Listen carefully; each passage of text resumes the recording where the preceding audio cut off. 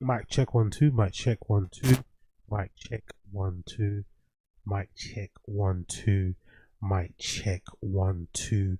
Miggity, miggity, miggity, miggity. Mic check 1 2. Can you hear me? Can you hear me? Can you hear me? Can you hear me? Can you hear me? Mic check, mic check, mic check, mic check, mic check, mic check. Hello, hello, hello. It's so low. Why is it so low? Why is it so low? Why is it so low? Mic check 1 2. Mic check 1 2. Mic check 1 2. Mic check 1 2. Mic check 1 2. Let me just put the gain up a little bit. Oh, it's a bit high already. And then put the gain up a little bit more. Let's put it to 15. Hopefully it doesn't crack too much. Pick up the stream chat. Wagwan. I'm kind of whispering, so it should be okay. I'm kind of whispering, so it should. Hold on. Let me mute it and go again.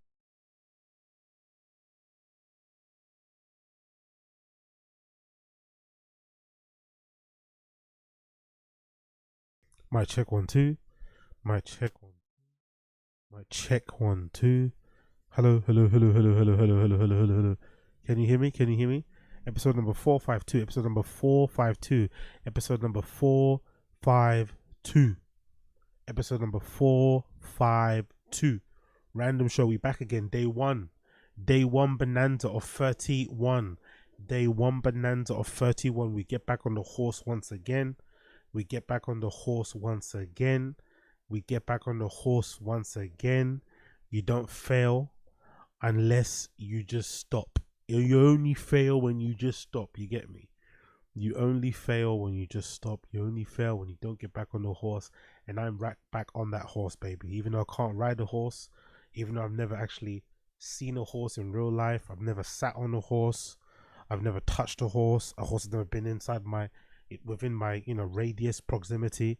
I still know that if you get back on the horse and you're still in the game, so we're still in the game. We're still in the game.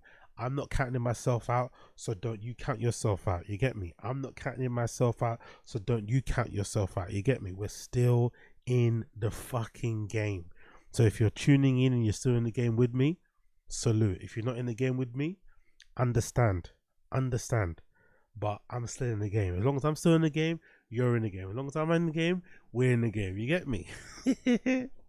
And I'm opening a new school. I'm opening a new school at the end of this, right? At the end of the 31 days, I'm going to be opening up a AZ streaming academy.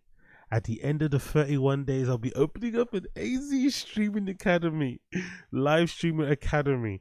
If you're clueless about live streaming and you want to get your memberships up, you want to get your views up, you want to go viral, come to me and I'll teach you the ways. I will teach you the ways. Me and my busting channel, me and my incredible fucking consistency, me and my incredible work rate, you will come to me. All I charge, the only thing I charge, guess how much I charge? Guess how cheap it is? £499.99. That's it. £499.99. It's coming to you very, very soon. It's coming to you very, very soon. $499.9. That's how much you have to pay per month. That's it. Only that per month. Only $499.99 per month. And that's all you have to pay for AZ Streamers Academy, okay? AZ Streamers Academy. I always told you guys, when I do content, my main aim from the day one to the end is I'm never going to have ads. Like I said to you before, the only ads I'll ever accept is probably fucking Amazon and I don't know, like for the books and shit. But now I've heard that Audible's going down. There's a, but by the way, I don't know if you guys listen to fucking audiobooks, but there's a big drama happening with Audible and shit. So the only sponsors I would actually legitimately fucking accept will probably be Amazon or something. But apart from that, I'm not really for the whole ads and shit. I fucking hate ads when I watch fucking content. So one thing that I've kind of, steadfast in is that I'm not going to fucking ever do ads. I'm just going to put my content out there. Whoever views it. And I get support that way, memberships and shit. That's how I'll do my shit. But there'll be, and obviously Patreon, but there'll be no fucking ads ever on anything I do. Of course, YouTube puts ads themselves, but I'm not going to ever be on here fucking shilling some fucking razor or some fucking cream or a belt or some fucking dumb wallet. That's never happening here. But one thing I'm not against doing is starting an online university in an area that I know nothing about. That's one thing I'm not against. I'm not against starting an online university releasing an ebook on a subject that I know absolutely zero about. I'm not against that. I'm not against that grift. I'm not against that grift. So yes, I'm a commendable guy. You can pat me in the back because I don't accept ads.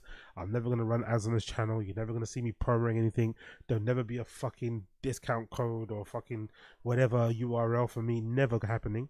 But one thing I'm gonna do, I'm gonna fucking run your pockets for subscriptions, okay? So join the AZ University at the end of the 31 days, all right? AZ University is coming. AZ University is coming.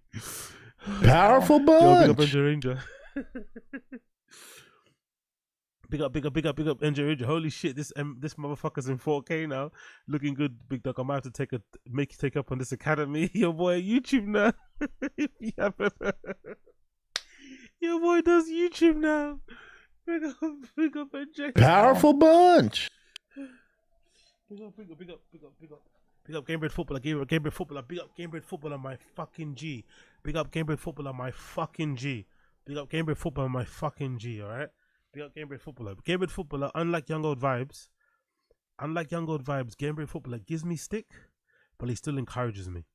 You know, unlike Young Old Vibes, Gamebred Footballer still gives me stick, but he still encourages me. He's in my corner. He's fucking in my corner. Unlike Young Old Vibes. Powerful bunch. Yo, big up Jordan Ray. Thank you. Big up Jordan Ray. Big up Jordan Ray too. Big up Jordan Ray too. Big up Jordan Ray. Another one that's in my corner. Another one that calls me out on my bullshit. Calls me out on my bullshit, but is always in my corner. Unlike Young Old Vibes. Unlike Young Old Vibes. Wherever she is right now, she knows what I'm talking about. She knows. Oh, fucking hell. Apologies, brothers and sisters. I just came out from the gym. Apologies. But yeah, let's get into this. So big up everybody in the stream chat. Big up everybody that's hanging in there. I appreciate every single one of yous. I'm back on the fucking horse right now. I had a bit of a crazy past couple of days and shit. You know what I mean? A little bit all over the place. You know what I mean? Some yeah, it got a bit dark, but we're back anyway. We're back. The less about it, the better. We're back. We're ready to go. Output gang. So we're back, ready to roll. Output gang. Let's get it going. Tomorrow, it's a bit late, I know. But tomorrow my fucking Ralph Barboza watch along will be dropping on Patreon, so make sure you're tuning into the Patreon. We got everybody supporting the Patreon, by the way. Who knew? As soon as I started posting stuff on there, people started coming back again and fucking resubscribing onto the Patreon. So big up everybody joining the Patreon. It's only $1. There's other tiers, obviously, but only $1 to access all of my fucking Patreon shit. To be honest, all of my Patreon shit, I think everything on there is available from the $1 tier upwards. I just have the other tiers available if you want to support more and shit. But in general, every content I put on Patreon, no matter what it is, will be available for everybody if you subscribe to the $1 tier. So make sure you join. The link is in the description. I think it's patreon.com/Agostino. Ralph Barboza special watch along is happening tomorrow, so if you want to watch that, it's dropping tomorrow. Keep an eye out for it. I'll post it all over the place so you'll know. There's also be a show during the day tomorrow. That'll be a members only one, so don't worry about that one. If you're not, you'll be able to watch it anyway, but that'll be a members only afterwards. But it won't count as part of the marathon. And then what else I got to tell you about? Updates on me. We got the wrap up. Oh, we're gonna do if we got time today at the end of the stream. If we have time at the end of the stream, we'll do a little watch along for Josh Wolf's new special. Josh Wolf, as Brendan would say, has just released a new special. I'm not gonna lie, it looks a bit shit. I just quickly tuned into it. Yeah, there's Josh Wolf special, and I saw all these white guys on stage with I don't know, with like outfits on and like, I don't know, like mask and hair, wigs and stuff with guitars. I don't know what the fuck's going on there. I don't know if it's some sort of like music thing, because I think Josh Wolf plays guitar, right? Isn't Josh Wolf is like a singer, so I don't know what's going on. It looks a bit horrible. So don't kill me if I do watch it. At the end of the stream, towards the end, I may do a little watch along for the Josh Wolf special. If that goes terribly, I might just stop it and then just watch it myself and then re-upload the reaction, and because it looks horrendous. When I just quickly check, because I think he's premiering it now on his channel. And I just saw some people like, let me actually show you. I just saw some people in like outfits and guitars. I was like, guitars on stage? No, thank you. So let me show you what I saw. So this is Josh Wolf's channel, right? This is Josh Wolf's channel. Let's get this text out of the way. This is Josh Wolf's channel. The special is called the Campfire Special, and I think when I scrubbed across, I saw people like, yeah, there we go. See, I saw this. That's what I saw, and I don't know what that means. When I scrubbed across, I saw this. I don't know what that means. I don't know if it's gonna be a music special. I don't know what's going on there, but I hope this isn't what it's all gonna be. But towards the end of the show, we will maybe do a quick reaction of that and watch it live together and react to it together if you are that way inclined. But we'll leave that there for the time being. Big up everybody for tuning in. I appreciate every single one of you. Please make sure you smash the like button, hit subscribe, all that malarkey. I will really, really, really appreciate that. Of course, subscribe to the channel, all that good shit. And of course, as I said to you before, we're starting the fucking marathon stream once again. We are going back again, day 1 of 31. We're trying to hit 500 members by the end of it. So if you want to become a member, click the link in the description. I think towards the end of the show as well, I think I might have one more fucking gifted membership left to give out. So towards the end of the show, oh no, I don't have any more gifted membership. Okay, cool. No more gifted membership left, so I can't gift anymore. So wow. But anyway, regardless, thank you for joining. Appreciate you. If you want to join, become a member, of course, you can become a member by clicking the little dollar link in the description. Of course, you can click the link in the description, click the link in the fucking chat box. You can gift memberships, all that fucking good shit. You know how we rock, you know how we roll. Anyway, let's ramble. Let's get onto the fucking show. First things first. Did you guys hear about Brandon? Did you guys hear about Boochie Bear, aka Brandon, getting knocked down during this fucking crazy live No Jumper hosting that happened the other day? So No Jumper is like slowly but surely morphing into like a heterosexual version of like, what's that Zeus, right? Is it Zeus or Bad Girls Club or Baddies? That's what it's turning into. No Jumper's turning into like a heterosexual version of Baddies, which, you know, is what it is. I guess Adam's trying to keep the business alive and stuff, but it's I think it's never going to go back to doing music or music interviews or kind of like, you know, highlighting up and coming artists anymore. It's just going to be about the drama. So I guess they have some slots for their host, and they decided to do this like open call, kind of similar to what Drewski does, and they had a bunch of people turn up to, you know, try and basically. You have a gun? Big up Engine Ranger. Appreciate it. Josh Wolf equals sub buyer.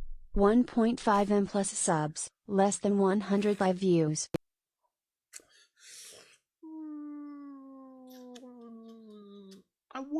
I wouldn't agree, my friend. I wouldn't necessarily agree with that. I'm not gonna lie. I wouldn't agree he buys subs. It's a hard one, isn't it? Because okay, at the moment that's a bit. To be fair, you make a good point, isn't it?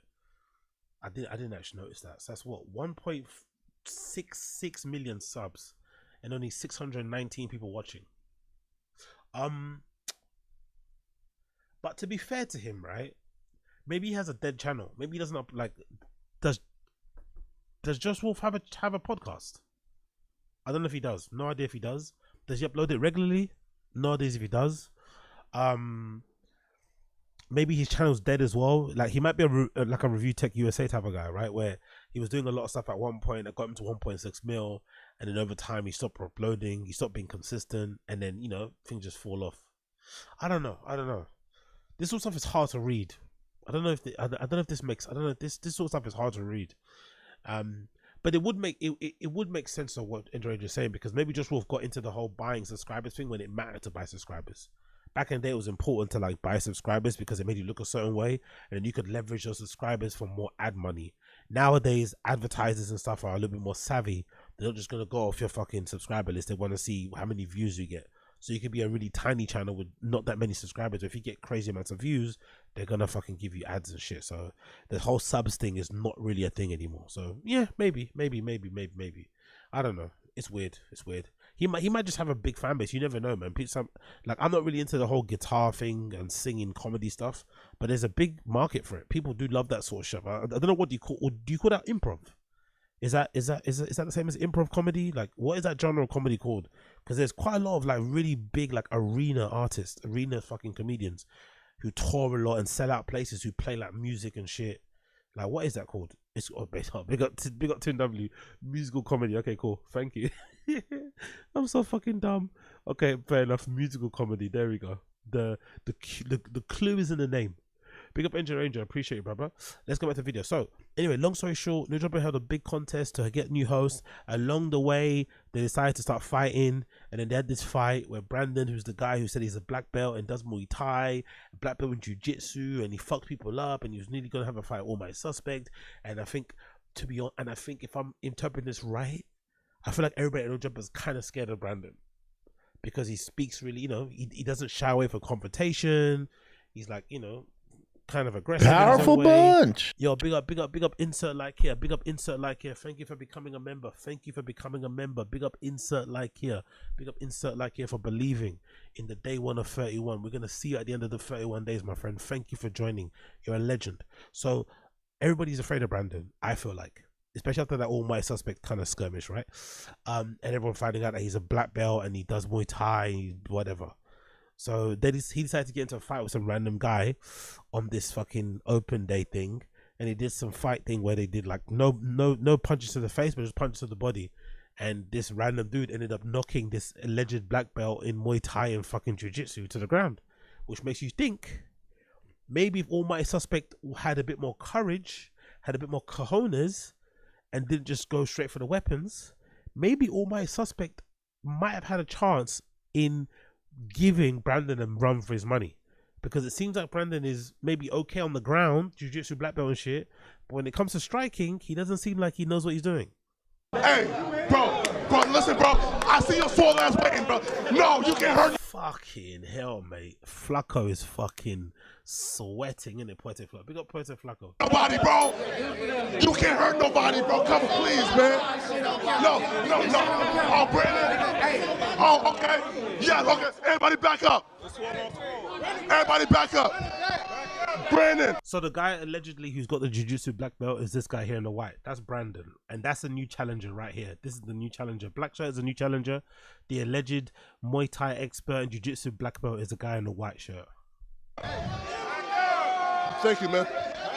Everybody back up. Yeah, 30 seconds. Brandon about to whoop. Yeah, exactly. Yeah, big up me as well with the working out. I'm starting to lose my neck rolls too. Big up me for swapping the fucking baggies for the fucking gym. I'm starting to lose my neck rolls as well. My neck rolls are starting to leave. I can see my neck rolls starting to duck out as well. That's a good thing. Although the hair's covering it, but I can feel my neck rolls are leaving. All my fucking back humble guessers, my little back humble guessers, my little back fucking neck beef patties are finally leaving. Big up the guys getting rid of their fucking their neck burgers. Big up the guys getting rid of their neck burgers out there. What up, Brandon about to do it? Come on, Brandon, Brandon, you done popped all that shit. Cheer. Big up MR, big up People that in stream chat who fight, people in the stream chat who can fight, people in the stream chat who train. Do you guys agree with MR? Half the fight is fear or confidence. Do you guys agree with that? Like say a guy is fighting somebody that's somewhat trained.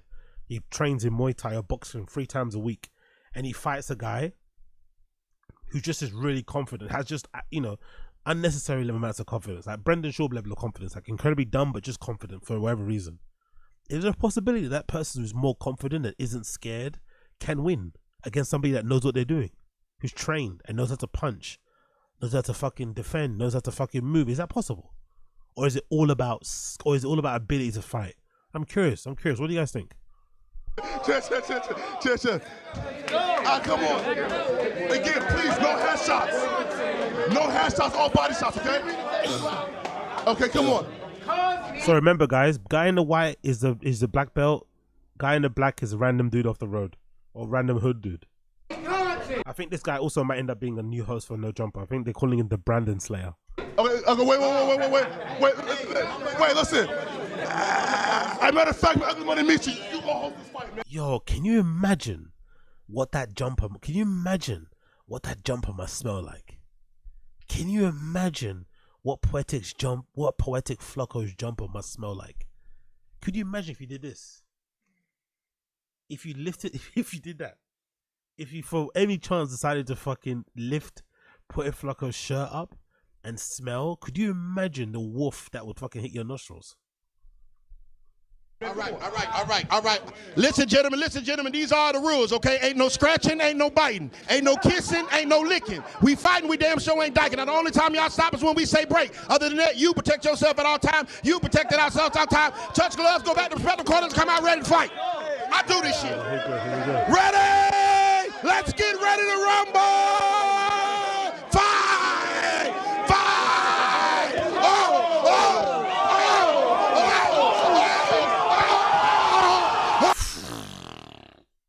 I didn't know it was so early in the fight. Yeah, big up people in the stream chat. Big up my GG. Yeah, look at the dudes like Rainer and like big up Rainer Reader. Yeah, that's good. That's Rainer the Reader. Yep, good point. God's favorite. I don't have a neck roll, but you made me look. Big up two swords. Big up Joe Smith. Yeah, a lot of it is mental, but also being a beginner can make you land stuff by being unorthodox. Ah, good point. Yeah, good point. Very good point. Did I tell you guys about that fight that I won but I lost in school? Where the guy just like, I punched him and he's falling down and he just like, I guess he swung his arm and for whatever in his fingers like flicked my nose. And I guess at that point I used to suffer a lot from like really bad nosebleeds and my nose just started gushing with blood. And although the guy was on his back after I punched him, I was just like gushing with blood. So one of my friends came out to see me, like come out of the school to see me in the playground fighting this random dude. All they saw was my face covered in blood, and everyone thought I lost. Did I ever tell you that story?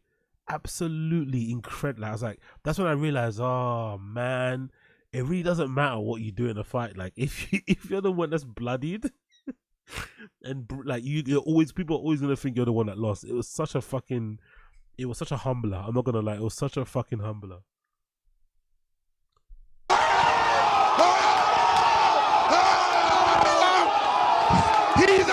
Now, did he get knocked down, or is that just lack of balance? And by the way, is lack of balance as well quite striking that he's a supposed martial arts expert but has zero balance, or is it because he's just a fat guy? What do you guys think? Again, people that fight in the stream chat, let me know. Is Brandon's lack of balance because he's just unbalanced? Is it because he's fat? Or is it surprising that someone that practices martial arts as much as him has no ability to just like be able to center themselves and say, so why are we going for this?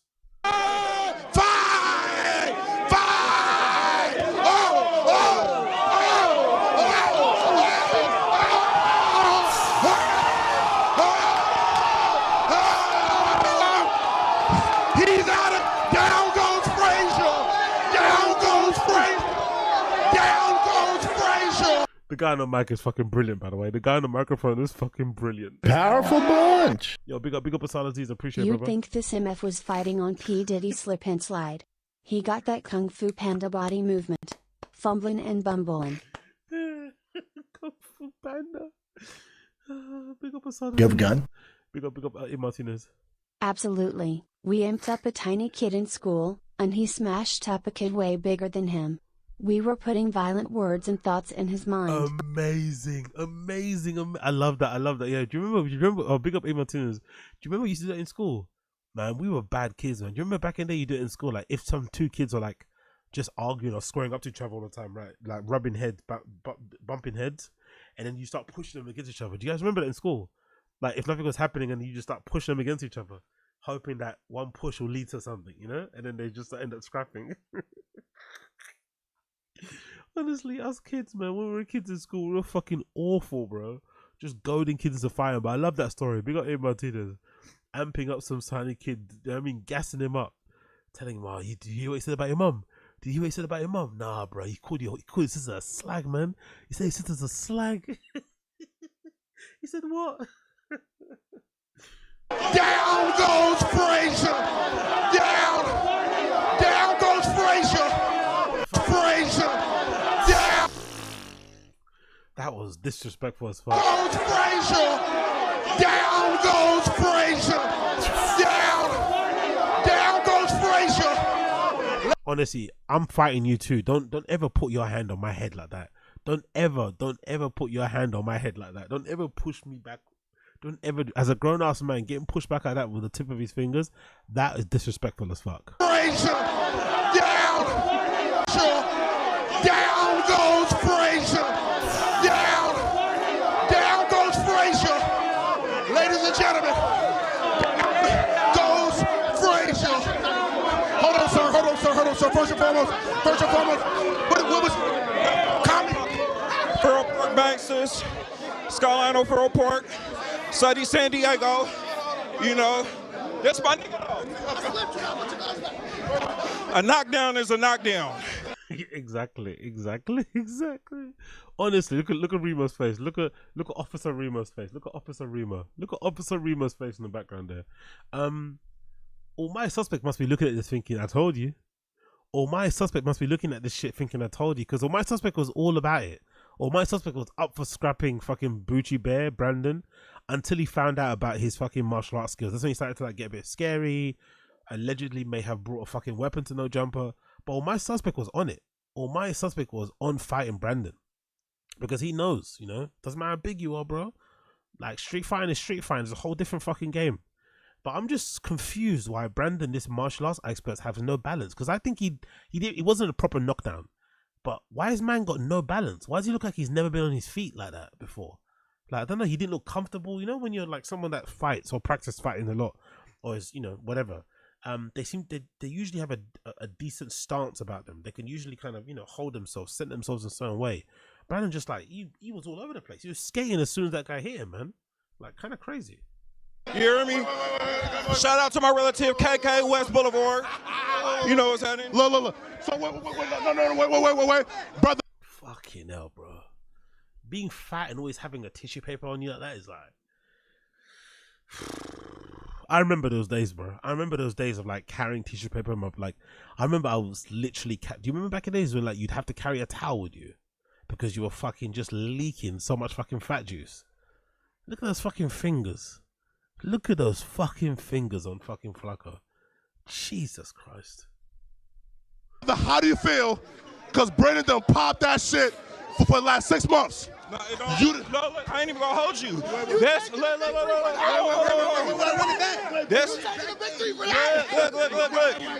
I'm not even gonna hold you. I'm trying to be this nigga protege on here. I ain't even gonna hold you. So we can run it again. It's my nigga. Hey, look. And this nigga will run it fades, you hear me? So I fucks with bruh. I respect bruh. Hell no. Yeah, okay, listen. Part 2. Hey, wait, listen. Part 2 about to happen. Round. Fat niggas again always be drinking water. That's the one thing you're always gonna see with the fucking super fat guy. For some reason, he's always gonna be fucking drinking water. Brother, you're not fooling anybody, man. You don't get to that size by drinking little bottles of water. Just go pick up that fucking fruit juice. You know you want it. One, he got it. What? I slipped. It was a slip. Knockdown, man. Okay, round 2 coming. Bro, listen, bro. At least you ain't fall. Knockdown, man. Okay, round 2 coming. Bro, listen, bro. At least you ain't fall. Come on, I'm gonna stay on my feet. Guys, everybody back up, please. Everybody back up. You're gonna go one more time, bro. What, back up? Nah, man. Everybody back up, please. Hey. Big up Asad Aziz. Bro, he's built like an obese toddler. Of course, he can't walk properly. Oh, by the way, people in the stream chat, have you noticed there's 0 hoes in that building? There's 0 hoes in that building. Where are the hoes? That is just mandem upon mandem, dicks upon dicks. Probably no antiperspirant in that room. That room must be fucking bossing. Wait, hold on, Ben Askren? What? Ben Askren? That's Joe Biden. Oh, no, you. Okay, sorry. Everybody back up. Yeah, so again, no headshots, please. Okay, 3, 2, 1, go. Big up Tin W. I can proudly say I've never been fat. Congratulations to you, Tin W. Congratulations to you. That's something to be proud of, to be fair. For me, someone that's been yo-yoing up and down like fucking Oprah for the majority of my life, I can definitely say one of the hardest things, harder than any fucking addiction, harder than any fucking habit you want to, harder than anything is losing weight. And I'd say the only thing that's harder than it is probably maintaining it. That's probably the hardest thing. But losing weight is so fucking hard. So fucking hard. So if you've never been fat, congratulations for you. Pat yourself on the back. Keep on going down that road. But one thing you should never do, never indulge the churros. Never indulge the yum-yums. Never indulge yourself in donuts. Never indulge yourself in croissants. Never indulge yourself in the biscuits. Never indulge yourselves in the fucking fried foods. Because eventually, when that shit catches up with you, and you wanna lose that shit, it's really fucking hard. So if you're good now, if you're in a good way, you know, you're within your fucking recommended weight for your height and shit, and you're not technically big, you know, obese or whatever it may be, congratulations to you. Pat yourself on the back. That's a huge achievement. Huge fucking achievement. Wait, go.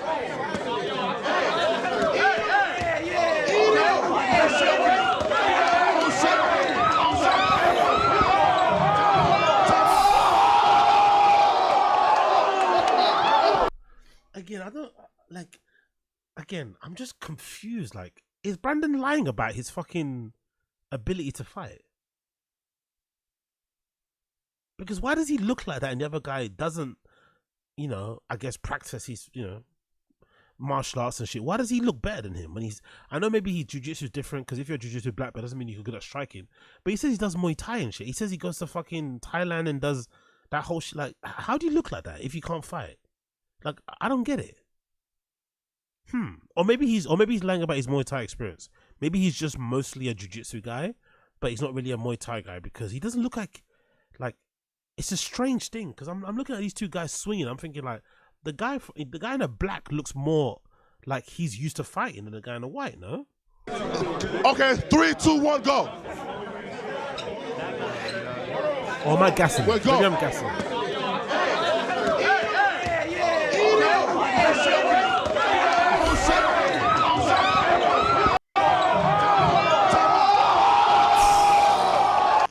Two knockdown is crazy. Two knockdowns is crazy. Two knockdowns is crazy.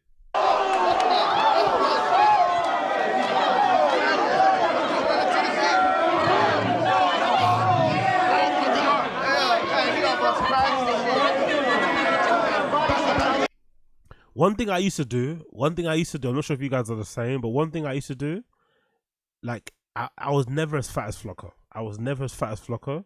But at my biggest, I would definitely try to avoid the hoes. I'm not going to stand next to no girl. No. I'm not sure about what I'm, especially in a function or something. I'm just not too sure about what the smell is saying on the inside. So I'm just not going to stand next to any. I mean, I just avoid them, because girls have symptoms of some fucking super sensitive ability to fucking smell shit.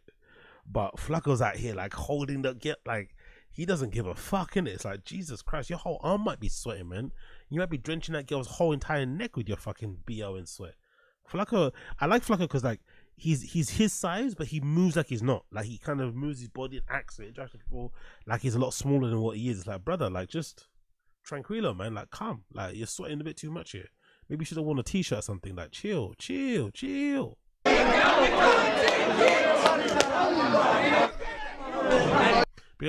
Big up everyone. He turned on the car. He like Brock. Now he's fully leaning on the other guy. No balance. They both got honeys out there. Bryan needs to go train under toe muscle. Flucker sweating in the shorty. Yeah, I used to do this in junior high and sometimes in high school. The peasant woman, best of the sweat. Yeah. Anyway, you get a gist. Big up Brandon. Big up Brandon Slayer. Fucking incredible. Loved it. Good to see. Good banter. Good to see. Good banter. Good to see. Next bit of no jumper. Good banter. You see the fucking beef between HELLKAT and this guy called Steven. HELLKAT had a fight with Steven. Now HELLKAT is a, like, you know, HELLKAT puts the S in stud, right? HELLKAT puts the S in stud. Now I want you guys to tell me in the stream chat. Are you allowed to beat up a stud? Like, are you allowed to fight a stud as a guy? Is that an allowed thing? Because studs by their nature are usually very, like, you know, quote unquote manly in their kind of, you know, how they kind of move around and shit. If a stud steps to you and they're the same size as you, not like a smaller girl, but like a, you know, same size, build and whatnot, like, are you allowed to fight them? Like, is that allowed? I don't know. Like, let me know the stream chat. This is the black problems. You don't. I'm not even talking to you right now, man. These black people problems, my nigga. I want to know. How do you not? Cause you act like you can't understand what I'm saying, man. Genetically, it's not his dad. I'm finna get frustrated in here talking to you. Stepdad may be his dad. No, I'm telling you, his stepdad ain't his dad because he has a relationship with his real father. And plenty of relationships. And that's fine. Such as me. My stepdad raised me. He wasn't my biological father, but that is my father. That may be. I'm not downplaying. I'm not saying saying what I'm saying. You acted as your father. But if you was able to No. Who got in my face? Big girl cried. I press 1.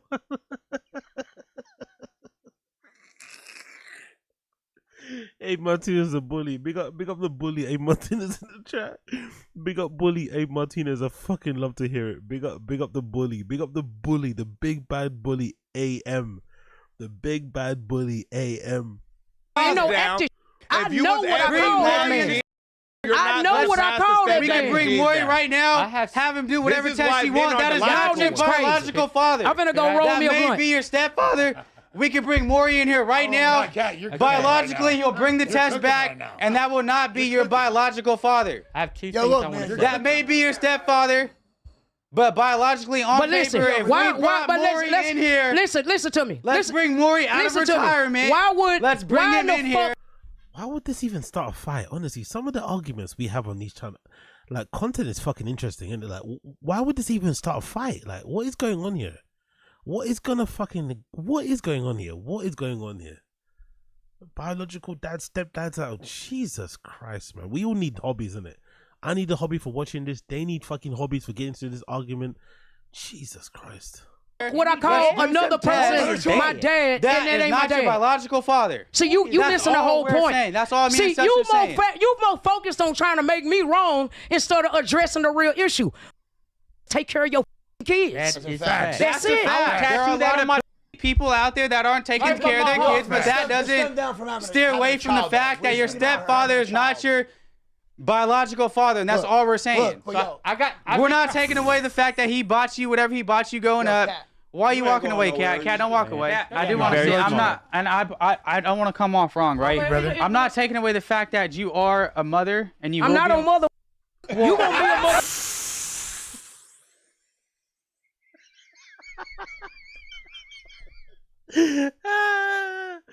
Big up Steven. Whoever this guy is, big up fucking Steven. Holy shit. I didn't know calling a stud a mother was that offensive. I had no idea calling a stud a mother was that offensive. Yo, HELLKAT was not having it. One more time. Oh my god, HELLKAT switched. I'm not taking away the fact that you are a mother, and you. I'm not a mother. You gonna be a mother before me. Wait, what? Okay, so you gonna be a mother before me, motherfucker. I'm not taking away the fact that you're not. No, I'm not saying you're not going to be a parent. My wife called me that. Papa. All I was saying was you will probably you won't be a biological parent. That's all I'm saying. You will be a parent. Listen to me. And I'm not taking that away from you. Listen to me. I commend you for that because a lot of people can't be parents. But listen to me. Listen to me. I'm just saying you'll That's never like be a me biological saying parent. you got a little ass chain on. You ain't no real nigga. Man, you ain't no real man. I never said you ain't no real man. Okay, I never listen. claimed that. Okay, what I'm saying. What I'm saying. It is the same. I never claimed. It is the same. It is the same. It is the same. Buy a big chain. You it is the same. You buy a biological daughter. You can't buy a biological daughter. My dick. We have went over that. My dick don't make no babies. What the f is wrong with y'all? My shalom can't get no bitch pregnant. I also love how studs are like, I love how studs talk about their dicks as in their strap-ons like it's real. I quite like that, band. I've seen a lot of clips about that. Have you guys seen those clips where studs refer to their strap-ons as like an actual real dick and shit? I kind of like that. I'm not gonna lie. And some of them walk around with it on the whole time. Do you know that's the thing, by the way? Hopefully some of you guys know the stream chat. I don't know what my feed's saying, but there's some studs out there that have that shit on them, like strapped on them at all times. It's fucking brilliant. I love that whole fucking scene.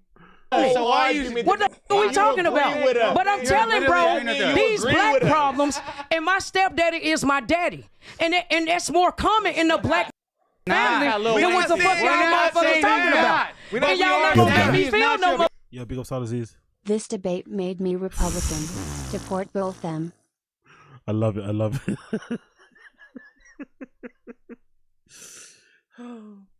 Big up Salaziz. But somehow, yeah, I love all this stuff, man. It's just so nonsensical, man. Big up Salaziz. Way about it. Listen to me. He is not passing no genes down. Listen to me, man. It don't matter. It don't matter.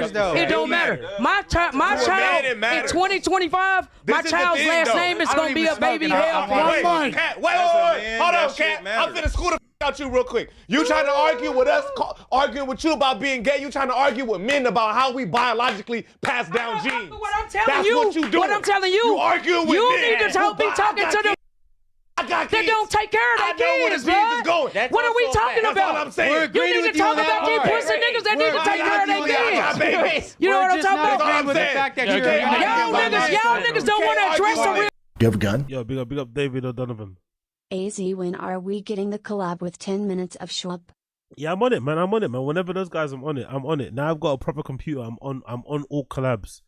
I'm with all collabs, even with the fucking infidels, even with the fucking Mundeles, right? Even with the fucking Caucasians, I'm on all collabs.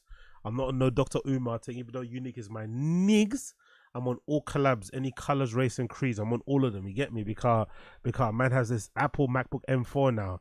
Every time I stream, I'm gonna mention this. Every time I stream, I'm gonna mention this new fucking Apple M4 MacBook Air that I have now. I'm gonna mention it because I know some of you guys hate it, so I'm gonna keep fucking mentioning it because it's fucking funny.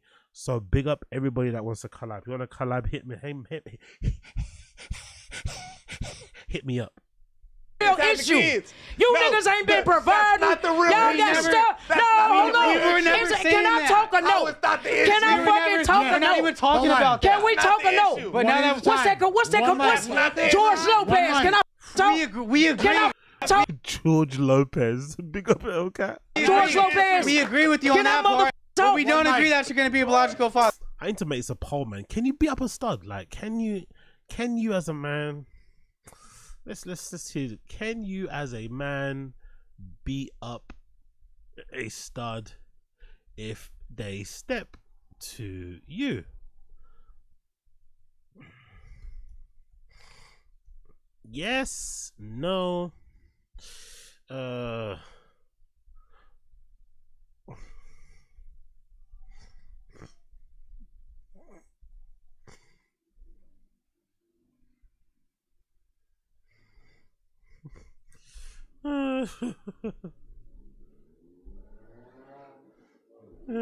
you go. Let me know. Let me know the stream chat. Get involved in the vote. Get involved in the vote. Can I motherfucking talk? What I'm saying is, y'all are skipping the real issues. You niggas so tough. Lopez, can I call you little baby? Listen to me. Go ahead. Listen to me, George Lopez. Go ahead, little baby. Shut up before I call ice on you. Calling HELLKAT little babies fucking. I don't know what's more racist. HELLKAT calling this guy called Steven George Lopez because he's Hispanic or whatever, or this kid calling HELLKAT little baby because she's black. What's more racist? Go ahead, little baby. Ice on your Hello, baby. Now, what I'm trying to say to you, is, y'all want to skip over the real goddamn issues. Say it, little baby. You know what I'm talking about? Y'all are really goddamn me skipping over the issue. Yeah. What? It wasn't right. Listen, I'm talking. I don't care about that. I'm not gonna lie. I don't care about being right. Don't like me. Dress retwisted. Don't like me. Yeah, big up Lee Chain Manual on the stream chat too. I'd bonus stud for sure. Yo. Let's don't blow up the spot. Real man them know I'm going with that too. Don't blow up the spot. Lee Chain, don't blow up the spot. Man. Only the real men them know about it. That. Don't blow up the spot. Damn, I don't give a Oh yeah, say that. Motherfucker. Party. I'm just letting you know. Can I tell you something I don't give a about no none of that. I'm not in the chat. I don't give a fuck about none of that. George Lopez. That's fine. Go get your braids retwisted. Go get your braids retwisted. I'm talking. They're coming apart. Go get your braids retwisted. How you gonna come on no jumper? You're gonna come on no jumper and not have your braids retwisted. By the way, is all my suspects? What do you think? All my suspects laugh. Is he laughing genuinely, or is he just doing that thing that hood guys do when they laugh and try and like rub it in to make it worse? Do you think he actually finds it funny, or is he just enjoying the fact that Hellkat's getting ripped into a little bit here? Cause I don't know. Sometimes I don't find these laughs genuine. I feel like he's just trying to be annoying. Like he's just trying to he's trying to wind somebody up, which I guess is the way is his technique too. But I don't think it comes from a real place, you know. I don't think he actually finds this stuff funny. He's just trying to be he's just trying to antagonize. He's trying to shit stir. You get me? Same socks from yesterday. You even got socks on? Your socks are dirty. Change your socks. Her shit is phenomenal. Change your socks. It's phenomenal. I'm gonna chill out because I got homeboys that's. Oh yeah, congratulations to him, by the way. He just landed on road. Big up all my suspects. Fresh home. Great to see. Mexican. That's fine. All right, I got homies that's Mexican. Oh my But I'm saying your hair like a white boy hair, Mexican. All I'm saying you a white boy is that Mexican. you You need to don't get your count. braids retwisted. You don't count. You don't Get even some look new like you can socks, 'cause swim. you got some dirty ass You don't even socks look on. like you can swim, You got some Mexican. dirty ass socks You don't on. even look like you can You got some swim. dirty ass. Probably a fake ass watch. Come here. Can we double test that fake Ain't ass nothing watch? fake over here, little Some boy. hollow ass Ain't jewelry. nothing you po ass. You got some you hollow po ass Mexican. Your jewelry's pretty. Goddamn me. Your Come jewelry's fix my hollow. mother roof. Your jewelry's hollow. Bitch, come cut my Your yard, jewelry's- mother. Cut my yard. Come cut my yard. Come fix my roof. You don't look like you can swim. Oh, but then the moment he starts calling us, the moment he starts saying some watermelon jokes or fried chicken jokes, that whole room is gonna explode. You know? I don't know, man. I'm not with this. I'm not with this. I'm not with some American people, especially blacks. I'm not with the African Americans over there. Inability to, if you're gonna go racist joke, you gotta let that person get off some racist joke too. You can't make it seem as if when they say a racist joke, somehow what they said is far worse. No. If you start going into the fucking racist joke bag, they're gonna have to get some off as well, and you can't start reacting like they just said the worst thing ever. Like, you know what I mean? You're telling him to cut your grass. Like, shit. Get an Uber and tell this mother to drop him off at Home Depot. Drop him off at Home Depot. Let's weigh your jewelry. Let's weigh your jewelry. Can we weigh your jewelry? Oh, let's weigh it. Oh, that's hollow. That shit sounds fake. That shit sounds fake. I'm not gonna lie. That shit sounds fake. That shit sounds fake. That shit sounds fake. Retwist your dress. Hold the phone, boy. Retwist those. Retwist those. Uber to send him back to Home Depot. Retwist those locks. But before you send me anywhere, retwist those locks. Racist. The Mexicans gonna be mad at you, white boy Mexican. Yeah, she's a goofy. You're a goofy. You're a goofy. You're a goofy. You're a goofy. You're a goofy.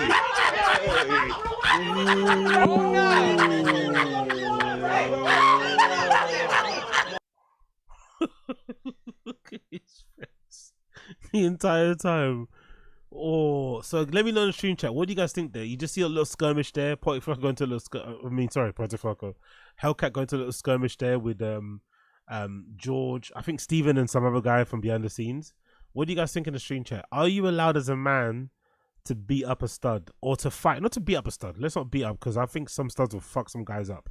But are you as a man allowed to fight a stud if they step to you? Like, is that allowed?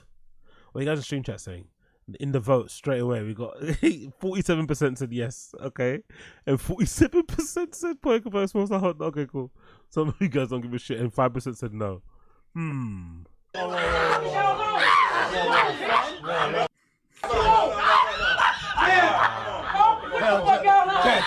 Yo, HELLKAT wants to go. HELLKAT has been on the mad thing, innit? Ever since she's come back on no jumper, smashing shops, fucking bottles, what you call it, pimp cup and stuff, fighting these random kind of kids and shit. It's too much, man. It's too much. It's too much.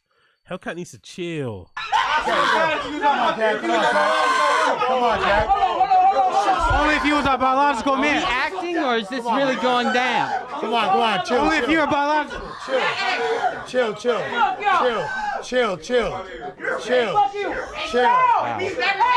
is what it's like being in Chill. Oh my God. Chill. Yeah, it's all fun. Chill. It's all fun. Welcome to the Hellcat show. You better be lucky you're not a biological man. Man, I got Mexicans that come handle you. Chill out.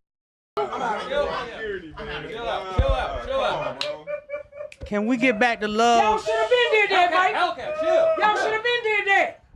It's all fun and game when we talking about gay people. But goddamn, yeah, it's all fun and game. Are we still on or what? Hey, are we still live or what? Please. All right, we still live. Oh man. We're still live and alive. All right, let's Believe it or not. let's Can we get back to love? That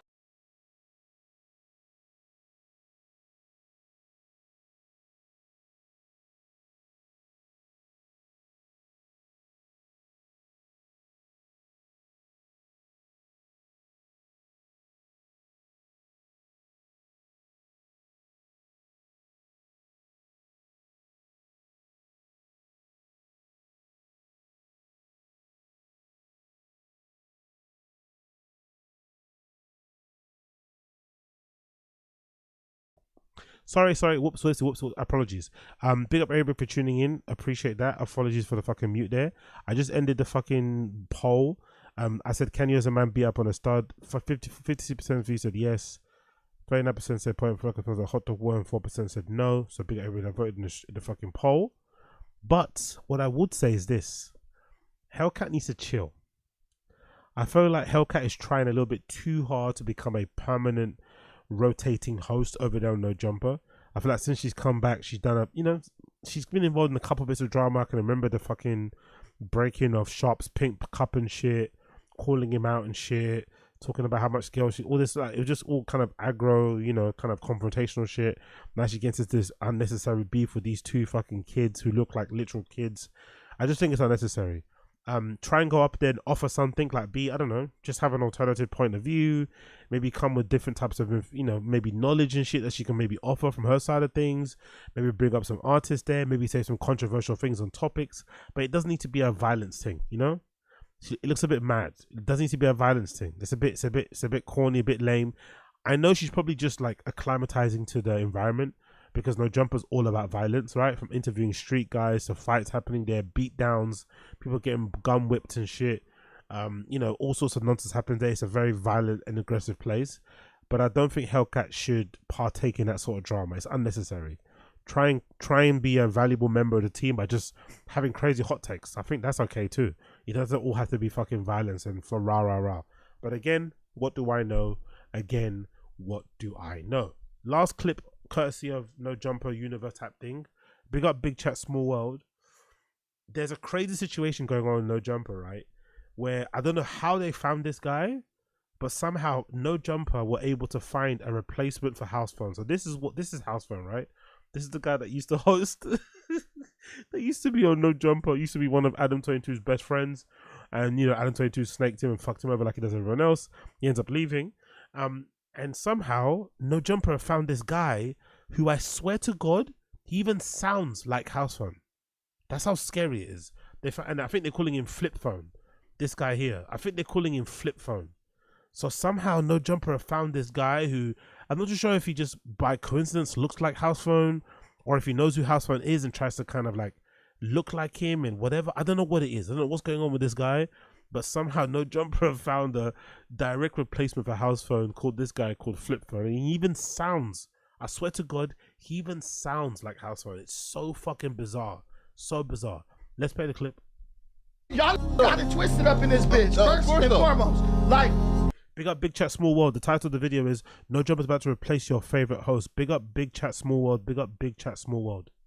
Well, you're talking to a grown ass that gives you nothing but respect. Yeah. You're trying to disrespect me. Yeah. Shut the up and all that, bro. Y'all are bitches because niggas like suspects. Stop it, niggas. Stop. Here. Oh yeah, by the way, big up I think it was Norskin. I can't see a message in the stream chat. I think, was it Norskin or something? I think it's Norskin. Big up Norskin in the stream chat. I forgot to fucking read it. I don't know why. I've read it in my head, but I forgot to read it out. Norskin, I think you said something message about like tracking Tfatk views every hour and shit. and I think he mentioned something about noticing the jump like in 10,000 increments, 10,000 view increments, which obviously proves that they're buying views. I would love it. I would love it if somebody actually did that, like going forward, as part of the fucking, you know, JRE fucking Tfatk extended universe type of world, and started to track that, because that would be so obvious to see week on week, hour by hour, or, you know, hour by hour, every episode of Tfatk when it drops, to see where the views are. Because I usually catch it quite early, because when I'm taking, you know, pulling the clips from the show and shit, and I don't really notice it. But it'd be cool to see when the fucking view jump happens, so you can kind of track, okay, cool, and it's really obvious that, yeah, these guys are buying views. Because the theory out there right now is that Brendan's buying like a 40,000 view package. That's the current theory. Before it was like 100,000. I don't think he can afford that anymore. But now the theory is he's buying like a 40,000 package. And from what I know about buying views and shit on those platforms, and from what I've done in terms of research, they usually split those, because I think a lot of those companies that do those buying view things, if you drop all the views at one point, it usually flags it on YouTube. So a lot of these companies that sell these botted views, they will sometimes drip drab the views for you. So if you buy a pack of like 10, if you buy 10,000 views, they'll usually kind of give you a 5,000. They'll give you maybe say 2,000 views in increments over like the period of like 4 hours or something. So it looks more real. But obviously, if you know what to look for, you still know it's fucking fake views. So I'm wondering if that's what's happening. So keep an eye on that if you are anybody out there, North Skin, everyone else included, because that'd be a great thing to be a part of this fucking universe. Somebody tracking the views, you know, as they go by hour. That'd be fucking incredible.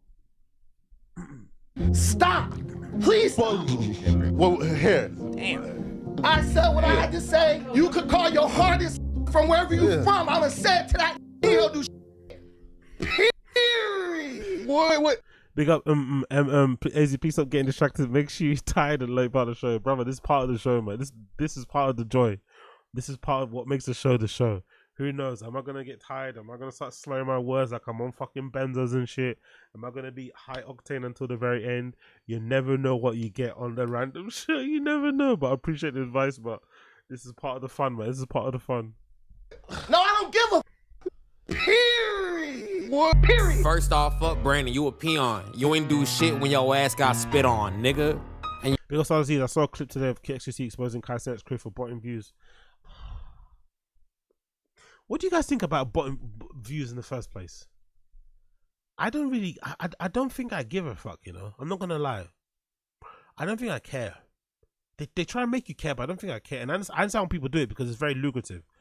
People are not doing it because of vanity. They're doing it because monetarily it makes you a lot of fucking money. So I don't really care either way. I'm not gonna lie, I don't care.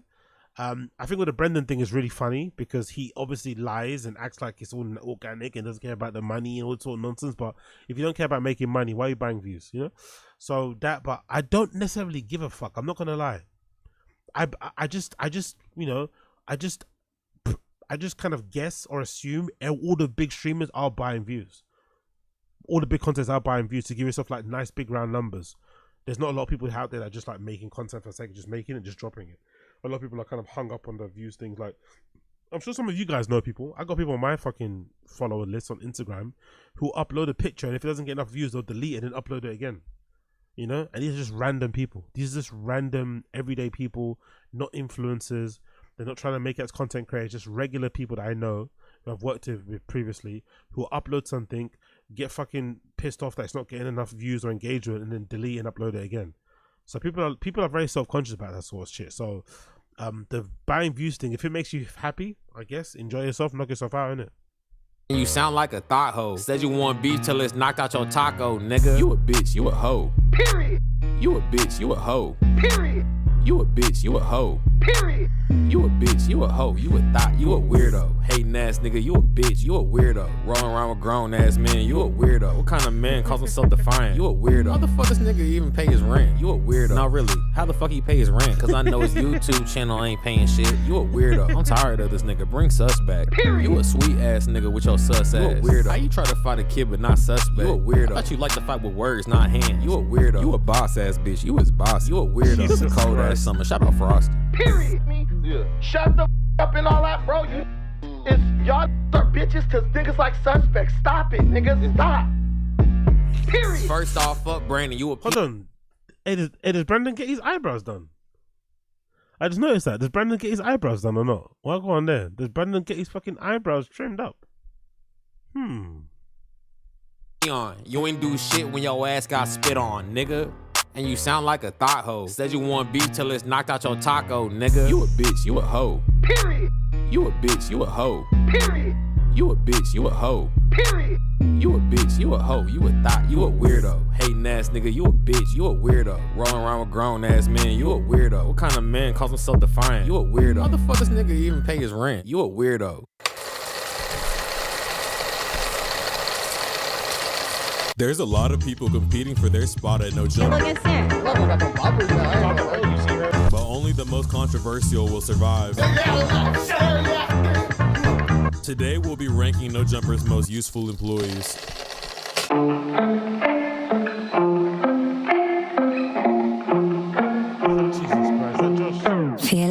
Alright, shout out to No Jumper's butler, Josh, for providing the playlist for today. And today we're gonna rank No Jumper's employees. So that's an insane Photoshop of Josh. That's an insane Photoshop of Josh for No Jumper, by the way. He has some of the most insane selfies too, by the way. You can Josh is definitely given recently divorced on this Instagram pictures that he takes himself at the gym and shit. Like, honestly, big up Josh on No Jumper. He's going through it. Big up Josh on No Jumper. And if I'm not mistaken, didn't Adam 22's? I think Josh was married to Adam 22's sister, and didn't Adam 22's sister divorce him as well? Like, yikes, man. Brandon trash, Flacco trash, Whack trash, TF3 trash, Bro Rogan trash. There's a lot of trash here. Oh, that may be why No Jumper's doing this now. Characters, a bunch of interesting cats. And look, we're looking for the next star, okay? So if you're in here, if you see this crowd right here, you see everybody we got here, this might be the next No Jumper star. Might be a couple of stars in here, you know what I'm saying? We might find the next Brick Baby, maybe the next Lush, God forbid, you know what I'm saying? So, well, it looks like No Jumper is unhappy with their current employees, and they're looking for the most selfish, most lunatic, most sociopathic niggas to add to their new No Jumper staff. Okay, yo, and who? I think this whole show answered the question, right? I think this whole show answered. Remember before I used to always question, like, why do people put up with Adam 22? Adam 22 is like a proper bona fide, like, you know, that true to the core dickhead. Like, you know, he's scummed over some of his closest friends in No Jumper who've all left and done things and everything else. But I think this whole finding a host competition thing and the turnout for it and the hype around it and the excitement around it is proof that although Adam 22 is a piece of shit, the clout from No Jumper is still matters to a lot of people. Or Adam 22 just in general being who he is. Like, because I personally, like, there's no amount of money that would make me want to work for that guy. That guy seems like a fucking dickhead. Like, the way what he does to his actual friends, you know, it should give you pause to want to work with him, right? To what he does with actual friends or people he kind of worked with from the beginning. But that clout is just too much. People just want it. And I guess because it's a ready-made platform, you know, you want to just slot in there. You want to get a nice little paycheck. I've never heard anyone complain about not getting paid from Adam 22, by the way. Much I hate the guy and don't think he's cool and shit, think he's a dickhead. He clearly pays on time. He clearly pays people well. And everyone that's left No Jumper, with the exception of maybe only a couple of people, they've gone to do some good things with their own content. So it is a good kind of ground if you want to build yourself up. But do you have a gun? I just can't do it. We will never get to day 31, but Haas is still Batman. Me racer. Me former marathon runner. Saluting face emoji. Me racer. Now we're gonna get to that 31. We're gonna get to it, man. I'm locked in, brother. I'm locked in. We're gonna get to that fucking marathon. Big up, Stinger. Good. Appreciate you, G. Draws their stink. And let me tell you, this is some of the most ridiculous shit I've ever seen.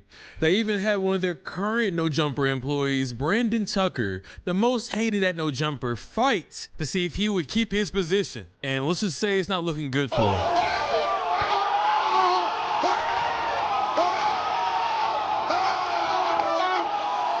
He's out of down goes Frazier. Down goes Frazier. Down goes. They had Lush lookalikes. They had Jelly Roll lookalikes. They had house phone lookalikes. And we're gonna get to this fraud ass nigga later, because this nigga is a fraud. God damn it, there was even treachery afoot. The old Harmonious Gang mod, Moose, turned his back on Yuri and said, I'm gonna be the next No Jumper host and take your spot, you bitch ass nigga.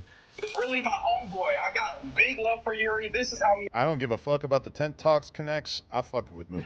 I like Moose, man. He's good, bro. What, you think you got a boner? No, he used to be wrenched up in the fucking. Oh yeah, that's all right. Yeah. I thought you meant he had a boner. Despite there being so many decent contestants, only one person could win. If you want to see yourself up at No Jumper, man, put them phones in the chat. Like, he even sounds a bit like this could only happen in America, man. Like, imagine like impersonating some like random like guy on the like lip, like using him as your kind of like muse. Like, what? Dressing up like house phone, like having your voice sound like, what the fuck is wrong with this guy? I hope it's just a coincidence. I hope it's not just him like literally looking up to house phone and kind of like trying to follow in his footsteps and shit. But insane, and he calls himself Flip Phone, you know. This guy's mentally ill. Vote for your boy. Flip Phone. You are the winner. Thank you.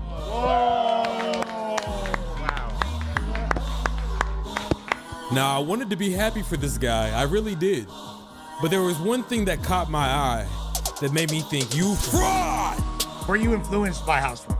Not at all, not at all, not at all, not at all. Were you influenced by house phone? Not at all, not at all. So the Harmonious Gang reject and the fake house phone were chopping it up, and this is what they said. House phone, Blasey, y'all don't got shit on us. Quit playing with me, boy. I can't wait for Reconnected on Thursday. Reconnected on Thursday should be fun. Oh, he's saying he's like Bizarro Blasey. And also the crazy thing is, that's not just a fake house phone, that's a fake Mexican OT. Do you think that like there's gonna be an issue with Flip Phone, or people are gonna be like, oh, it's like a straight derivative of house phone? I do think he's not. Listen, I'm not a No Jumper plant. I think that if he were to win, the Flip Phone name should go away. Of course, it should definitely go away if he was appreciated for being who he actually was. The fact he looked just like house phone, it almost hit me for a second. It almost hit me like, oh, this seems like a cool guy. Oh, this guy looks just like house phone. But no, he's a fraud. That motherfucker right there and the guy right beside him are some of No Jumper's biggest fans. But Flip Phone wants to decide he wasn't inspired by house phone. Were you influenced by house phone? Not at all, not at all. I mean, he's a cool dude. I just feel like when you're from LA and you're not gangbanging, you're not in the streets doing all the like, you know, stuff that people associate with LA, they're gonna try to put you in a box. Now, I don't know about you guys, but I think it's pretty apparent that he's a liar. And I guarantee you, all he's ever done his entire life is sit on his couch and wait every week for new No Jumper episodes. Yeah, but craziest moment for me, bro. Craziest moment for me today, bro. Jesus Christ, he sounds so much like house phone. God almighty, what a trip, man. Like, that's how I'm looking at him inside. Like, the way Lush is looking at him. He sounds so much like fucking house phone. It's so bizarre. What a fucking loser. Was Flacco coming in and instigating the first No Jumper fade? This is how you know. Go, Flacco. Flacco is a CIA psyop, bro. He came in, nigga, no stutter, bro. He came in, no stutter, bro. Oh, hey, I seen this nigga done push you out the way, Bogarted, took the whole interview, bullied the seed. You feel me? People in the stream chat, let me know in the stream chat, right? Like, I have this like superiority complex about my lack of reality TV consumption, especially when Love Island season comes around. The timeline, everyone's talking about Love Island, Love Island, Love Island, Love Island. But when I was sitting back the other day looking at my feed on Twitter, and I was getting news about this, I was getting news about fucking, what's his name, Jay Cinco going on a fucking live stream date with Lala Baptiste. I was getting news about the whole drama with Mr. Beast and that water charity thing that he's doing, and Kai Cena not donating. I was getting news on my stream, on my Twitter feed about Black Boy Max leaving FaZe Clan and what that meant. I was getting news on my feed about the whole drama with fucking Young Spray and Pinky Notes and Tiny GB and Bouncer and this and that. I was thinking to myself, like, what's more pathetic a guy that's into like Love Island and watches that like religiously every week, or me following this shit? Like, what's actually worse? Because part of me starting to think I shouldn't have a superiority complex. This is just as bad, isn't it?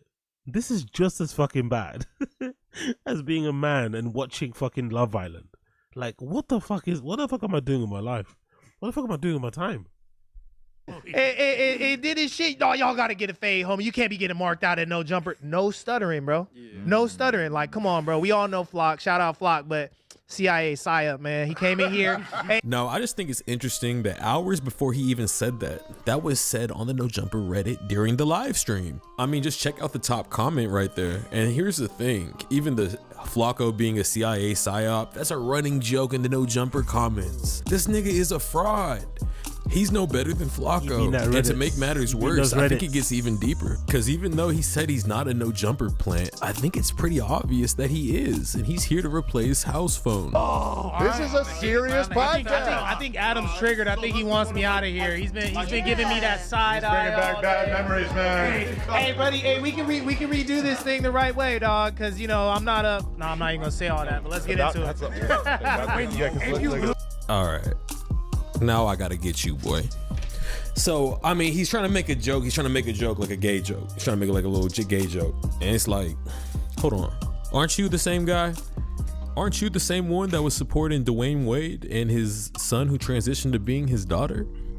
Aren't you the same one that reposted the post? His name is Dominique Birdsong. That's the most African American name I've ever seen. Dominique Birdsong. Wow. Saying if you're black raising homophobic kids, you can't be mad at white people for raising racist kids. But here you are almost insinuating a gay joke? Nigga, you look softer and fruitier than house phone ever could. You think he seems soft? Kinda. I mean, I would hire him to, give me a floral arrangement. Oh. He says she's calling Monte. Oh. Are you trying to call him gay? No. Chico Amante. That's house phone's real name. And that's kind of fucked up. This is exactly what I'm talking about. This is why she can't be What's phone's real name? To, give me a floral arrangement. Oh. He says she's calling Monte. Oh. Are you trying to call him gay? No. Chico Amante. That's house phone's real name. And that's kind of fucked up. This is exactly what I'm talking about. This is why she can't be a good podcaster, is because she can't control herself. We've seen plenty of women get up here and absolutely crash out. He's clearly saying women don't belong at No Jumper. I mean, clearly he just wants to be around all dudes. And I mean, he sounds super sexist. And we support women over here at Small World. We don't fuck with that shit. Shout out all the ladies, for real. So it's just like, what are we gonna do here? And I'm not gonna lie, guys, I was trying to turn a new leaf. I was trying to be a better man.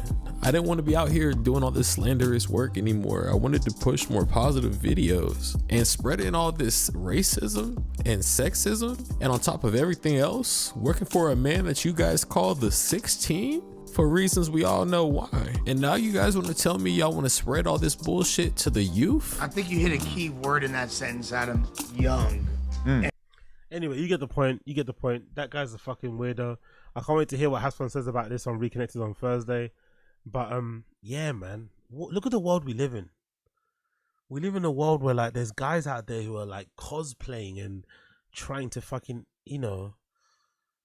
dress up as or act like or steal the identity of random podcasters in their real life. Like I remember back in the day, people used to do this thing where, early Joe Rogan era, right? I caught a couple people doing this, where because a lot of people didn't listen to Rogan, if like an interesting topic came up on Rogan or some sort of crazy hot take or some factoid got dropped, people would like be repeating in college and shit. I remember back in my days in college and uni, people would be repeating these like Rogan factoids and shit and hot takes.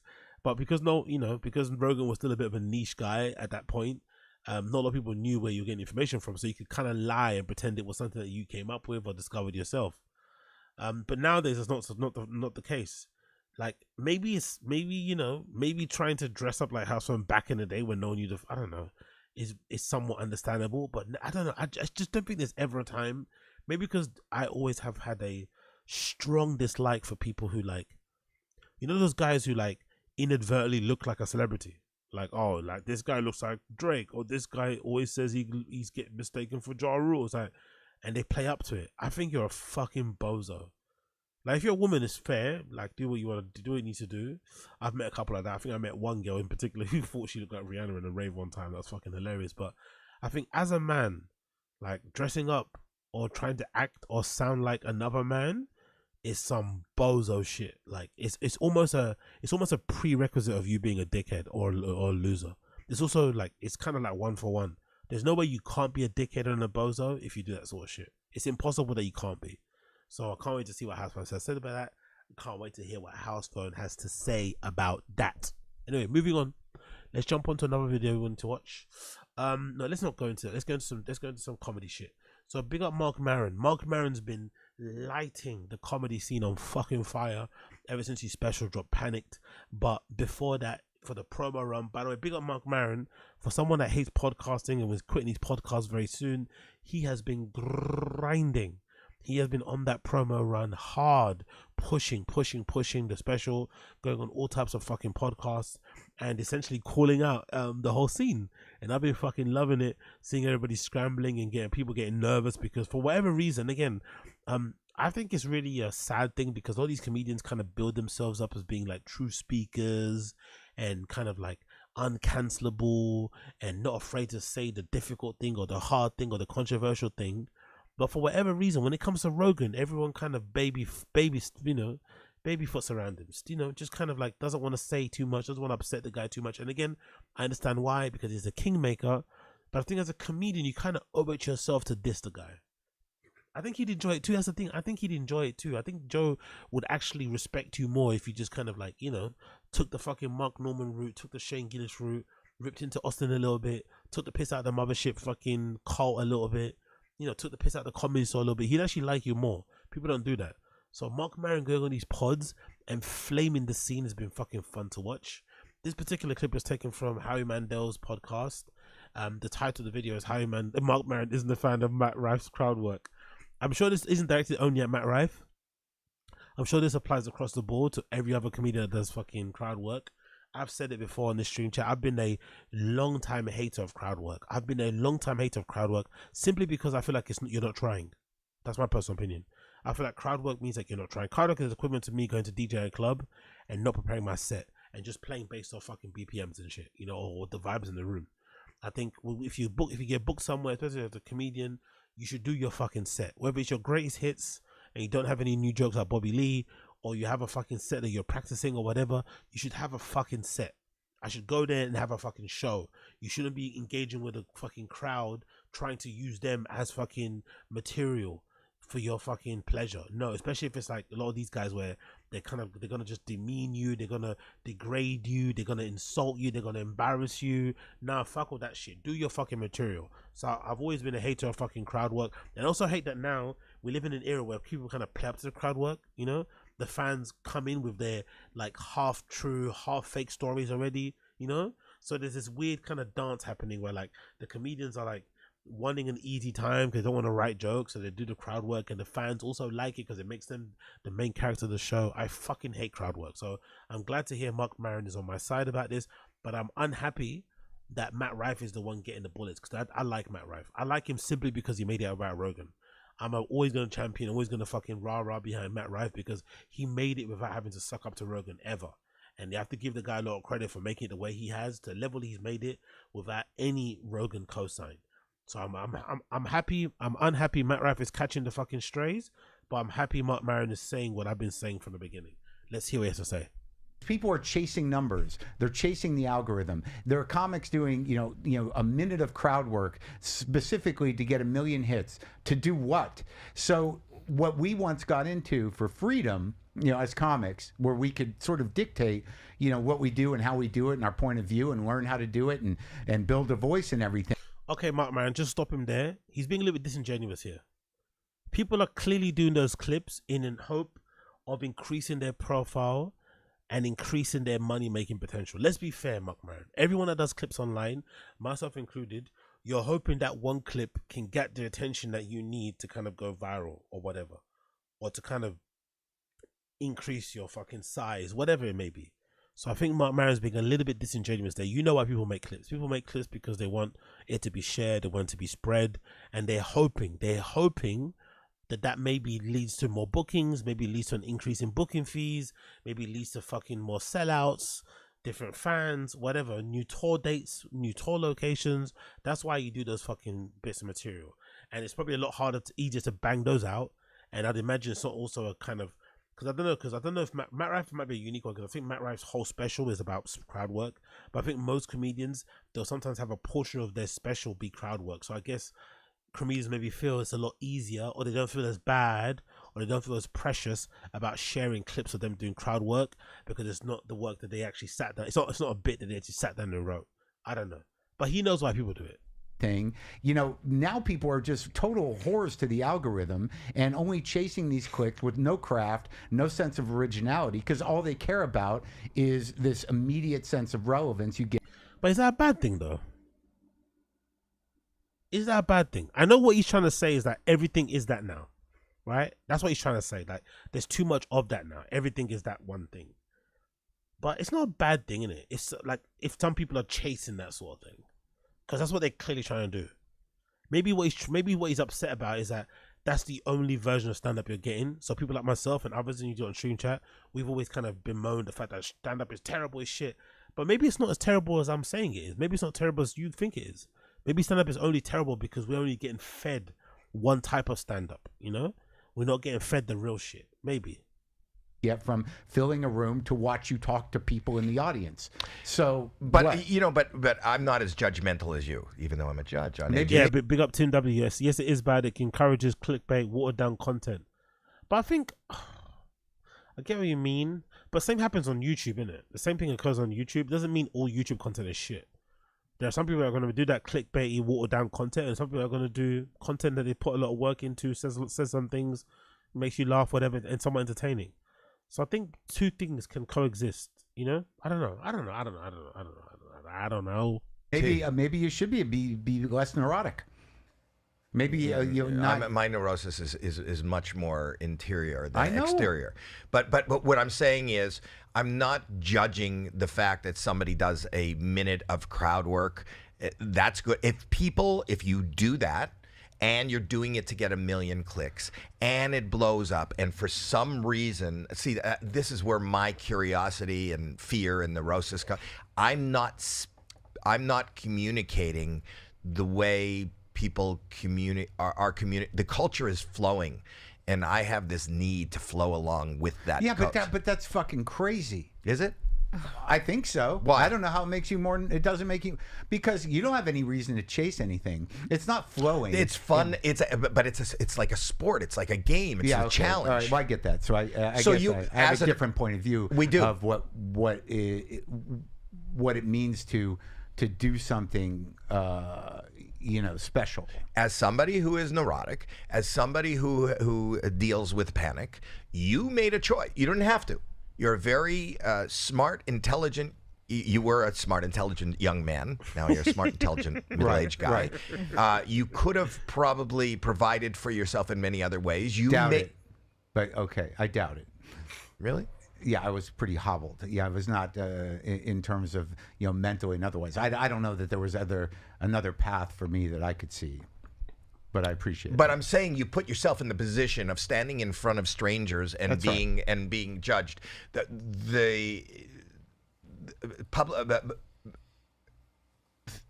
Most people believe that the two hardest things in the world are public speaking and standing there in front of. So you put yourself in a really tough position. Yeah, you didn't have to. Why did you? Well, there's a lot of reasons for that. I think, there's psychological reasons. There, like for me, why did I do stand up? But just to get back to the other point real quick, is that the same point? Go ahead. No, we can connect it, but I don't want to sound like I'm just some old man screaming at the sky. Too late. I believe, in the craft and the art, if you want to call it that, of stand-up. It's what I've done my whole life. Right. And there are stand-ups in my life and specials in my life that made a profound impact, because the people that were doing it were at such a level that they brought something new and interesting and entertaining and resonated with me for a lifetime. And I think there is a way to do it. I believe that there is, and maybe I'm old school, but I believe that, if you're putting clips up and you're 2 years in, why are you doing that to yourself? You don't even know who you are yet. Because And that's what- the path now. Yeah, but that's not the path of stand-up. If you're 2 years in and you're putting clips up, why are you doing that? I get what he's trying to say, but I think there is a way that you can learn, because I'm a big fan of, personally for me, and everyone's different. I was having this debate the other day with my friend, right? And my debate I was having with a friend was the idea of like equipment, because I bought this M4 MacBook Air, right? I bought this M4 MacBook Air. It's really fucking good. It's obviously the latest laptop out available now. It's the only brand new computer I've ever bought in my entire life. Everything else I've bought is fucking been second, third, fourth hand. And my friend is of the he's of the thinking, if you want to become like a photographer, if you want to become a vlogger, he's of the belief that you should invest in the best possible equipment to do it, and start with the best possible equipment. There's no point in starting with like hopscotch type equipment shit. So if you haven't got the equipment ready to make music, you haven't got the equipment, the top notch equipment to make music, the top notch equipment to make vlogs or whatever, you shouldn't do it. Now, I'm of the opposite belief. I think people sometimes handicap themselves by not having the right equipment, by giving themselves the excuse of saying, oh, I don't have the right equipment, I'm not at the right stage in life. So they wait until they get their SLR before they do it. Whereas I believe you should start taking pictures with your iPhone. You should start taking pictures with a fucking secondhand SLR you bought on fucking Facebook Marketplace. And then you should build up your photography, artistic practice or business through that, bit by bit. Like how I did with this streaming channel, with this streaming shit. I had like old fucking MacBook Airs and shit that I was streaming off of, fucking taping shit together, streams fucking breaking down. But I feel like you start from there. And then you learn. And obviously you're learning aloud. You're learning in public. And I think there's nothing wrong with learning aloud and learning in public, even in the beginning. Maybe you shouldn't be, maybe your shit is not going to be good enough for anyone to really consume those first 2 years. I get what you're trying to say. A 2-year stand-up comic, what do you have to really say? Is your stuff going to be good? Is it just going to be terrible? Is it going to make you look worse than what it actually, is it going to do more harm than good for you?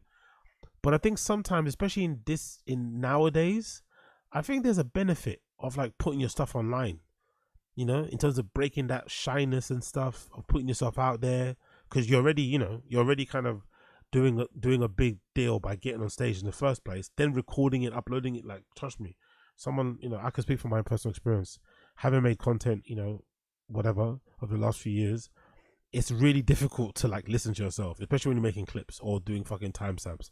You cringe at every fucking minute. It takes a lot of fucking practice to kind of get over the fact that you have to listen to yourself to create clips and shit. So maybe that's also helpful as a stand-up comedian, right? Listening to your jokes again, getting over that kind of embarrassment and shyness, uploading the clips and shit. Maybe it's not going to be great. Maybe it's not going to be great comedy. We know it. 2 years in, you're probably unlikely to be a fucking savant of this shit. You're more likely to fucking end up reciting like Brandon and Schaub. But I don't think there's anything wrong with it, personally. I think times have changed. I think what Mark Norman was talking about is maybe back in the day, days gone, that maybe is a thing where you kind of slaved away in private over your jokes, honed your craft in the comedy clubs. No one fucking saw or heard about what you're doing on social media. And then once you got good, quote unquote, you upload a clip. But I don't think there's nothing wrong with uploading a clip of you like day 1 of doing stand-up, day 30, day 60, 2 years into it, and then kind of showing your progress later on down the line when you end up getting a fucking big special 5 years in and shit. I don't think there's anything wrong with that, personally. It's not anymore. Fine, but that's not the way I see it, and I can be critical of that. There's some guys that still do it the real way, and they're spectacular. Bargatze does real shit, no crowd work, solid fucking hour 10s, every year or two, and and he believes in the craft as it was laid out to me. That you build your personality, and then you build your hours, and you make new hours, and you do something interesting, and and hold your voice, and kind of elevate whatever you're trying to do.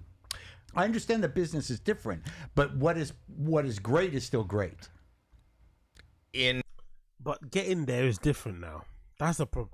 That's what he's not willing to accept. Great is great, but getting there is different now. It's a different ball game. And I think these production companies, these platforms, whatever, they want different things from people. So I think that what he's talking about, or the process or the path he's talking about, it's probably a path not a lot of comedians are going to travel down because, you know, these platforms, these production companies, these streaming companies, they want different things. They want metrics, they want numbers, virality, all that sort of shit. Obviously, if it helps, if you're funny, but those things are becoming more important. People are going to play into it a little bit more. So I guess it's just a consequence of the industry or the times we're living in right now. In your opinion, what is great is still great. What I'm saying is, if you, I think I used this as an example yesterday to somebody. If you use the example of Dennis Miller, who became a kind of a monologist, where he was, our vocabulary was like his prop. It was funny. I had a guy, Chris Kelly, his dad. He was an old writer for the National Lampoon. Chris Kelly's a writer. He used to write for MAR, and then his dad. I'm forgetting his first name, but I met his dad once, and we were talking about Dennis, and I brought up Dennis's name, and he goes, Dennis Miller, fearlessly attacking trivia. But he did. But there's people that listened to that and watched that and thought, oh my gosh, this is brilliant. It's smart. Yeah. It's intelligent. Yeah. It's entertaining. Yeah. Big up KT Shuffle. Let the world know you're bad early so no one sees you in the future. It's so true. That's a good point though. You do only get one chance at a first impression in the unfortunate social media. So you upload that two year in crowd work at your fucking own risk. Upload those 2 year in bits at your own fucking risk. Does put an incredible amount of work into that. Then there's the people that see who, and Carrot Top, who I respect. Yeah, I get it. Yeah, okay. So, but I mean, that's two different ends of the spectrum. Yes. And that is a craft, and there's as much goes into writing and engineering, whatever that prop is. I'm agreeing By the with you. same token, and I'll say it, Matt Rife, who I don't know his act per se. Doesn't have one. I don't know that. I'm Jesus Christ. I've heard you say that. Crowd work guy. But it was really, really compelling. I mean, the one that blew up, I remember the first time I saw him, and there was that girl who had a breast job and made him cookies, and her daughter was on the phone. That was legitimately really fun. That sounds fucking awful, I'm not gonna lie. That synopsis, that fucking description of that fucking bit sounds incredibly bad. Funny.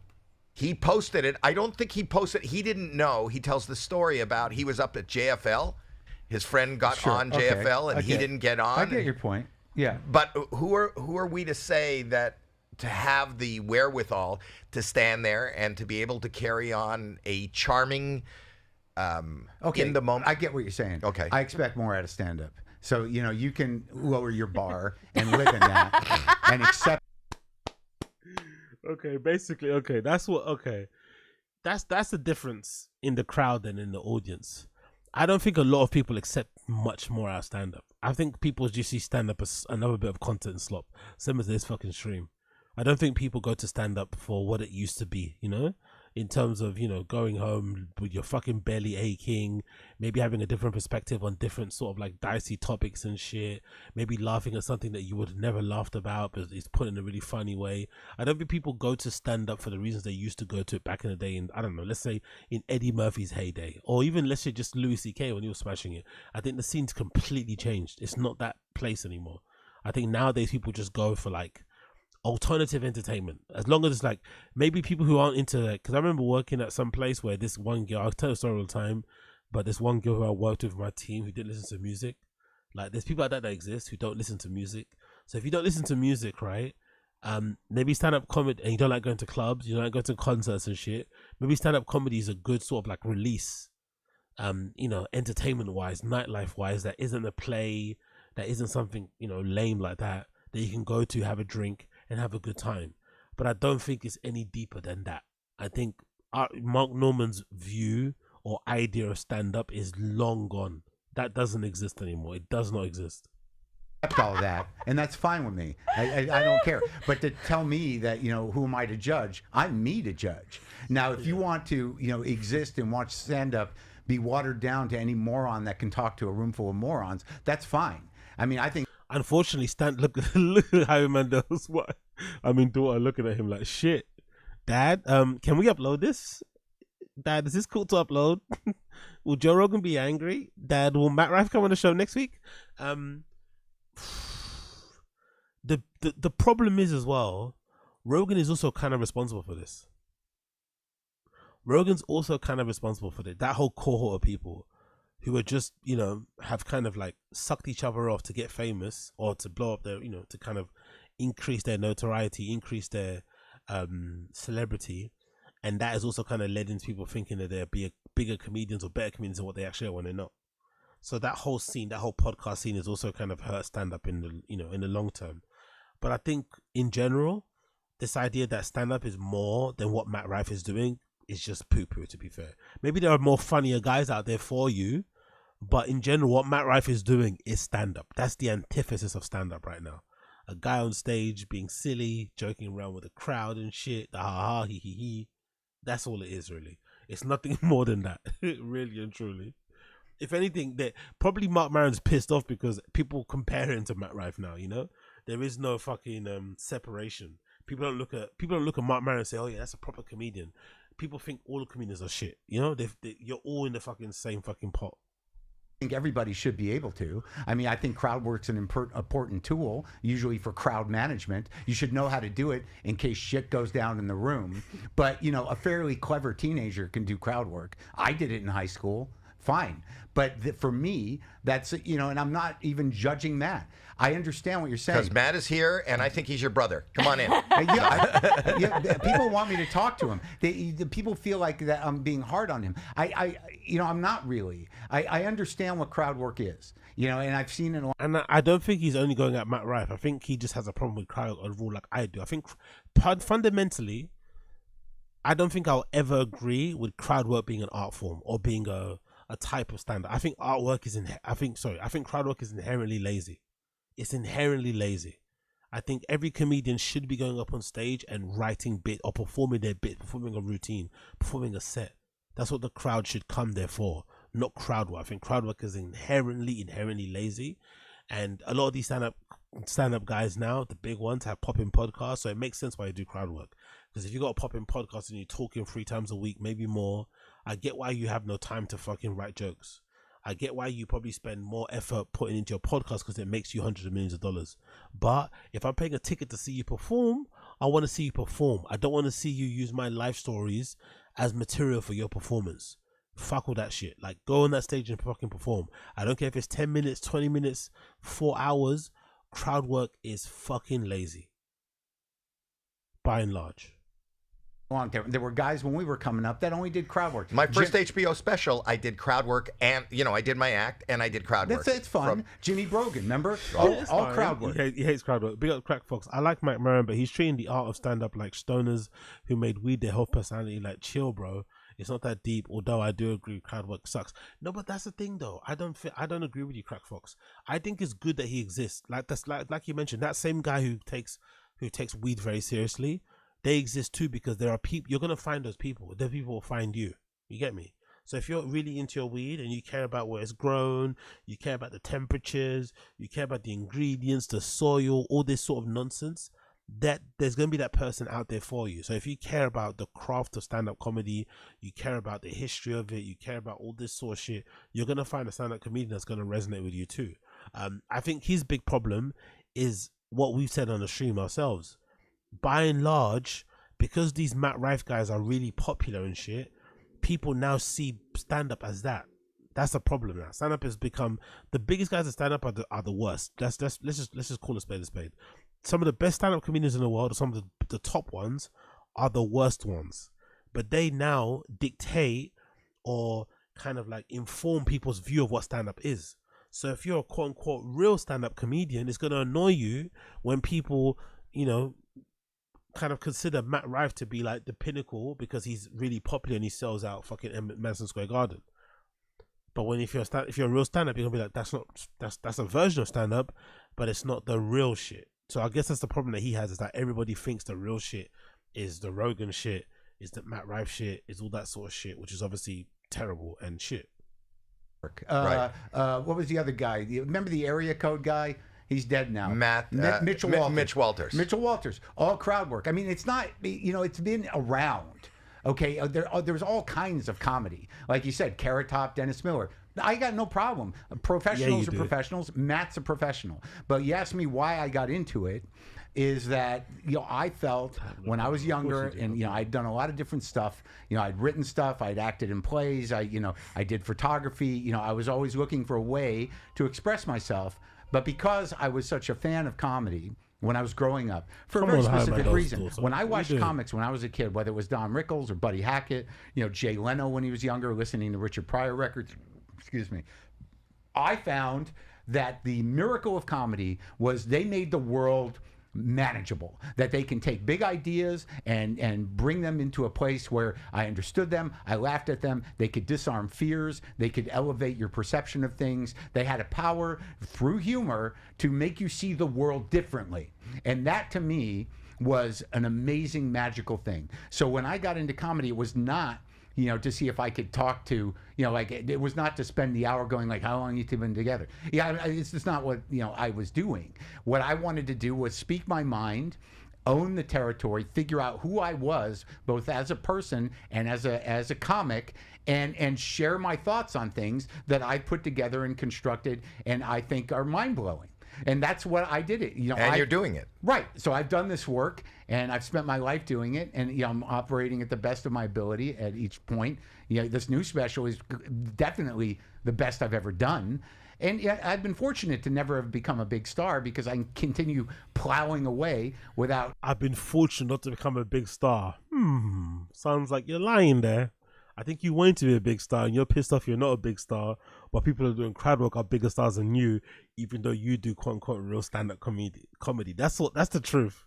That's the truth. Let's speak the truth, which is okay.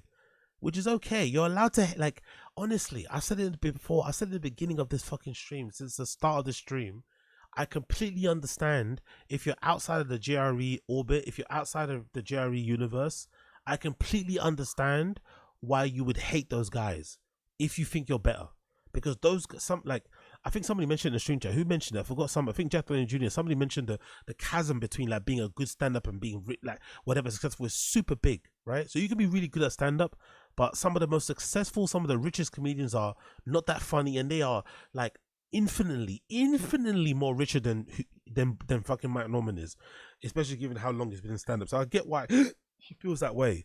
But just be honest, brother. Just be honest. Just be honest and say that you hate the fact that the biggest comedians out there are largely shit, and you think you're really good, but you're not as big as them. It's fine.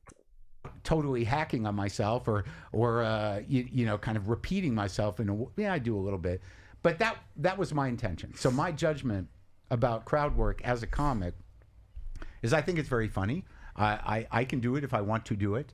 I can do it if I need to do it. But I do think, if... Come on, man. Come on now. That's what I don't like. You can criticize what you're going to criticize, but acting like, if I wanted to be a big... Go and do it then. If I wanted to be as big as Matt Rife, I could be as big as Matt Rife. No, you couldn't, bro. No, you couldn't. Part of the sacrifice, part of the decision of choosing that path, it's like if you're a backpack rapper, right? If you're a backpack boom bap rapper and shit, if you're a battle rapper for any sense, whatever, you know that you're only going to have a certain level of success, but you're willing to forego the celebrity, you're willing to forego the money because you care about you care about hip hop, you care about rap as a craft, as an art form, more than you care about being successful. But you don't then get to point the finger and poo fucking mainstream rappers. Powerful bunch. No. Big up Asada Aziz. All right, Pedro Mustache, we get it. You're a stand-up purist B, but Papa Rogan is the kingmaker, Bubba. You're either with the Rat Pack or you're gonna have problems, Bubba. Exactly. And I think, big up Asada Aziz, I think Mark Maron has more than anyone a reason to hate Rogan and to hate that crew, because he started out with them.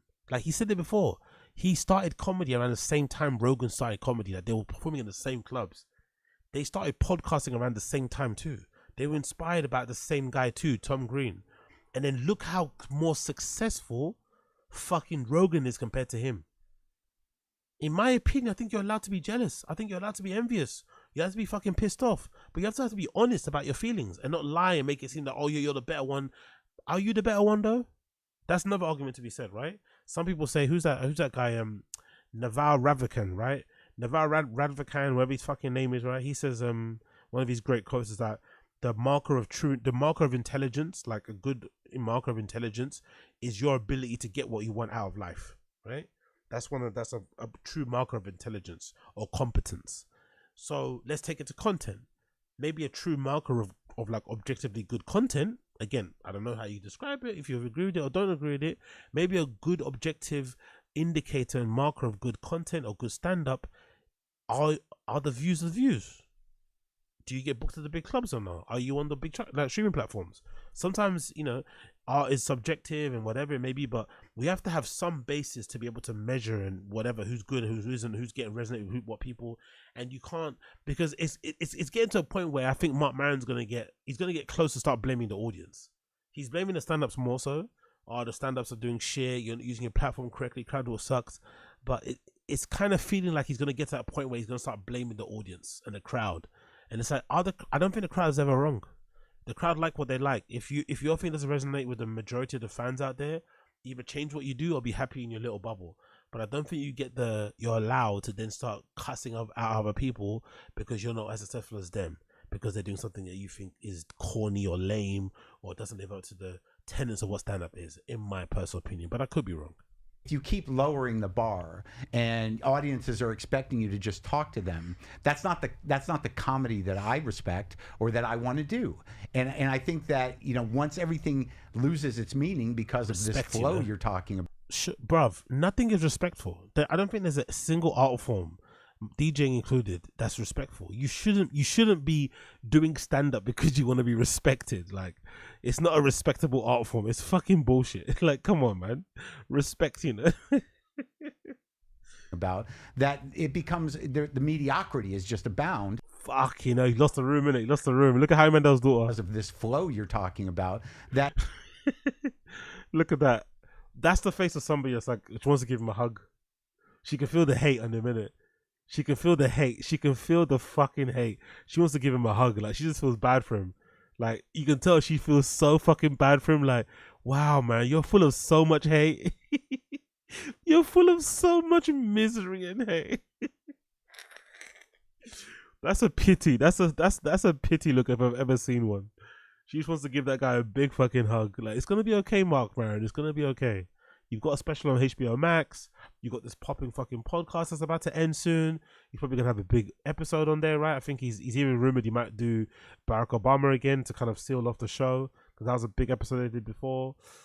He's well renowned and shit. He's on all the big podcasts as guests and stuff. I don't know, man. Life could be worse for you, Marc Maron. Relax, it's not that bad. But she's really, really feeling sorry for him here. It becomes the mediocrity is just abound, and also things that are great just kind of go away with the flow. Marc Maron, man, fucking brilliant. I fucking love it. I don't think Matt Rife deserved those bullets personally. Like I said, I don't think he did anything wrong. I'm a liker of Matt Rife simply because he made it without Rogan, co-signing shit. But I just think Marc Maron's having a hard time coming to grips with the fact that he was there right at the beginning, and you know, some of these guys that he started with, some of the guys that started after him have lapped him 10 times over, you know, and he's nowhere near to getting close to them, despite him thinking he makes better stand-up than them, right? He's a better stand-up comedian, he's more true to the art form, all this sort of nonsense. Unfortunately, the numbers do not lie. And, you know, Rogan keeps getting fucking 200M plus deals with Spotify, selling out everywhere, big comedy club. You know, Bert Kreischer and all those men are touring around the world doing Hollywood shit. And Bert, you know, is probably couldn't touch Marc Maron when it comes to stand up and takes his stuff off the whole time. So I get why he hates that whole crew. But just be honest with your hate. Like, say your hate with your chest, you know? Say your hate with your fucking chest. But big up Marc Maron. Big up Blood Clot Marc Maron. Next clip here, a quick one. This is courtesy of them as well. 1 minute clip. Beef between Marc Maron and Jeff Dye. Marc Maron comments on the Jeff Dye beef. Let's see what he has to say. There's been like controversy between you and other comics, right?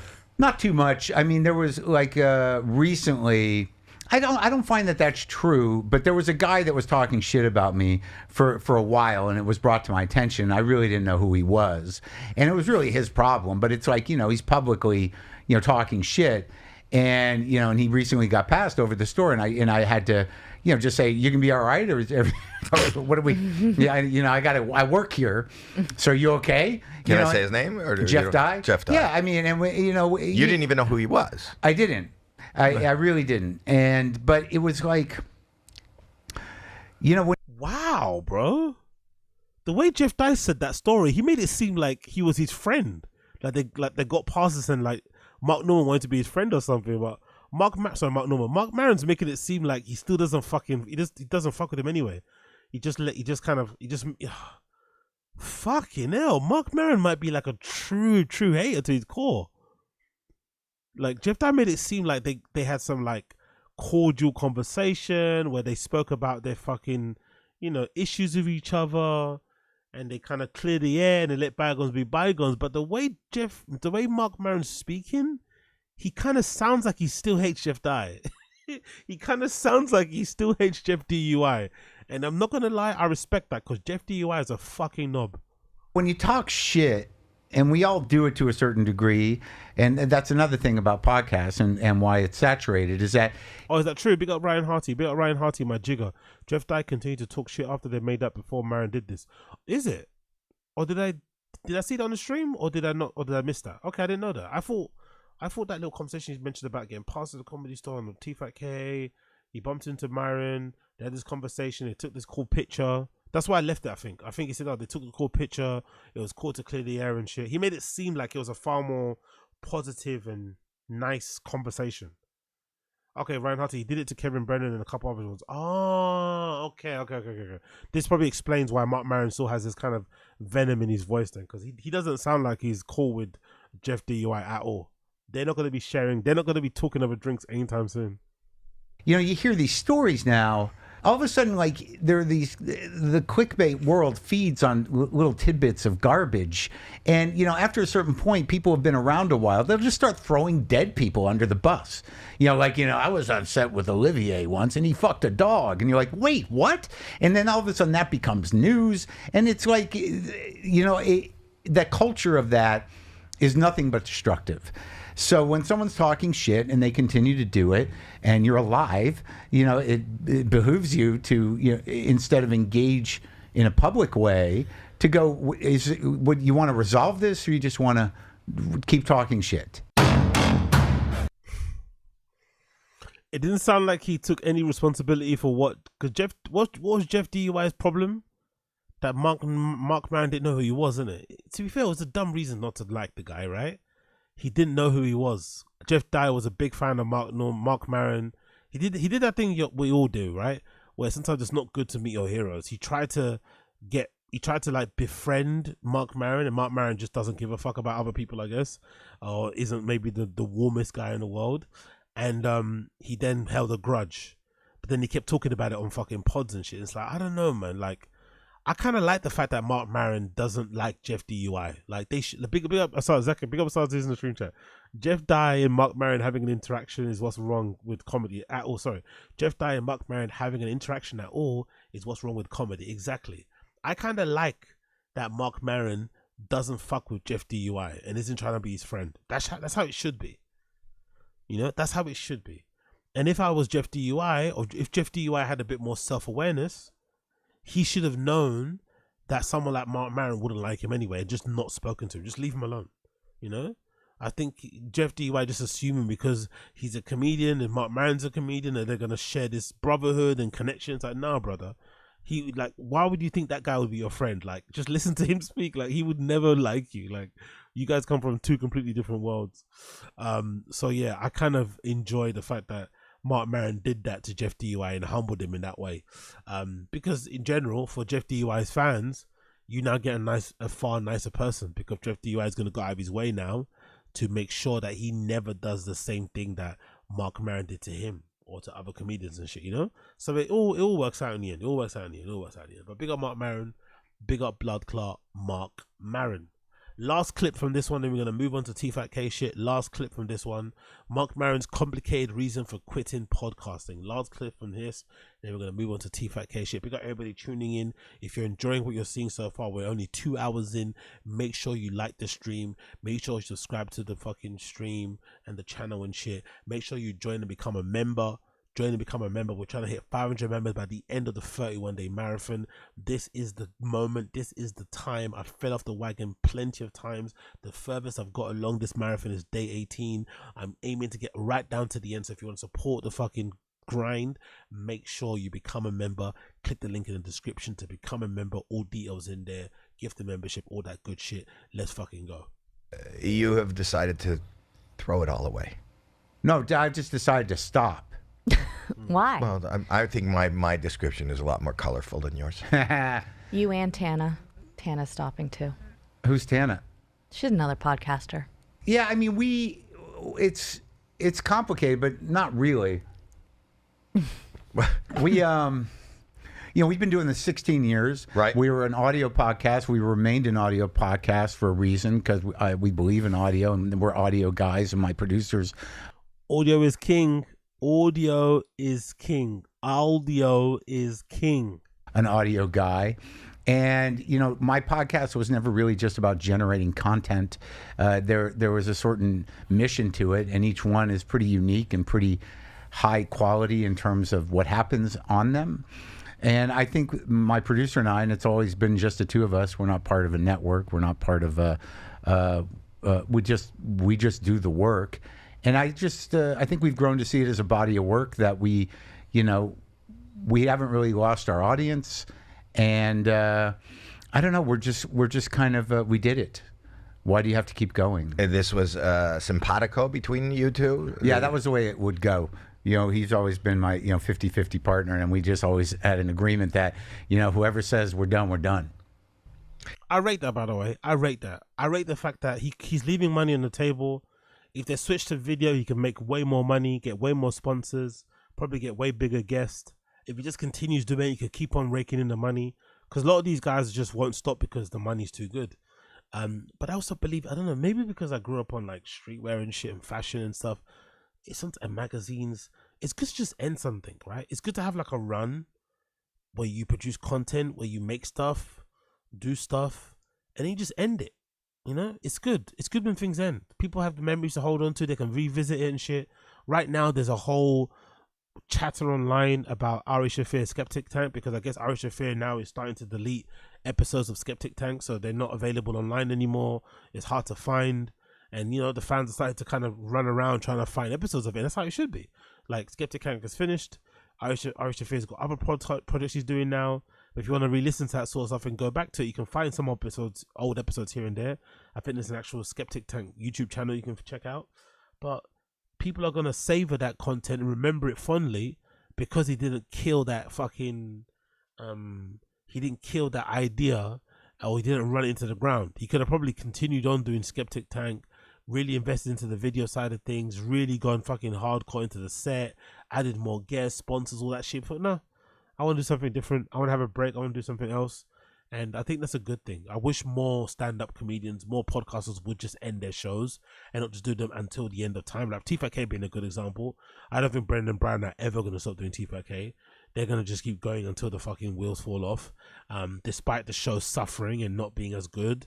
Or maybe not even trying to reinvent it. Just keep doing the same old fucking slop. And I think it's a good thing and it's admirable to stop, especially when you can make so much money just continuing, turning up and clocking out. So big up Mark Maron for clearly leaving some money on the table. Wow. It seems like people, listen, we got into this, as my daughter, by the way. Jackie and I got into this by accident during COVID. We were just doing it as a form of communication because everybody was so separated and but I've grown to love it. Yeah. And it just seems, you always look at the world through your own lens and you go, listen, if you've garnered an audience and you seem like a curious person who kind of likes to have conversations, very varied conversations. Sure. It's like you haven't talked to everybody. Mostly.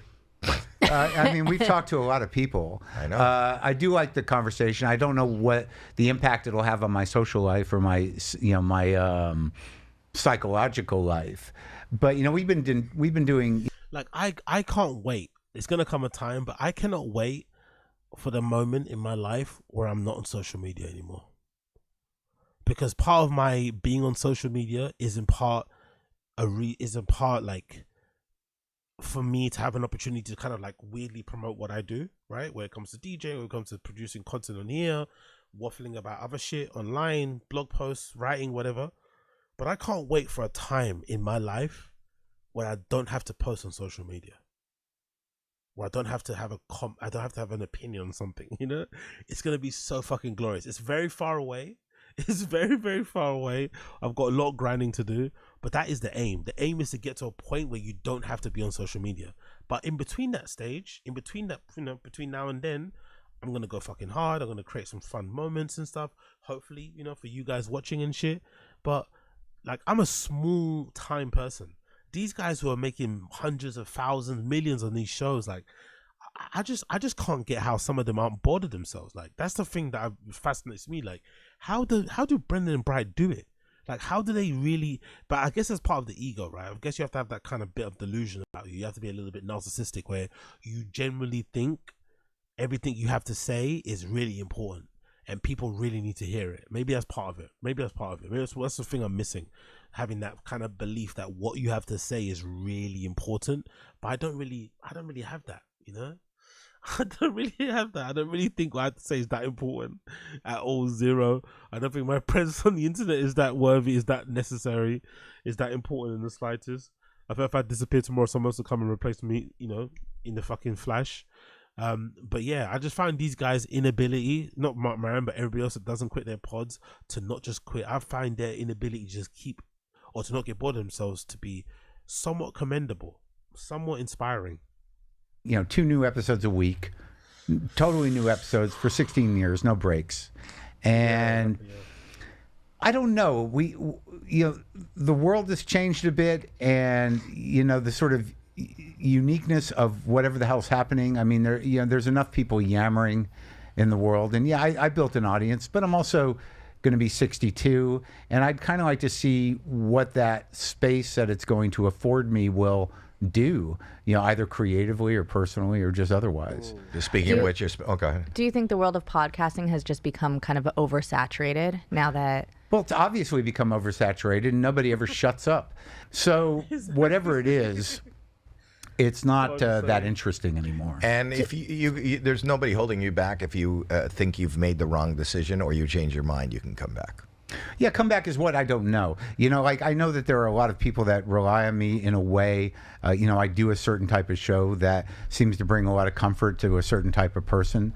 Who do you comfort? I comfort, kind of usually sensitive, creative, progressive people who, struggle with a lot of different things. I mean, it's a broad audience, but I have gotten, hundreds of emails about people thanking me that, I helped them get sober, that I talked them off the ledge, that I saved their life, that, and I know I'm sensitive to that part of my audience, and it's a large part of it. And I feel there is a weight of that. There's a funny story in the Comedy Store. It's very funny. You'll like it because it's where you come from. I was in the HOWIE. I was talking to Dice. This was only maybe a year ago.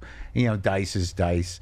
I love him, and he's sort of like, yeah, I'm gonna do the garden, whatever the hell, that's all gonna happen, and we're just having the conversation. He's talking at me, and a guy walks up to me. He goes, I'm sorry to interrupt you guys, but Mark, listen, I was going to email you. It's really amazing. I'm seeing you in person. I just want to, I want to thank you, for what you do, the podcast. It really got me through a dark time, and I just, I really appreciate it. I'm very grateful to you. I just wanted to say that. Thanks. And I'm like, I'm glad to help out, buddy. And he walks away, and Dice says, I never get that. Yeah, you're the reason I lost my job. You're the reason I got kicked out of school. You're the reason my wife left me. That's a great story. Yeah, for once, a little bit of levity there, a little bit of humor Jesus Christ. Big up Chris Mack in the chat. Wild on Chris Mack. Sensitive, creative, progressive audience are probably whiny as hell, bro. That's his audience though, isn't it? Match made in heaven. Match made in heaven. Sensitive, creative, progressive, whiny bunch. That's who fans are of him. But to be fair to him as well, he makes a good point. If he does leave, who do they have? If you're a big Marc Maron fan and he stops podcasting, who do you listen to then? You know, that's the problem. So maybe we need more Marc Marons in the scene to kind of mix things up a bit. You know, mix things up a bit.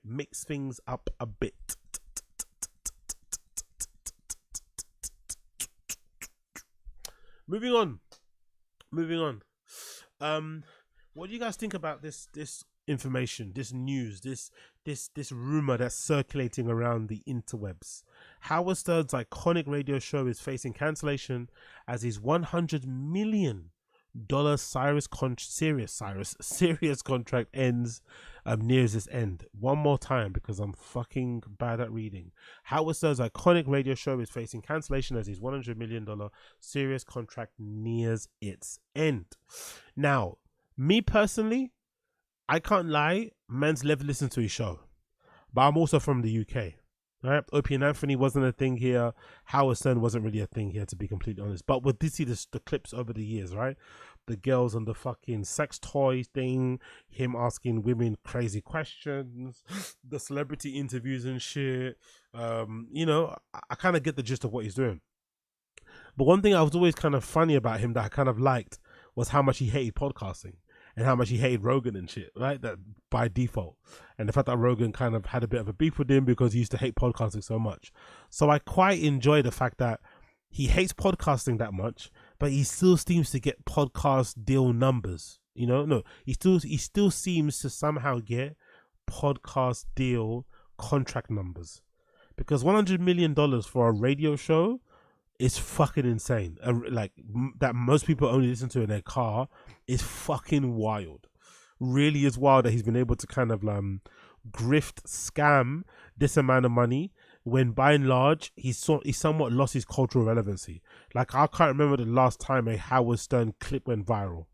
And before it did, before Howard Stern interview clips would go super viral, all the celebrities wanted to go on that show as part of their promo run and shit.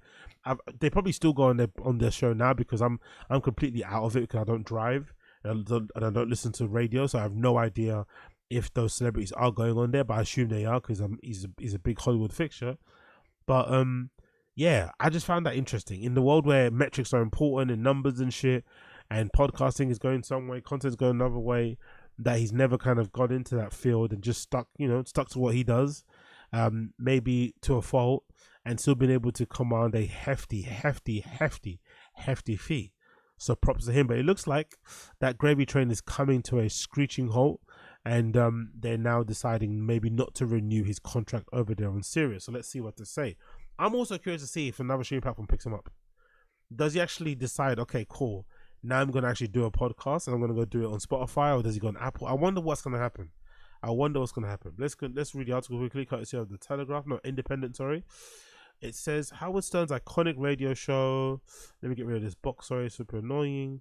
Howard Stern's iconic radio show is set to be axed after a 2-decade run with a broadcaster Sirius XM, according to a new report. By the way, a 2-decade run is really good, isn't it? 2-decade run is really fucking good. If that was me, I'm ending it. Again, these guys just love money, I guess, or love the attention. But surely after 2 decades making that amount of money, what more do you have to say, man? Maybe this might be a perfect opportunity to just hang up your fucking microphone and just sail off into the sunset. Fuck it. Shock Jock's contract with the digital radio giant is up for renewal soon, and SiriusXM doesn't expect to take them up on a new offer. Sources told British tabloid The Sun. The Sun as a fucking source is very shaky, man. The Sun as a source is, it's like having the source be fucking New York Post or some shit. I'm not sure how much I buy this, but anyway, let's continue. Howard Stern shows experienced a surge of popularity after it was nationally syndicated to terrestrial radio from 1986 to 2005. Stern, known for his direct and controversial persona, has interviewed dozens of A-list celebrities, like former Vice President Kamala Harris, a month before voters headed to the polls. In recent years, he's been openly critical of President Trump, saying he hated Trump's voters. Yeah, that anti-Trump thing kind of put him in bad light with a lot of people, right? He was also a little bit of a COVID freak, right? Remember, he didn't leave his house during COVID. He wouldn't go outside. He was really COVID kind of broke his brain too. It broke Rogan's brain in one way, and it broke Howard Stern's brain in one way. He became a bit of a shut-in when COVID happened, and he started to really, really hate Trump voters and shit, and Republicans in general, because they were the ones who were like pushing to kind of get back open and not taking the fucking lockdown seriously, disobeying fucking, you know, vaccine mandates and shit, whatever it may be called. So yeah, that didn't pay him in the best light, or maybe turn people against him. Sorry. Stern's contract is up in full. He's up in the full, sorry, and while SIRIUS is planning to make him an offer, they don't intend for him to take it, an insider says. SIRIUS and Stern are never going to meet in the money he's going to want. He is no longer worth the investment. Okay, that makes a lot of sense. In 2004, Stern became one of the highest paid radio figures in the US after signing a 5-year deal with SiriusXM worth $500 million. God almighty. Big up Howard Stern, fucking trailblazer. $500 million to be a radio host. I'm sorry, but I listened to some, I've seen, again, not listened to the full show. I'm sure during its heyday it was amazing, but I don't think it's $500 million worth. To be fair, nothing really is worth the money that people say it is when they put the money, the values up and shit, or the figures. But $500 million that's a bit too much, no? Like, that's a bit of an that's a bit, they kind of fucked themselves serious on that one. The insider claims that SiriusXM was not going to be able to keep up with the paying Stern his salary. But as far as him coming back to doing a show, there's no way that he can keep paying the salary. So it's one of those things where at one point Sirius could afford to pay him $500 million, but now they can't. So it's hard to then lowball somebody when you've been paying them that much, and they're not going to accept anything less than that. So I get where Stern's coming from. I get where SiriusXM's coming from. Just mutually, just walk separate ways. After you saw what happened with Stephen Colbert, it's like they just can't keep to. It's just like it's like they can't afford to keep him going. Another Sun source told Stern's political views were not working in his favor. If Sirius is going to give Stern a good offer, yeah, I don't think it would have anything to do with his ratings, the source says. It's more likely everything to do with his political climate. CBS recently announced that the Colbert Late Show was set to be scrapped because of the financial decision. However, many speculated that the move came because of the host's frequent satirical blows towards Trump. Stern joined XFM at age 50 in response to censorship efforts. Stern joined SiriusXM at age 50. So what is he now? 70 something. Damn, son. Fair play to him. Stern joined SiriusXM at age 50 in response to censorship efforts during his time at Viacom at the Federal Communication Commission, which does not regulate the content of satellite programs. The FCC had been fining Stern's station for over a decade. Stern became the most fined radio host between 1990 and 2004. That's fucking swag. After the FCC issued fines totaling to $2.5 million for radio licenses for airing material considered to be indecent for its show. The highest amount of any radio show. Yo, he just paid it off, innit? He just invoiced that. Don't worry, invoice it to me. I'll pay it off. Doesn't give a scoop. That's like really rich people, innit, when they smoke inside. I'll take the fine, man. Just give me the fine, but I'm gonna smoke inside. Love it. The highest amount of any radio show during his time as a judge on talent TV series America's Got Talent. From 2012 to 2015, his appointment was criticized by the Parents of Television Association, the watchdog group that bemoans the ingestion of sex and fantasy on TV, for his reputation for being sleaze and misogyny. The independent contacted Stern representative of Sirius FM for comment. So, he's gone. He's probably gone, most likely. Like this article said, the likely reason is like at one point SiriusXM could afford to pay him the big bucks. Now they can't afford to pay him the big bucks, and they can't then lowball him. So he's just probably going to walk away and go somewhere else. Interested to see if Apple decided to get him on board and push their whole podcasting thing on. Will Spotify get him on board and try him to push on the whole video thing they got going there with video podcasts? I don't know. But I'll be curious to see how it plays out. Do you guys want to hear what Brendan and Bryan have to say about this stuff? Forget what I have to say about this. Do you guys want to hear what Brendan Schaub and Bryan Callen have to say about Howard Stern's iconic radio show is facing cancellation after his $100 million SiriusXM contract nears its end? Do you want to hear that? Do you want to hear what they have to say about the cancellation? Allegedly. Let's hear what they have to say about the cancellation. It hasn't been confirmed, it's alleged, but let's hear. And let's hear how much dick sucking and Rogan they do during this whole segment. Let's hear what they have to say. Let's hear them. All right, what do you got, Jen? All right, first one is the news of Howard Stern potentially being canceled, his show on Sirius. No, it's not potentially, Chin.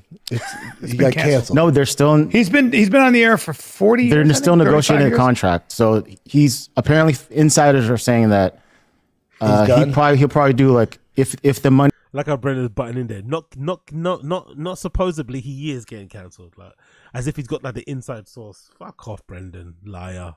He's right. He'll do 1 or 2 more years, but yeah, it's potentially $100 million. I mean, Well, the executive at Sirius came out. We're like, we're just not seeing a return off the $100 million we pay him. Yeah. Here's the thing: like the people on the right are going to celebrate, and I think partially this is true. Like you look at Stephen Colbert, you look at Howard Stern. What's the one common denominator they both have in common? They went super political, so they're talking shit about Trump. They were super pro. Are you trying to say that super political programs are not going to be successful going forward? What the fuck are you even talking about, bro? Is he just say because they went against Trump, now that they may be facing, the backlash against it, now that the culture sort of shifted, but it doesn't mean about politics. If anything, political shows are like making more money than they ever made ever. What the fuck is he talking about?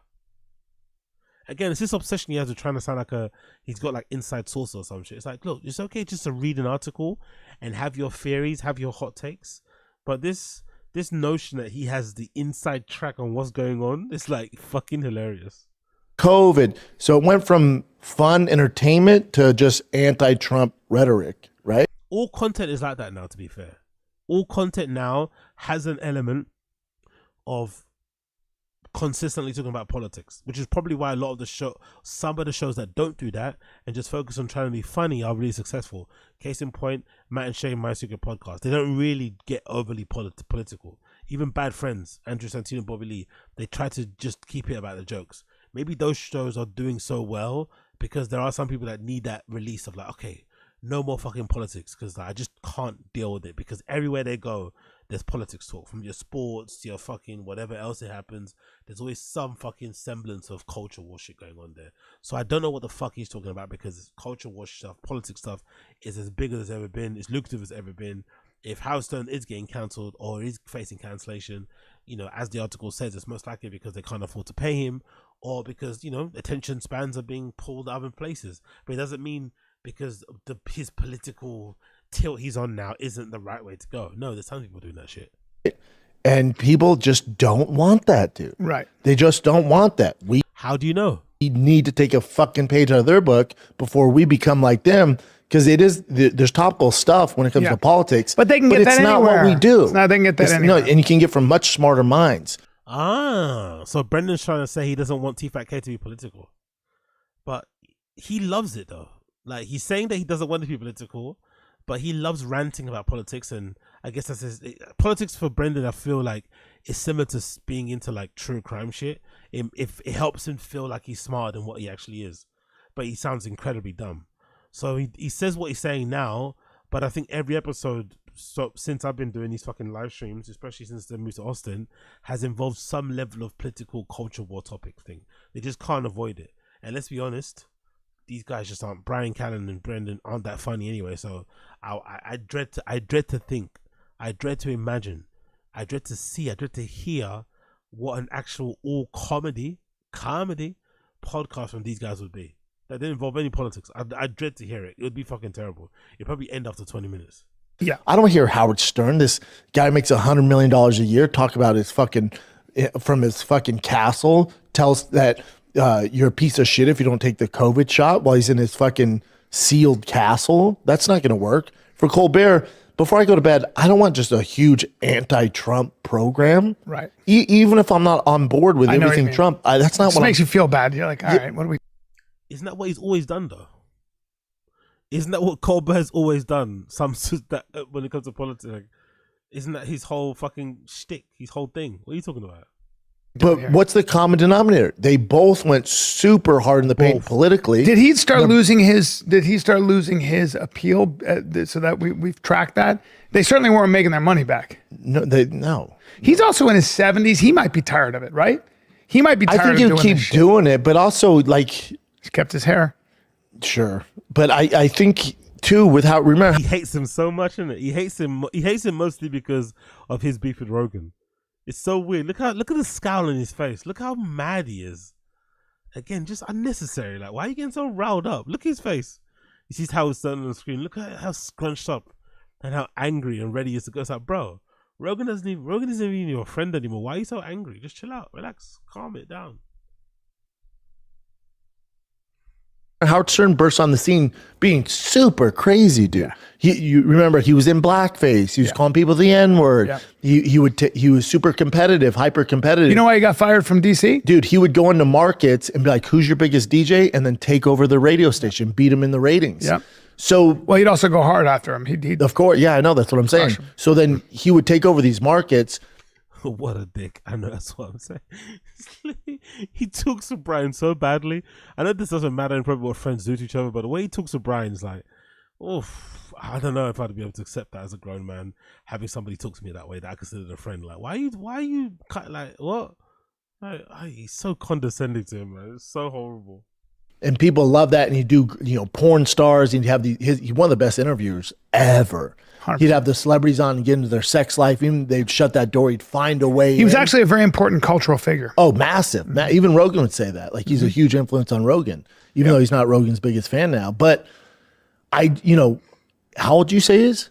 He's in his 70s. 71. Listen, you're damn near in your 60s. I'm in my 40s, almost mid 40s. When you've been doing it for a long time, we're doing it nowhere as long as him. It's fucking tough. You can add the fact that he's waking up at 3 a.m, right? There's that. That's hard on your body too. But then also he doesn't have his ear to the ground. He's a little bit in. He's his out of ivory touch. tower, yeah. So how is he out of touch? Because he's older. What's this judgment? What's this assumption that Howard Stern is out of touch? Isn't he just as out of touch as these guys? They're kind of out of touch too, don't they? Live in their own ivory towers. Like, what the fuck are you talking about? This out of touch Olympics, like, you're both as probably out of touch as each other. I don't think he's any worse than these guys or Rogan and shit. It's like, what? Out of touch, He's in his ivory tower. He's out of touch. So him speaking on COVID, the political climate, inflation, any of that shit. Can I just show you this? Some sources indicate a drop from 20 million daily listeners, which was a fact, to as few as 125,000. Wow. Now, part of this is him doing the whole political rant. And also part of it, he's just older. Yeah. Where people are like, all right, this isn't fun anymore. That's right. And then also Sirius, the majority of their listeners. Also, one more. Also. We're like, all right, this isn't fun anymore. That's right. And then also Sirius isn't fun anymore. That's right. And then also Sirius, the majority of their listeners, when you buy a new car or you rent a car, it has Sirius in it. Yep. So they would count those as Howard Stern listeners. Oof. Do you know anybody that has Sirius? No. By the way, what's worse? Sirius fudging the numbers by ensuring that it's like they kind of, I guess Sirius did the same thing that Apple did with like Coldplay and shit, right? By pre-installing, when Apple used to pre-install or preload Apple iPods with fucking Coldplay, or not Coldplay, U2 albums on there, is what Sirius XM did with Howard Stern, by essentially counting Howard Stern listeners by the pre-installed Sirius XM, sound systems they put in cars. What's more scummy, them Sirius XM doing that, or Brendan and Bryan buying views for Tfatk to make them appear like they're way more relevant or important or popular than they actually are? What's worse? What Sirius XM did for Howard Stern with the cars and shit, and the listeners and the stats and the whatever else, inflating the numbers, or Brendan and Bryan buying 40,000 views for their podcast to make it seem like their podcast is way more popular than what it actually is. Never listened to it, ever. Because Apple and Spotify took over. Then he never made the adjustment, which I think he'd be huge if he went back to his old ways and if he was on YouTube, it'd be massive.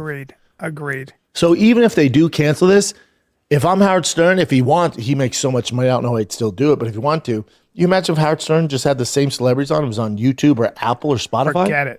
Forget it. If he was like, oh, no more waking up at 3 a.m, well, I'm just going to build a studio in the city. He might do that. I'd be sad. I'm just going to build a studio in the city. Meet me at noon. And they'll release it the next day in the morning. Meet me. Business advice from Brendan Schaub, right? Killer businessman. Business shark. I'm sure Howard Stern's got his notepad out, taking some notes here. Taking some notes on his yellow notepad. Thank you, Brendan. Thank you for this insight that no one could have ever thought of. My house. You could. You don't want people at your house, but yeah. You know, wow.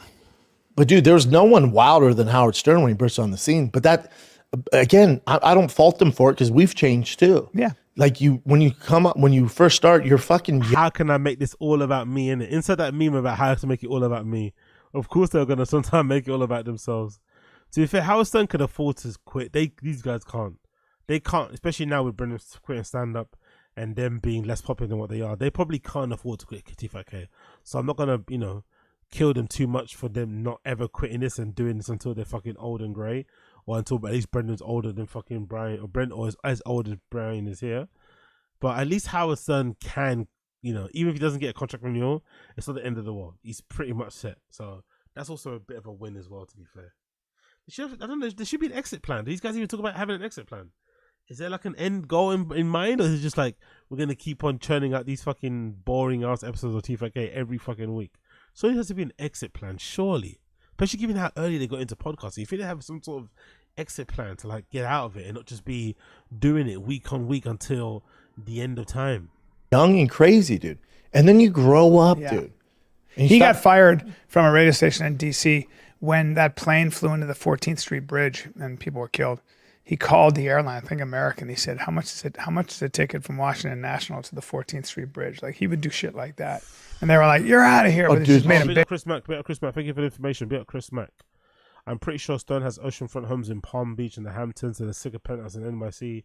He's set for life with money. I think he also owns his catalog, so they'll pay him for that too. Oh, and he said, okay, never mind, I'm wrong. SiriusXM owns catalogs for 7 years. I don't think the owning of the catalog matters anymore, man. I wouldn't give a shit.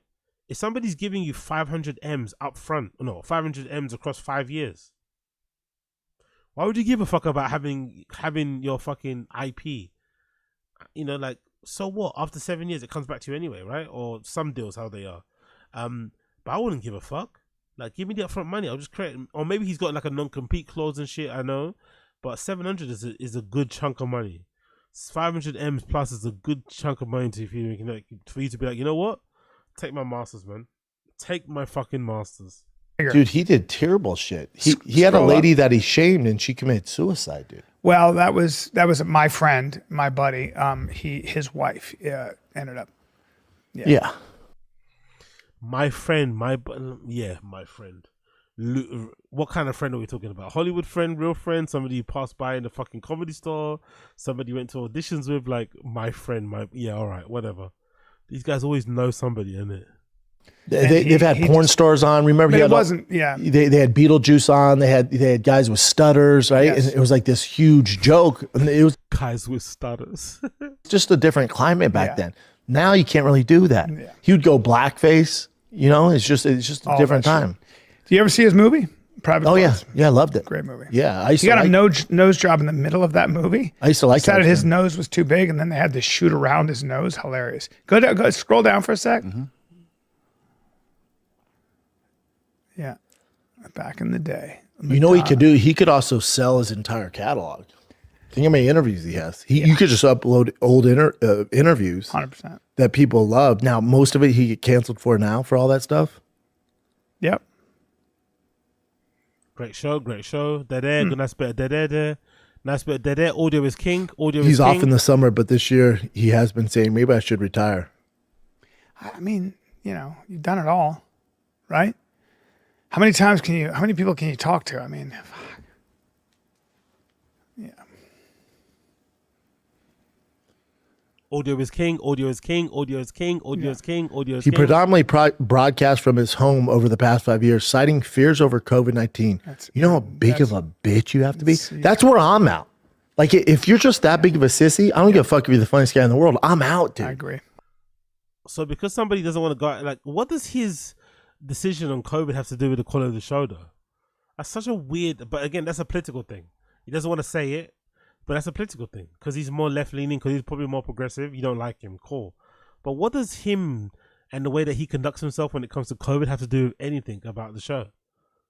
And again, just say it with your chest, a sissy. Just say gay. Just say it with your chest. Let's go. Let's make the show fucking viral. Let's get cancer for real. Just say, if you're gay, I'm not watching the show. You know what I mean? Just say what you actually mean. Don't say sissy. No one says that. You know, it's a dumb word to say. You're just trying to fucking get around not saying the word you actually want to say, but you're afraid to say it because you don't want to lose your fucking sponsors. But it's fine, man. Just say the word. Say the word. Make the show exciting again. Say the fucking word, Brendan. Say the word. I can't condone it. If you're that big of a bitch, where you stay in your house, but he is in 2025. He's not tough. He's a scaredy cat. So why does it matter if he's tough or not? He's a radio host. Why does he have to be tough? Honestly, these guys' view on masculinity and manhood and shit is so warped. It's so delusional. It's so dumb because, you know, especially in Bryan's case, like, he's a feeble old man. That's like a what is he now? 60, 50? Like, you're an old ass man. It doesn't matter how much boxing you do in the gym. Like, there's no amount of boxing that's gonna make up for the fact that you're a like 60-year-old man. Like, it's not. It is what it is. Who most of his life was a stand-up comedian and did fucking, you know, comedic acting.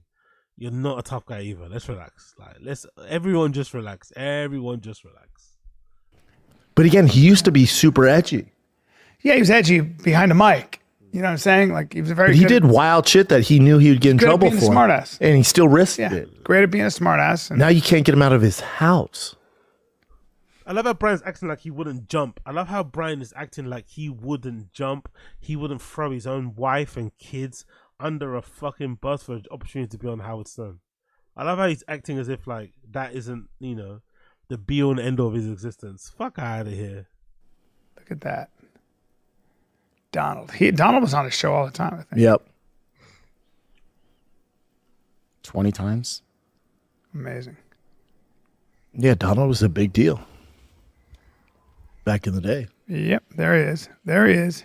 And there's Did Rob. you say Madonna or say Dahmer? It sounds like he's saying Jeffrey Dahmer, isn't it? Not Madonna. Dahmer. Robin and sidekick with them heavy hitters. She has heavies, dude. Well, I'm not looking at that.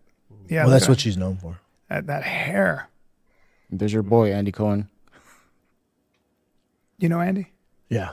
But there's your boy, Andy Cohen. Why did he say that for? Of course he don't know. Why would Brendan know who Andy Cohen is? I know he appeared on that show once, but to say you know him is like a bit of a stretch in it. Do you know him though, or did you appear on his show? That was a good episode, by the way, right? Some guy sent a question about Brendan being a dick eater for Rogan and shit. That was fucking hilarious. You guys remember that clip? Can't play it now because I'm gonna get fucking copyright strike, but fantastic clip of him being on that Andy Cohen show where he like reads that question from fans and shit. And someone sent in a question about him being a dick eater for Rogan. He got caught sort of guard, man. He was so uncomfortable. But Sirius is also just a dying breed. Like, they shut down all their MMA content. Like, Luke Thomas used to have a show on there. I was in negotiations with them. You know, Jason Ellis was. What? No, you weren't. No, you weren't. What? What's this lie? Like, Luke Thomas used to have a show on there. Boy, Andy Cohen. What's his lie? Andy? What's his lie? Yeah. What's his lie? But Sirius is also just a dying breed. Like, they shut down all their MMA content. Like, Luke Thomas used to have a show on there. I was in negotiations with them. Brendan was in negotiations to have a show on Sirius, you know. I'm sure they fell through. I'm sure they fell through because his numbers didn't match up or something. But imagine the furore if Brendan would have got a show doing MMA shit on fucking Sirius. How people would have been so pissed off. How the fuck does this mongoloid, this redact get this type of show? Would have been so funny, honestly. I would have loved to have seen it. I swear, I would have loved to have seen it. You know, Jason Ellis was on there. Rude Dog was on there. Yeah. They shut down all of that, dude. Yep. They're just not making money. There's just too much competition too. It's also just changed. I'm not going to pay a but also the subscription. landscape's changed. But why would I pay a subscription to Sirius when I can get Rogan and anybody else? You know, Tucker Carlson, all these people. I mean, look at Madonna. She was, I think, so hot when she was younger. So hot. I told you. Yeah, big ups to Chris Mack. Sirius is an official licensing agreement that extends 7 years beyond the end of Stern's current contract. Howard doesn't seem to have much to negotiate with that. Yeah, so I guess the danger with those type of contracts is that once you do leave or once they don't renew a contract, you now have 7 years where you can't do anything, maybe more. So then in those 7 years, will people forget about you? Will your celebrity and fame still be what it once was? So I guess it kind of protects the, you know, Sirius because they fucked out a lot of money on him, $500 million deals. I can understand why they put those kind of clauses in there. it stops Howard from going over to YouTube and just starting a show the next day after announcing he left Sirius and just kind of blowing Sirius out of the water. But then it also damages Howard Stern's ability to maybe, strike while the iron's hot or gain, new fans or get back the fans he had before, because 7 years is a long time to be away from content. A week's already a lot. Right? People move on very quickly and get new people they want to kind of follow. 7 years, you have to wait. Oof. At least I know to get your IP back and shit, but 7 years, crazy. My buddy dated her too. What are you gonna say? We got Coil in the stream chat. Audio is king, but also Sirius is a dying breed. Exactly, yeah. Big up Coiler, big up Coiler. I told you I went to her show because some girl invited me, so I didn't really want to go. But what year is this? Last year. Oh, okay. Less than a year ago. She's in her 70s, right? Yeah. She puts on a freaking crazy good show, and I'm still not going. She's still going.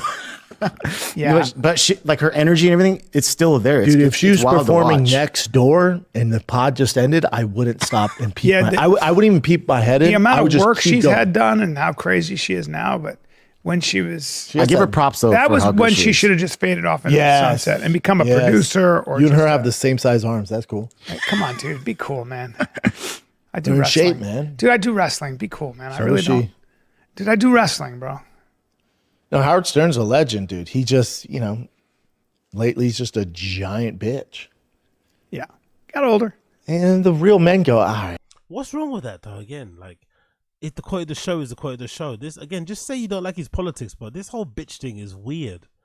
And again, or just say you're riding for Rogan and that's your guy and you fucking Howard Stern. But because if I remember correctly, Howard Stern's hate for Rogan came out of left field and shit. Maybe again, out of jealousy and stuff. It's like, Jesus Christ, man. Because he was scared of COVID in Brendan's eyes, he might as well just die. Okay, I guess. I can't fuck with this anymore. That's all it is. That's also true. The men go, I just can't. That's true. You're in your ivory tower. Guys go. Calling people that they should die who don't get the COVID shot. Like, all right. Did he fuck say that off. shit? Yeah. Fuck you. Yeah. Go fuck yourself. I guess I take that personally because they were out there in the streets, innit, doing comedy still when COVID was happening. Fucking I remember that era, man. It's so good. When Brendan and Bryan decided that they were fucking essential workers, remember? They decided their comedy was important. The fans needed to see them. They went on tour, did meet and greets during the peak of COVID. They were doing meet and greets. Who knows the amount of people Brendan and Bryan were responsible for killing? Who knows? Allegedly, by the way. Allegedly. But who knows? Allegedly, supposedly. This is just banter. Don't fucking sue me. The amount of people that they may have inadvertently killed. Chappelle, BGL, all them man allegedly out here fucking going crazy, man. That COVID era was so fucking funny. Anyway. Moving on. We got everyone in the stream chat. Everybody tuning in now live. If you're here, like the stream, subscribe to the channel, join and become a member if you can. That would also be greatly appreciated. We're trying to hit 500 members by the end of the 31-day stream. So if you want to become a member, click the link in the description below. Click the link in the description below. Okay, cool. Let's get into some fucking Tfatk content. Tfatk content. Let's go for the first one. SLOJO is outside in LA.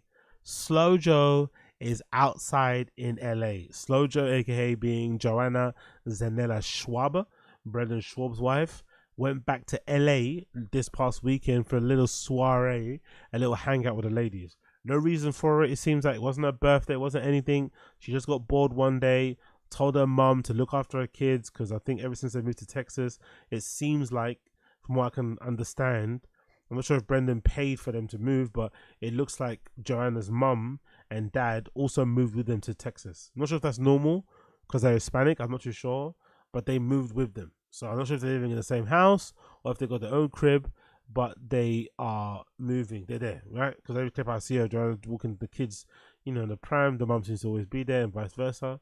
So they're obviously still there. So, no reason to go to LA, but apart from just, you miss it and you want to hang out with your girls. So let's see SLOJO. Let's see SLOJO having a blast out here in LA, or out there in LA. I tell you what I don't miss, the screenshot says, feels like good to be back. Guys, I'm visiting all my spots right now. All my peeps. All my little places that I used to go to. It's good to be back in LA, even if it's for a little. So, you see the palm trees? Do you see the palm trees? brace yourselves for food content, because out of all the things that I miss in LA, besides obviously my friends and my family, it's the food. So don't mind me today. I'll be eating about 12 meals. So brace yourselves. Texas needs to get this. What's she complaining about? Hold on. What's she complaining about? So, What is that? because it's obviously so brace yourselves. Texas needs to get it together and bring one to Austin, a place called The Stand. She went to a place called The Stand, got herself a nice little salad bowl, whatever that shit's going on there, and she says Texas is in desperate need of it. So again, another indication that they're getting very bored with Austin, Texas.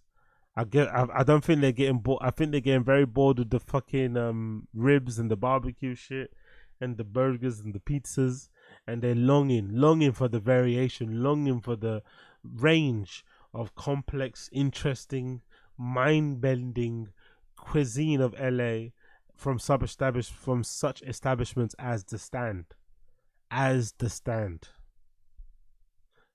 Continue. That's meal one, by the way, in case you're wondering. That's meal one. In case you're wondering, that's meal one. There's her friends at the club with some drinks, right? At the bar, having a good time. I wasn't going to come to LA and not get glammed up by the best. Some makeup artist came down to glam her up. Let's take away the song. Don't want to get copyright striked. There's SLOJO now, having a nice time, enjoying herself, getting a nice little hair and makeup out there in LA. Not sure what for. Mother of three with a husband and shit. Not sure why she's getting so glammed up. And here's her getting some as the ladies love to do. And obviously, a picture of the makeup that was done. So she flew back to LA, or drove back to LA, to go eat some food, hang out with her friends, have a little bit of, rest and relaxation time, away from the kiddos, away from Papa. And yeah, interesting life, innit? Interesting life. But you really consider, didn't they move to Austin rather recently? I love how she's acting like they've been in Austin for like 10 years or something, and she now just wants to go back and revisit all her old haunts in LA when they've probably haven't been away. I don't think they've lived in Austin for 6 months yet. And it's very clear to see that they're already missing it. They're missing it so fucking badly. Brennan's mentioned about how he's already getting fed up with the food.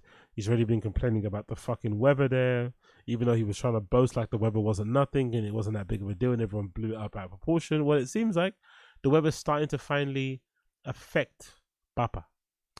So, I'm interested to see how long they do actually last. I'm curious to see how long they do actually last in Austin, Texas, because I was always surprised when Brendan did move there. Because it's like, this woman is not an Austin, Texas woman. Look at her. This is an LA woman. She got her dream crib in the Hidden Hills in LA. She got to live this faux Kardashian lifestyle. She got to indulge herself in all the things she likes to indulge herself in. Materialism and cars and all this nice cute stuff. She had a nice designer babies and shit. This woman is not for LA. So it was always surprising to me that she was so quick and agreeing. Because I always thought, when they were discussing the whole Austin, Texas move, my skeptical hippo, or one of the reasons why I thought they were never going to go through with it was her. I thought SLOJO would be the reason why they would never go through with the Austin, Texas move, or maybe in the beginning why Brendan maybe didn't make the move immediately, which I don't think is true now. Looking back, I just think he didn't want to go. But it always confused me, like, why didn't they go when Rogan first moved there? And I always thought maybe SLOJO was one that put the fucking halt on it. But Brendan mentioned a few pods before that, yeah. When he mentioned it to his wife about moving to Austin, she was down. So I wonder if she's regretting being down to move to Austin, because Austin isn't LA. Austin isn't LA. Yes, you can still get this stuff in Austin, I'm sure.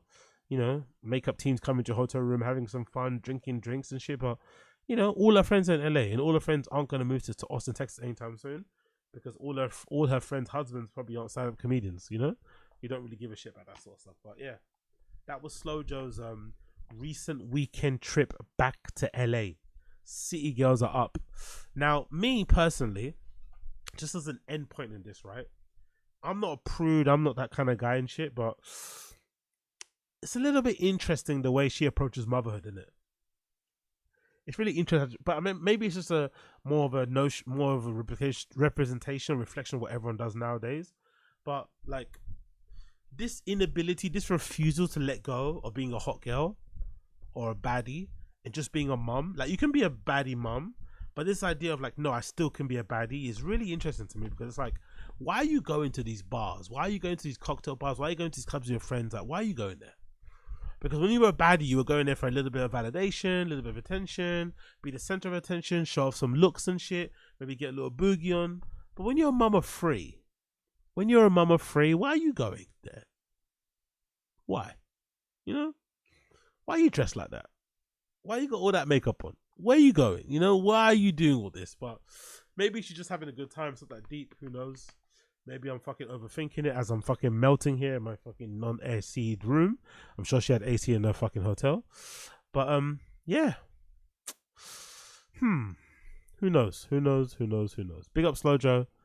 Big up Blood Clot SLOJO. Next post here, courtesy of a recent episode of Tfatk. Let's go with this clip. This is a very interesting clip. So, Chin has been going through some issues personally, it seems like. We have learned via the power of Tfatk that Chin is most likely a functioning alcoholic. To be fair, he's actually admitted it himself, but it's very clear to see, especially if you've been watching his streams, or if you've been watching Chin's vlogs in general, because I like to react and watch Chin's vlogs, but if you've been watching Chin's vlogs separately, apart from the stream, you would have known that Chin is a big fan of booze. He likes to fucking booze. He's always fucking boozing. And he's the type of person which is dangerous, because he doesn't really look outwardly drunk or overly drunk when he drinks, which I think is the worst type. Because I think those types are more susceptible to becoming functioning alcoholics, because they never have a blackout. They never fall over like, you know, maybe regular people like you and I do. They don't puke over themselves. They don't become all slurred and what shit. They just keep, you know, they just look somewhat normal when they drink. And that's what Chin does. But recently, he has confessed on Tfatk that he's had some health issues due to his heart rate allegedly being incredibly high. Now that he has to take some heart rate medication. He's been, you know, essentially he's on death's door, it sounds like, when it comes to Chin. But he's also very reluctant to change his ways and his habits. And for whatever reason, this has now given Brendan and Bryan a reason to scold him many a times to try and quit and try to pull back on some of the drinking. My only complaint about this is that, especially in Brendan's case, he doesn't have a leg to stand on, because the only reason why he quit most of his addictions was because of Ozempic. Brendan, for whatever reason, decided to become a full-blown alcoholic in his mid-30s. Some people are hypothesizing that he did that because he wanted to be a part of Sober October. I'm not going to go that far. I don't think Brendan is that much of a loser that he would purposely drink himself, you know, into a fucking early grave so that he could become a part of the fucking Sober October fucking challenge thing. Hope that's not true. I hope that's not true. He's so desperate to become Rogan's friend again that he would essentially turn into an alcoholic in his late 30s. That makes no sense. But if it did happen, loser shit. But I think even all those guys can confess, you know, the drinking shit is not the best full time. But anyway, let me play the clip for you. Recent episode of Tfatk, episode number 1112, where Brendan and Bryan try to, in some way, have an intervention with Chin. And for the most of it, Chin isn't having it. Chin is really resistant. He's really combative. He's really argumentative, which I think to me is an indication that he's clearly an addict and struggling with it. But, you know, again, I'm not the biggest fan of Brendan when it comes to this topic. I think he's full of shit. But, and even though they're not maybe the most sincere when it comes to how they're concerned about Chin, at least they're showing some concern, but Chin ain't hearing none of it. So let's hear Chin, and let's hear Brendan and Bryan try and give Chin a intervention and try and basically get him to not drink as much. Chin went to the doctor because me and Chin were here. Oh. Well, I was here over on Friday because we had to have the bent pack lifts installed. But Chin was here. But you had to go to the doctor. Yeah. I mean, I didn't have to go, but I just wanted to get checked up. I didn't have to. Already trying to minimize it. I didn't have to go. Why did Brendan bring it up the way he brought it up then? Because he was somewhat worried too, right? He wanted to hear about this update too, so he told the show. I didn't have to go. Yeah, you did have to go. You did have to go. Come on, don't lie. Because I've been. You're gonna talk smack. I know. I've been bloated, right? So you might be collecting fluid from your liver, from your bile in your stomach. Is that what they thought? Well, we did they did a few tests, and one was H. pylori. That's kind of H. pylori is a bacteria that causes Jesus ulcers. Christ. I'm a doctor. yeah, but the test came out fine. So that's one thing. So most likely the bloating I'm imagining is coming from all those fucking beers he's drinking, right? You'd imagine. All that fizzy pop.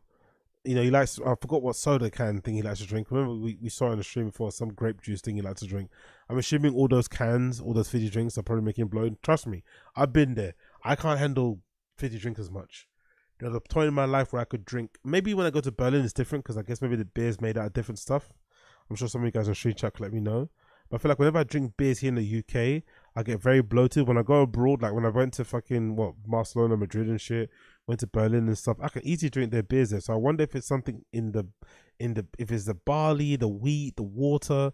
There's something about certain drinks, fizzy drinks especially, that fucks me up. But in general, I stay clear of them in the UK. I stay clear of them because my belly swells up, gets bloated so easily. So I'm assuming if you're chin and you're an alcoholic, that bloat is going to be primarily because of those fizzy drinks and probably also because of alcohol. But then she was like pushing on my stomach. She's like, it's not the spleen, it's not this, not that. Did she ever say maybe you should start working out? Maybe you're just fat. Did she ever say Brendan, that? you know what? You know what, Brendan? You know, I'm liking your diagnosis. I'm straight to the You're point. not a doctor, but I do like that you're straight to the point. Sure. Okay. So we've checked for gout. We've checked for the alcohol of the liver. Do you ever think you eat too fucking much? I would start with Do you have a this. gun? Maybe. Yo, big up Odysseus. Switch to Tiger Thig and keep using Kratom Chin. Thumbs up emoji. And keep using Kratom Chin. Exactly. Most likely, you know what's really depressing and sad about Chin? It wouldn't surprise me if he's the one that finished all the bottles of fucking Tiger Thig. It wouldn't surprise me if Brendan just said, yeah, just take all the boxes. I'm not give me some money for the last whatever. And Chin just waxed all of them. Just completely smashed them all. All those fucking bottles of Tiger Thig. It wouldn't surprise me if he smashed every little bottle from batch one. He smashed every bottle of Tiger Thig batch one. Just absolutely destroyed them. Maybe don't start drinking at 8 in the morning. Then what time? Well, I would say let your Sundown. body detox a little. Yeah. Right? No. Well, that obviously. Is he joking there? Then what time? If I can't drink at 8, then what time? Hope he's joking. Obviously. Yeah. But when you're but not obviously, 'cause you keep doing it, right? When you're slow gin drunk for 12 hours, you might want to. Remember, I told you I've been tapering a lot. Right. No, Chin, we just had a call midday last week, and Yeah. you were drinking Everclear. No, but instead of like a whiskey, like we would do, you and I, it was fun times. That was 2 years But ago. I'm saying, like, instead of doing that, remember I told you, like, I switched to beer. Fun times. This guy is whacked in it. Like, he has problems in it. Fun. He's reminiscing on the time when he used to drink a lot. So I guess he was really happy during that time when Brendan was an alcoholic and going through it clearly and suffering. And again, the only reason why he quit that was because of Ozempic. Don't get it twisted. Wasn't this fucking ungodly, fucking Navy SEALs, UFC fighter willpower. It was simply because of Ozempic. But do you guys remember? Do you guys remember when they did the Schaub show together? When the Schaub show, and then Brendan will be up early because I think they filmed Schaub show early in the morning, I think, because I think he does that right after he comes back from the school run. So that'll be around 9, 10 a.m. in the morning. Brendan will just be super slosh on the Schaub show, taking heavy pours of whiskey into his tumbler. So I guess back then, Chin used to enjoy that because although Brendan looked sloppy and the content was terrible during that era, right? Really bad interviews, bad production shows. I'm sure Showtime were happy about that. But could you imagine how happy Chin must have been back then? Because Brendan was his drinking partner, because Brendan was going through it and drinking a lot. So whatever Chin was drinking was getting masked because, his boy was drinking a lot at the time. Then as soon as his boy stopped, Chin's drinking became way more obvious, and he got told, hey, you can't be here, buddy. You can't be here. And wine. And then now I'm mixing wine with like fruit drinks. So it like dilutes it more. Look at their faces. Look at Bryan's faces. Look at Bryan's face. He says he's mixing wine with a fruit drink to dilute it more. That sounds like pure alky behavior, isn't it? Like what? I want to carry on drinking, but I don't want to get in trouble for drinking too much. So I'm gonna dilute my wine with fruit juice. Fucking hell, Chin. You could just stop drinking wine, innit? Really? Plus, as well, to be fair, the range of stuff he drinks is already a big red flag. Having fucking wine, having whiskey, having all this shit, like literally having a mini bar in your house is a little bit too much, to be honest. If you're honest. I'm slowly but surely getting lower and lower. So what did she work say it out. about your tummy? Did she say anything about your tummy? So we're gonna have an appointment Zoom call to go over the results, but they did send me the lab work and said that it's not H. pylori, so we're gonna move on from there, see what else it might be. But did they run tests for gastritis? Probably. Did they run tests for anything else, or just that one thing? Just that one thing. They wanted to get that out of the way first. They check your liver enzymes. No, but I do that all the time with blood tests. Yeah. Yeah, and they're fine. I do that again. Do that all the time with blood tests. Is that people in the street? Let me know. Do you regularly get your blood tested, or is that just a consequence of being an alcoholic and want to show off to people that hey, I'm good? You know, like what is that all about? By the way, I don't get that whole need for the desk kind of thing. He really does hate Rogan, doesn't he? We got my man. Anyway, let's continue. Literally, if I stop drinking for 2 days, my liver's back to normal. It's crazy how the liver your works. liver regenerates. Yeah. It's crazy. Well, you're pickling it right now, and that's fine. You're. I just told you I'm tapering. I would say I would say that you always have some alcohol in your system, and I wouldn't disagree with that. Yeah, and that's, you have some right now, Chin? Jesus Christ, that's not a good thing to admit. You know, that's not a good. That's not an acknowledgement to be proud of. You always have alcohol in your system. You're like, yeah, I do, Brian. Yeah. Sure. I'm sure there's some remnants. Sure. How many drinks have you had so far? I love your honesty. 17 drinks so far. No, I'm kidding. Today. Oh, I thought you were serious. B, let's take a little break, man, because you know what would help, dude, with all... Yeah, man, breeze down Fast forward a bit. from coffee. Coffee a while ago. Sorry for the ad. 1 minute. For safety, I've intended for 21, intended for 21, anything like that. I stopped. Breathe. So you don't drink coffee or anything like that? I stopped coffee. No, I always offer. I love people like him, innit? He's off of coffee. He quit coffee because coffee is allegedly bad for you, but he refuses to stop drinking booze as much as he is now. He refuses to stop with the fucking creme, refuses to stop with everything else he does. He's a fucking funny guy, man. Really, really funny guy. From coffee, never takes it. Yeah, I stopped coffee a while ago. Right. And that's supposed to be good for you too, right? Yes. And you eat any coffee. breakfast, or you No, good to stop. There's no breakfast eating. You just there's hit no yourself with benefits some to wine? stopping coffee. I don't eat until like 2 or 3, and only once a day. Once a day. Yeah. So I'm not fat, Brendan. Okay. So he eats once a day, but the only thing he drinks, surely fasting and then drinking booze is not the same thing, no? Surely drinking booze breaks your fast, no? Or am I bugging out? You can't just fast and have like one meal and then go to the pub at 8 p.m. and then come back home. It's like, that's not fasting, bro. You definitely broke your fast by drinking that booze at 8 p.m. But hey, what do I know? This is bloating. This is just terrible bloating. Yeah, and you're not really doing a lot of physical. Maybe you movement. just got to rip a big fart. Ever what since I'm I saying? moved here, my physical activity is literally just moving all the boxes, moving stuff upstairs, downstairs, and putting everything. He's still unpacking. This man's still unpacking. It's one man living in a fucking massive house out in Austin, Texas, right? Of course, the house of the size of the house is too big for him, but he's still unpacking. How long is it going to take this guy to unpack? God almighty, Chin. Together, but my treadmill. Do you want a regular casket, or do you want like a? Brian, I'm asking. I'm just.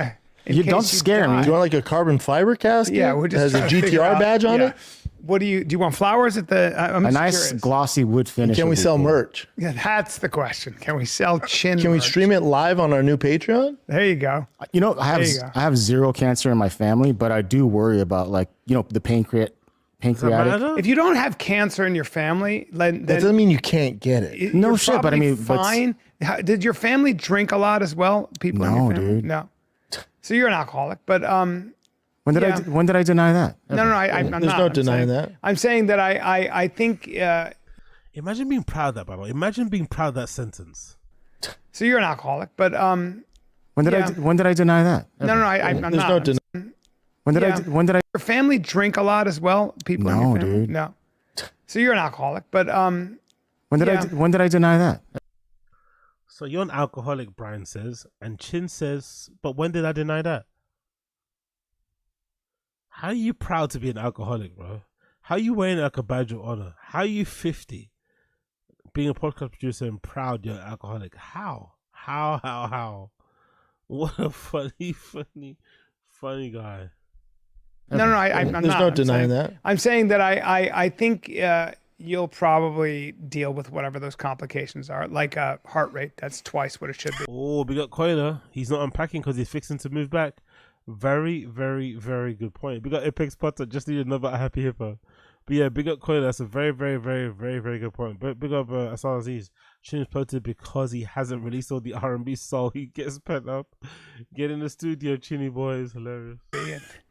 And that'll probably. I am dealing with it right now. But by the way, when I got checked up at the hospital, they were like, "Hey, your blood pressure is really good." I'm like, "Thank you." Nice, 'cause you're taking medication. Yeah.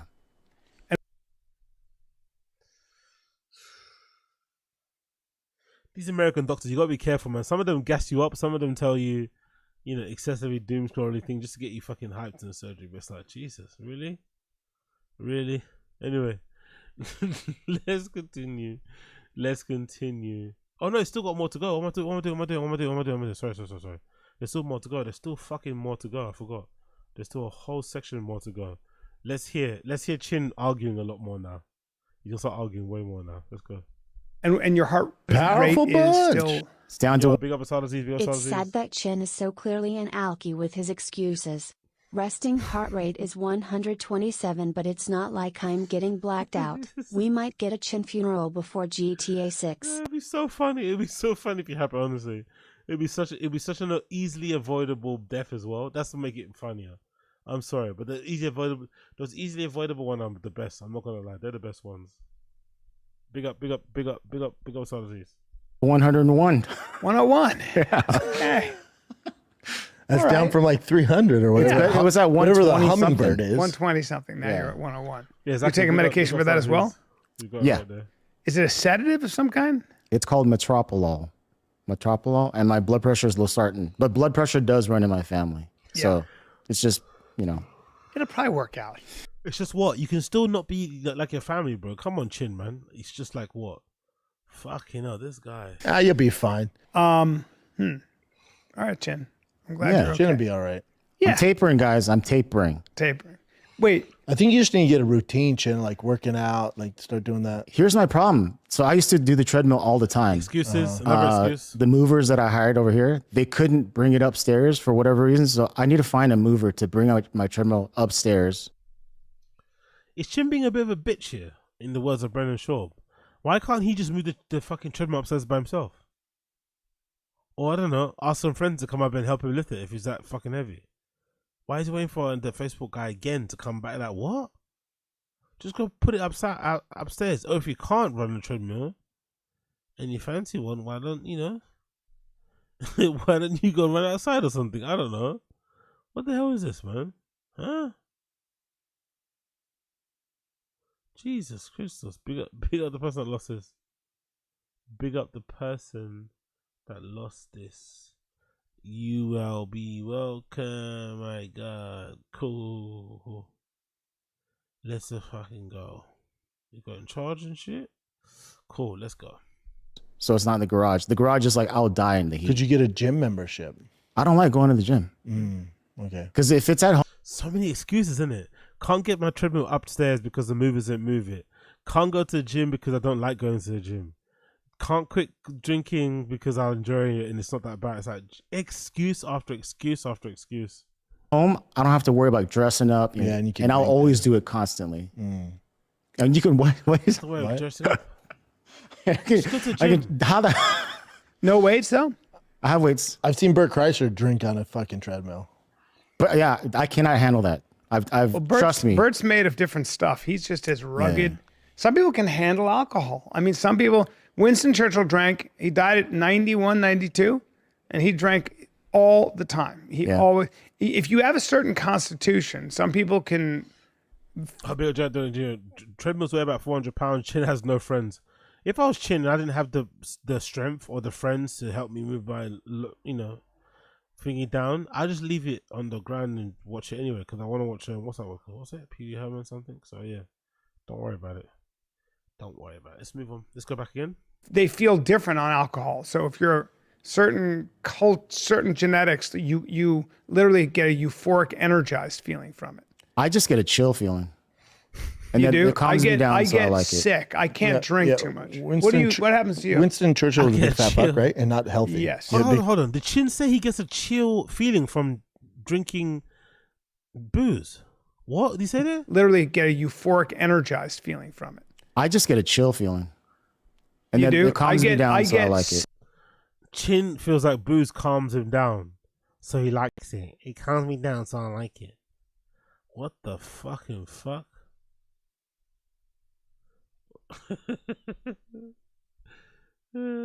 Dick, I can't drink too much. What happens to you? Winston Churchill was a big fat fuck, right? And not healthy. Yes. Yeah, big fat fuck. Bring up Winston he's a Churchill. terrible example. I'm sure he drank and lived. But he lived forever, and he was a great.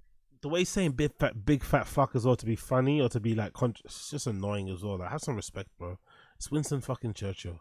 Big fat fuck, though. Big fat fuck, right? And but very terrible smart. genetics. But look at him. Super smart, but look at him. Is that That's what he. like, That's Chin? what he. That's he Is that always what you had. look like? He always had don't wanna some look like alcohol this. in it. Chin, you already look like that. Chin, unfortunately, you look like that in the face. That's the problem. Chin might not have the body, but Chin definitely looks like Winston Churchill in the face. That's for sure. He looks like a fucking melted pug. You know what I mean? Chin looks awful in the face. His system. Look at him. And by the way, he didn't look that different when he was young. Look at him when he's young. He looked entirely different. He was like Donald Not Trump really. over here. Yeah, he does. He's in shape. But look at his there, double chin and all that. You don't have a double chin there. Yeah, he does. Look. No. Yeah, he does, Bubba. Or just saggy. It's saggy, but he's not fat. He's fat. He was fat. No. He was always. Look how fat he is. He was always portly, and then he just kept. I don't know if you want to use Winston Churchill as the epitome of health. No, I'm saying he drank that much and was a high functioning statesman, and For sure, but that's not a reason to continue drinking. No, Chin. I agree. Always had a cigar in his mouth. There you go. There he is. He had a big jaw from the jump. Yeah. You get that quagmire. Big jaw or big jaw? Big jaw or big jaw? Heard it both ways. Had a cigar in his mouth. There you go. There he is. He had a big jaw from the jump. Jaw. Yeah. You get that quagmire. Yeah. You have a gun? Big up Sardines. Chinston Churchill better than Winston. Exactly, Chinston Churchill. He wishes. Chin wishes he was half a man, quarter of a man, 10/5 of the man that fucking Winston Churchill was. Big up Sardines. Those Brits can put it away. I guess the Koreans can too, depending. Korean culture is you guys hugely based on drinking. Yeah. You guys know that, right? Yeah. So she But it's funny, my mom and my dad, they don't drink. Does your brother? Once in a while. But so ever since you guys have been talking about that makes it even worse then. Chin doesn't even come from a family of alcoholics and whatever. He just indulges all the way. Until the point maybe we're reading it all wrong with Chin. Maybe he didn't actually leave his parents' home. Maybe his parents kicked him out because he was being too lazy and drunk and shit, not doing anything. I wonder if that's actually the case. I wonder. drinking with me, dude, people hit me up constantly and they're like, "Oh my god, you're getting wasted." I'm like, I don't get wasted. I just sip. No, you're one of those guys. So fans have been hitting him up. Big up the fans, big up the trolls, big up the homeless cats who've been hitting up Chin Set privately and trying to get him to fucking stop drinking as much. Can you please stop doing that? Kids trying to help this guy out by giving him advice. Can we stop doing it? He's got all the advice he needs. He's got numbers of all the fucking goats and shit. Can we leave your fucking votes at home? Can we leave those votes at home? If you don't mind. If you don't mind. But hey, maybe I do mind. Maybe I do mind. Next one. Is that it? Or is that gone? Oh no, we still got more to go. Jesus Christ, let's keep waffling. Guys that can handle alcohol. I've seen it. But also, I've seen you drink crazy amounts of alcohol and you're totally normal. Yeah, it's not good. Some people can handle it. Like your body breaks it down differently than most people. No, I disagree with that. It's still toxic. I think you can handle Chin and do. I disagree with that. There's science behind it. I like how he disagrees with science, by the way. Nah, science doesn't work for me. there's literal studies out there that prove it to be the case. Obviously, Osborne's a good example of it, right? You could just, digest a lot more alcohol without feeling the need of being super, super drunk. Some people just have it, some people don't. But yeah, what can we do? Your job, but you're literally killing yourself. Yeah. So this idea of the chin can handle it it's actually aiding to you. No. By the way, drink. I don't disagree with you that alcohol is like poison. Of I don't give a course fuck it if you're is. Winston Churchill, Chin, Bert Kreischer. None of it's good. Right. None of it's good. I actually read a book that freaking Nikki Glazer recommended on Joe Rogan's show. It's about drinking, how to quit drinking. And I stopped drinking for like a few weeks, and I was just like, all right, I feel pretty good, but I felt better when I was just enjoying a few drinks here and there. Sometimes an addiction is like where all the fun is, right? So sometimes you can be in your life can be like the no, you keep highlighting this addiction, how it's not a big deal, Brian. I disagree. I didn't say it's not a big deal. It's not. What I'm trying to say, let me fun. finish the thought though, because Oh, for once, go on, Brian. Go on, Brian, with growing some balls. We love to hear it for once. If you just let me finish my thought. For once, Brian put his fucking foot down and told fucking Mr. Southpaw to shut the fuck up. That felt good, actually, not gonna lie. That felt good. Good rush. Good little rush there. Good little rush there. that's not what I'm saying. I'm saying sometimes an addiction can be like literally your entire purpose. And your whole life is geared around being able to do that. So people do that. Then you take it away. So for example, when they do lap band, stomach bypass surgery, or they do that band, the suicide rate for those people goes way up because now they don't have food. And food was the one thing that kept them sane and kind of from having to face all their problems. Now you take the food away, and now they're left sitting there, right? And they're left with themselves. And that's sort of the challenge. So I think at the end of the day, I agree that there's nothing good about drinking. And you're going to have to eventually come to terms with it, right? Or it'll take you. And may as well do it sooner than later. And that's what I'm doing. I just feel like, Jim, we could find something that you could put your energy in because drinking's such a waste of time. Like karate. Yeah, karate be No, but what I'm saying is like once you guys started talking about it, people hit me up like crazy. Yeah. They're in their minds, they're framing it as I'm getting wasted and like passing out. And I'm like, no, and they'd dude. be right. Yeah. No. When the hell have you ever Not seen passed out, but Come you're, on, dude. You're drinking a lot. When have you ever seen me be like, Only on that Jelly Roll bus, but the outside. Yeah, but that's with Jelly Roll. You have to do it with Jelly Roll. And that's weed too. I did weed and alcohol with Jelly Roll. Ooh, bad boy. But yeah. Get in the bad boy chin in the fucking house. karate. Get in the fucking MMA, dude. Or what about singing, Tim? What if you spent more time into By the way, writing and singing? By and the shit? way. I told By you that's the what way. it is I do. You know what? I'm sorry to say this. I forgot you sang as well as you do and you play guitar. Oh, why? Because he never does it? And so so here we go. I can't believe you just said that. Hey, dude, you have talent and you're not writing. And what all that drinking. Press X to doubt on Chin's talent there. Let's maybe rein it back a bit. I know that he's friends, I know that he's colleagues, but let's rein back this talent in singing. Let's rein that back a bit. Let's rein it back just a tad. Is doing is fucking dulling Delaying your it. instrument. Yes. And you're gonna regret it. You should be writing fucking songs instead of getting drunk. Hold on. Holy fuck. They're right about that, by the way. They're right about that. They're right to call him out on that fact. I never noticed that, actually. He's not putting up as many videos anymore, is he? I know Little Browse isn't there anymore, his whole production team, but he's not putting up as many videos. Fuck, I forgot, dude. I told you this. I told you both this. I felt way more creative when I was drinking heavier, by the way. And Of course that's what he's going to say. Of course that's what he's going to say. I was actually way better because I had cocaine. I'm actually going to make my own. Let's fucking go.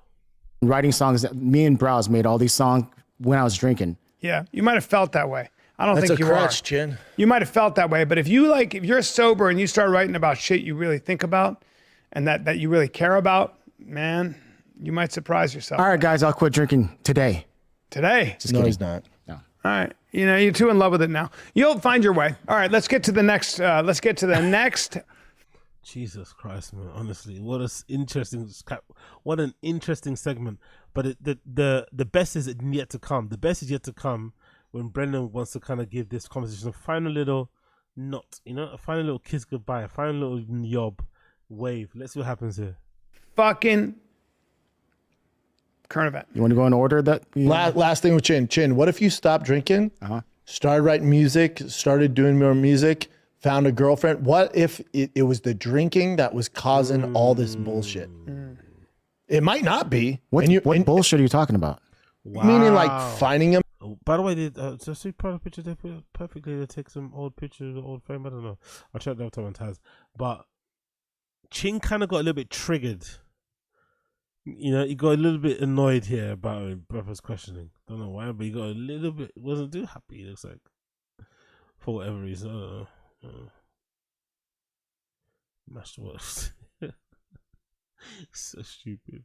Let's continue this. A mate, finding a fucking companion, not feeling like shit, not having crazy heart rate, all that shit, high blood pressure. What if it stopped all that? Yo, big up King Bayu, I appreciate you. Big up King Bayu, I appreciate. Thank you for being part of Zinger Nation. 9 months, you're fucking G. Big up King Bayu. If only I had Bappa and Callen to save me from drinking, I'd rather drink, to be honest. They suck. Exactly. That's what Chin should say to them. Of all people that could give me a lecture about fucking sobriety and shit, it's not you two. You know, if anything, I need to drink because I work here. You know, that's what you just said. Like all the years, all the drama's been going on. I'm the last man standing. I need to have a drink, mate. You guys are fucking insane. So I'm glad that's happened. Big up him. Let's continue on. This is a little promo reel, I guess, for UFC 316 and shit. Isnella, Mrs. Schaub, where you mean? What you say gay? Let's play this clip. You already know. I already told you about these girls that. I just don't. I don't put that. No, I don't put that. I used to talk about my girlfriends or my girlfriend on air, and in my YouTube videos, I stopped doing that. Chin, now. your first love right now is alcohol. Ah, so Chin's trying to act like he's had girls since what's her name? Dabso, whatever her fucking name is, the one that was on the vlogs. Please forgive me, I've got your name. It looks like Chin's kind of fun, you know, he's trying to get it recolored, remolded and shit. Just kind of wants to be, you know. Unfortunately, there's others as well there. They're coming as well. But hey, what can happen, innit? What can happen? We'll stay in Britain. Who knows? Let's see this stuff. Let's go again. Continue. Oh, it's not music. It's not women. Your first love at alcohol. You're gonna guard it. You're gonna protect it. It's your mistress. It's your love. I get it. No, that's my voice is super loud already. Is it okay? Let me turn up the gain. I have to turn up the gain on my end. Let me turn up the gain because the volume is super max. Let me turn up the gain. Bear with me 1 second over there. Oh no, I didn't. Oh, whoopsie. Shit. Hello. Maybe. Okay, cool. I don't think I did turn up the gain. Damn, you idiot. Okay, let's go to 16. I thought I did. I think I had it off. Shit. Okay, cool. Hopefully that's okay. Oh, now it's much better, isn't it? Right? Now it's super loud. Big up, Kiri Maru Sitsoma. You're a legend because I actually forgot to turn up the gain. I think I pressed the anyway. I did the wrong button. Big up, Kiri Maru. Sorry, Sitsuma. You're a legend. Thank you for or Sitsuna. Thank you for reminding me about that. Let me lower it a little bit more.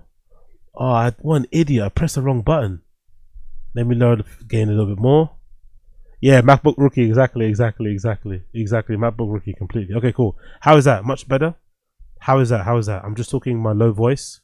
I'm talking in my low voice because it's super late at night. I don't want to scream too much, wake up the neighbors. How is that? Is that okay? I'm talking in my low voice, nothing crazy. I'm talking in my low voice, nothing crazy. Hopefully that's coming through a bit better than before. Hopefully. But if not, let me know in the stream chat. It's the nature of addiction. You love it too much right now.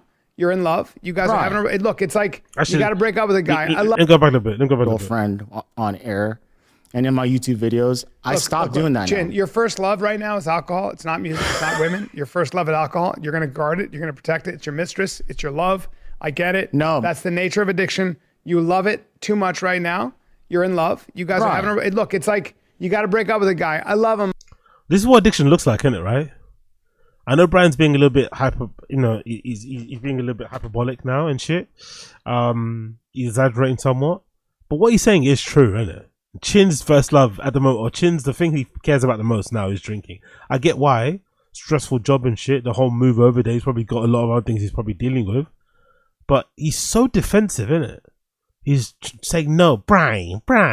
He's like, bro, like, you drink at 8 in the morning, bro. Like, I think anyone that drinks before 10 in the morning, anyone that drinks before 12 p.m. most days, you probably have an issue, innit? You have to say. If you drink before 12 p.m. on most days, you probably, it's safe to say that you have an issue with alcohol.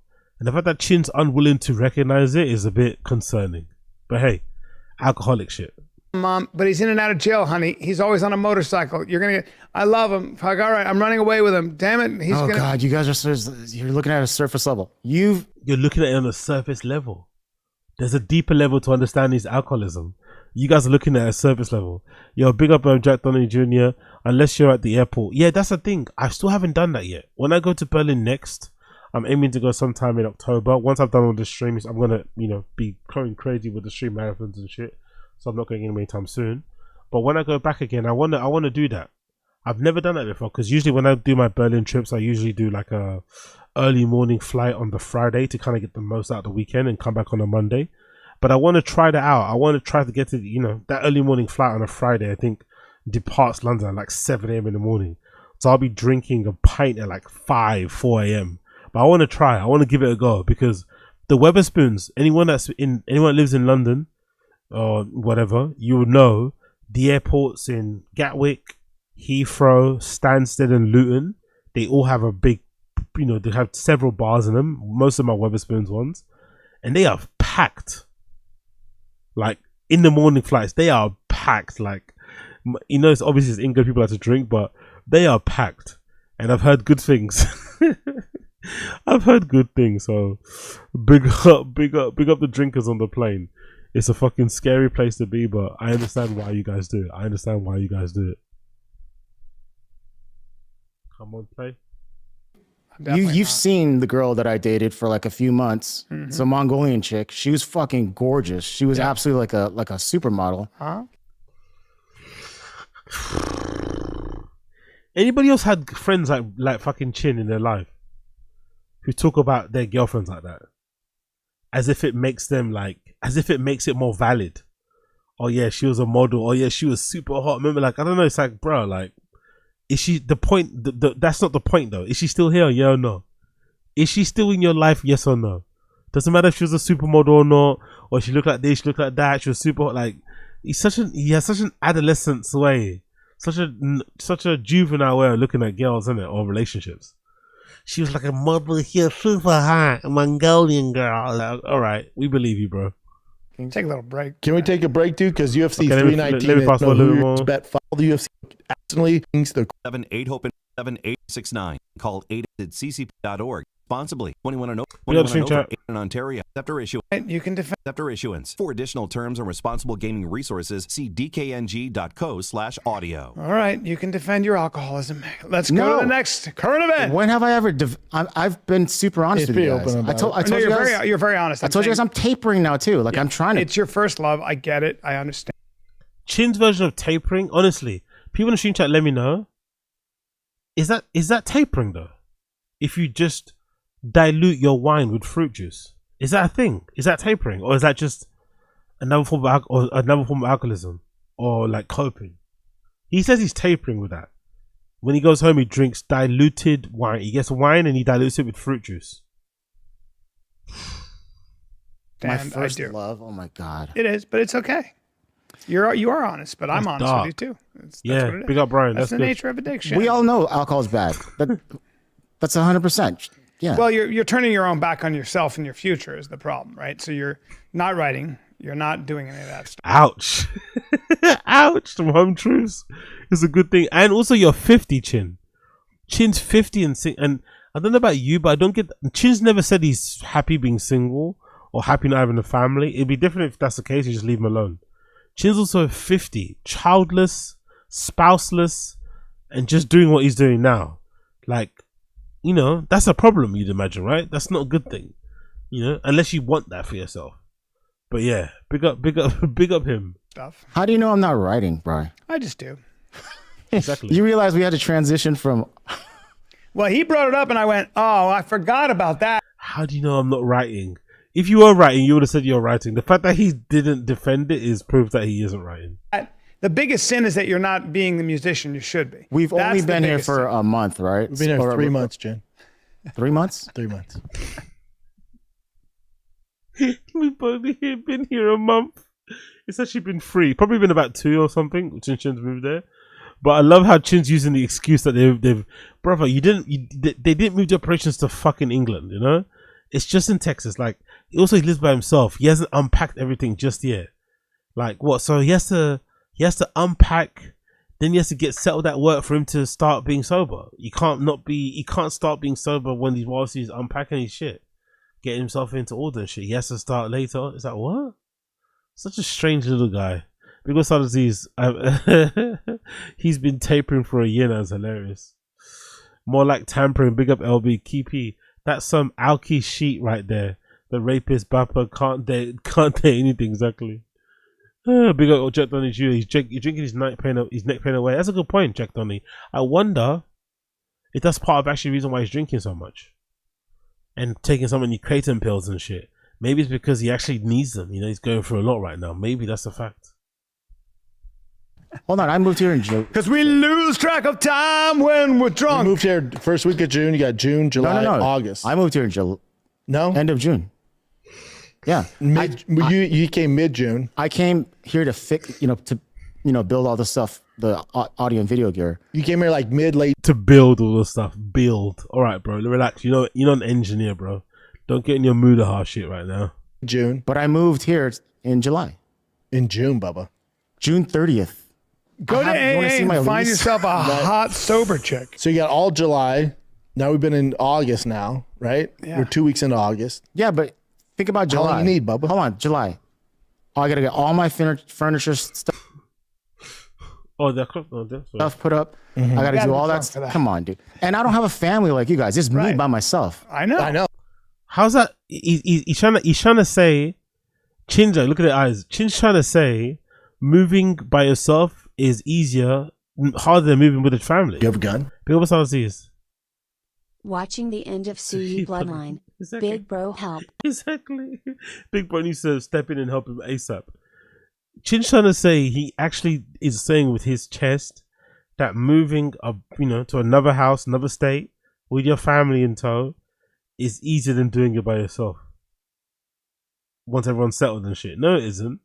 If you would have moved that same time that Brendan and Bryan would have moved, you would have felt how nervous it was, nerve-wracking, letting stuff go, moving stuff, because you never know, the club could change their mind and suddenly, you're back somewhere else and shit. But yeah, Chin is a legend, man. Chin's refusal to accept that he's actually an alcoholic and doing irreparable damage to his fucking body and whatever else it may be with the abuse of alcohol is fucking commendable in a way, because he's not gonna stop, man. That's his, that's his true thing. He loves it for real. He loves it like how Bert loves it. So I guess we're gonna have to just watch the shit show continue, innit? Oh, so it's easier. How the hell is it easier? You need a bottle. You try moving fucking across the country with 3 little kids. To help organize everything. They're not helping, Bubba. Listen. Oh God, you're telling me your wife doesn't help you? It's easier to move. No, fuck no. Wife's carrying shit. Organizing. You can tell Chin has never been in a relationship, innit? Like a proper one, especially when you moved in together. Chin actually thinks he misses carry boxes. She's gonna be pointing and stuff and being annoying, but they're not gonna be carrying any boxes. Come on, dude. Listen, my girlfriend would help me with everything. Be a little drunk when you're. What girlfriend did you have, bro? What girlfriend do you have? You're organizing. I get that. And moving furniture is impossible without at least 13. Now, could I have done it faster? Sure. Dude, yeah. The excuse of we've only been here a month. I'm like, fuck. It still takes time. I need time to not drink. I need time to not drink. Yeah. Yeah, I don't know, man. If that was me, as much as I applaud Brendan and Bryan for trying to speak some sense into Chin, if I was Chin, I wouldn't be having a lecture from them. Let's remember, Brendan only quit fucking drinking because of Ozempic. No reason why. Because before that, he suffered from addiction problems and shit. Clearly had a bit of a sweet tooth to the point where I think he's got a hole in the roof of his mouth. His teeth can't handle sweet things anymore, so he doesn't drink, sweet things at all, it seems like. So, let's go. You get me? But yeah, man, if I was Chin, I would have been like, hey, guy, you never stopped, basically drinking until you fucking got the job at what's its face, isn't it, right? So let's relax. Let's fucking relax with all this talk, please, for the love of God. But hey, man, I really can't wait to see how it plays out for Chin. That's the one person I'm really curious to see how it plays out for him, because he's clearly doing a lot. If these guys have to fucking sit him down for an intervention, he's doing a lot. So I'm really curious to see how it ends for him, because it might, you know, he may end up just like dying of lateral causes and stuff. You never know, but I'm really curious to see how it does end. Really fucking curious to see how it ends, yeah? Let's see how it looks there. Fucking else. What is going getting lumpy? Nothing else to extend, right? I don't think so. No. Okie dokie. Let's continue. What's this? Let's continue. We did that, right? So Chin's on death's door, basically. Too much booze, doesn't want to stop it. Actually loves drinking by the sounds of it, and he's not going to stop anytime soon because he loves it so much. Fair play.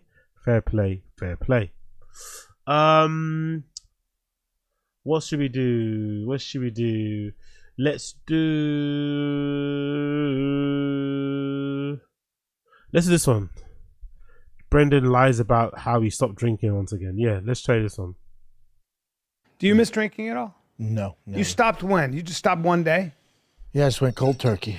That was it. Just said, that was it. That was it. What did you enjoy about it when you worked? Because you did it every day with dealing with what did you enjoy about it? But what did you enjoy about it the most? When Nothing. Then why'd you do it? Stress. Stress, yeah. Way out. Just having to deal with fucking the world. Yeah. So it made stress go away?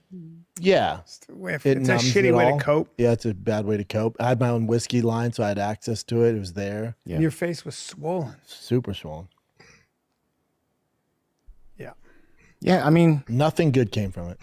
I also don't need it to be social. Like this weekend, I'm with the other dads, the neighbors and stuff. And, you know, at the lake, there's a little bar there.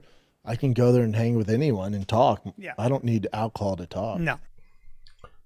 So, he's full of shit. In my personal opinion, I think Brendan only quit drinking because of Ozempic. Because he was really going through it. He was really pathetically started drinking because I've watched a lot of his guy's content for every reason. I know too much about the guy that I don't need to know, but I am aware that he was used to like to brag a lot about not needing to drink, especially when he started doing stand-up. He never really drank that much at all, zero. But then for some reason towards his mid-30s, late 30s, he suddenly started to become a whiskey aficionado, which happened to be the same time he started to launch or work on his own whiskey brand, Tigerfic, and eventually that came out, sold like fucking, sold absolutely nothing, and I think he ended up having to maybe, destroy all the remaining bottles, or most likely, Chin destroyed them himself by drinking all of them. But in my humble opinion, I think it's no coincidence that as soon as fucking Ozempic gets invented, Brendan, number one, loses weight, which is something he struggled to do for a long period of time. Brendan's never looked this trim, even when he's in the UFC. Think about that. Brendan's never looked this trim or kept this weight up for so long, even when he's in the UFC. So he lost all that weight that he's been struggling to lose for a long time, despite him saying he's on a strict diet and he's not eating this all the time, right? He lost that weight finally. And then secondly, his addiction to alcohol completely went away overnight. And sweet things as well, by the way. Because they say that happens a lot sometimes. Other addictions for other things goes away. Maybe a sweet thing has to do with the fucking, whatever sweet stuff he's eating. But I don't think it's a coincidence that he lost weight around the same time Ozempic was invented, and he also quit drinking booze, which people say is sometimes an inadvertent consequence of doing Ozempic, is that it can curb your addictions to other things, not just food. That's what I think happened. So I think he's full of shit here. He didn't quit it cold turkey, but it sounds more badass to see you did, right? I just woke up one day and decided no more. It's like, no, it doesn't work that way. You have to, as Chin said, you have to taper. And the way you taper is you start, instead of drinking 10 whiskeys, you drink fucking 5. But yeah, funny nonetheless. Let's do another one here. Brendan's new Corvette purchased with the UFC antitrust lawsuit money. So Brendan obviously got the money from the UFC antitrust lawsuit and the antitrust lawsuit thing that was going on, that he was beefing with what's his name, Ronaldo, what's his name, Moicano, sorry, right, Moicano. So he finally got that check through and he decided to buy a new car. So Brendan's got a new Corvette now, 2-seater Corvette, a data free, a 40-year-old data free has a brand new 2-seater car. Usually the meme is when a guy tries to buy this sort of stuff, the wife doesn't let them, or just emphasizes how important it is to, you know, push the money or feed the money back into the kids, back into the family, back into other things. So I'm curious how he gets away with this sort of shit, like, or how he feels it's okay to do. That's what, forget getting away with it. If me, I was a man and I had kids, I don't know, maybe I wouldn't be so quick to like purchase this type of shit, you know, because I've got kids. I would be maybe mindful about what they want as opposed to what I want, you know. But I could be wrong. Let's play the clip anyway. Brendan's new Corvette purchased with UFC antitrust lawsuit money. This thing is you got some pretty loud cars that are really obnoxious. This takes the cake. Yeah. Watch Tiger's face. Now my kids are used to straight pipe loud cars. Sure. Watch this. And this is a what? This is a ZR1, 2009 C6 ZR1. It's as American as it gets. Okay. Watch Tiger's face.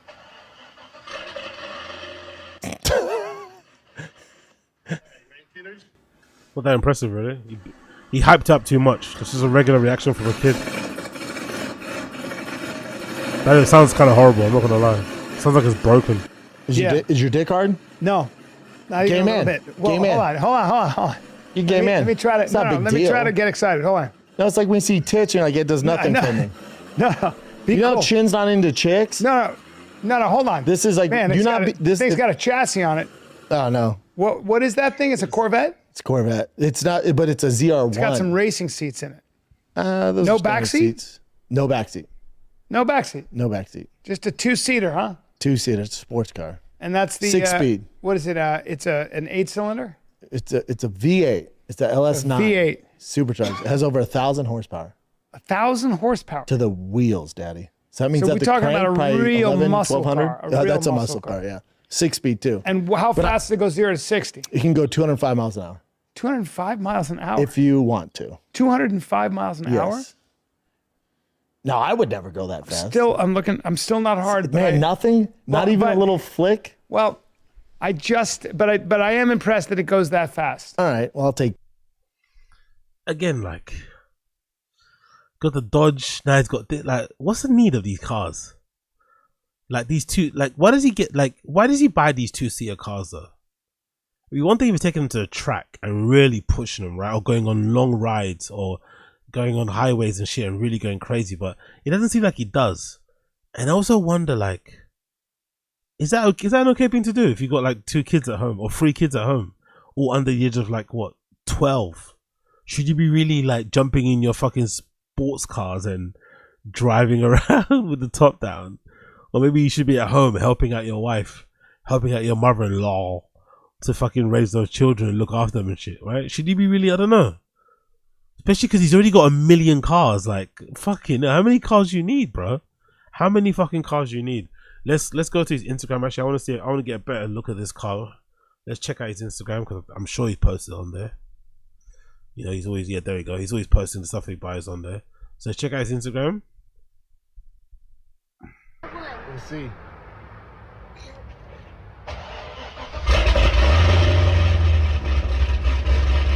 Hey, you ready, Peter? By the way, this kid just wants to hang out with his dad, man. I don't know about you, but I think the kid's a good actor. And he's just like trying to act surprised and oh my god, all shocked. But I don't think, you know, it's that big of a deal. I think the kid just likes to hang out with his dad. And I think Brendan's mistaken this is like him being balls deep into cars as much as he is. But this materialism thing is fucking bizarre. I just don't get it personally. Again, this guy's got 79 cars. How many cars is enough? In our new ZR1. We'll see.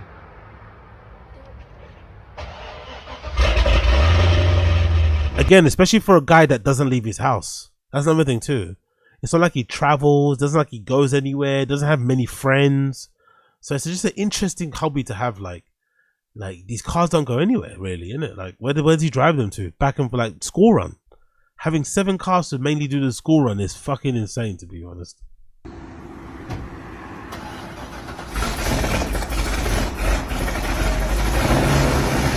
Don't get me wrong, looks great.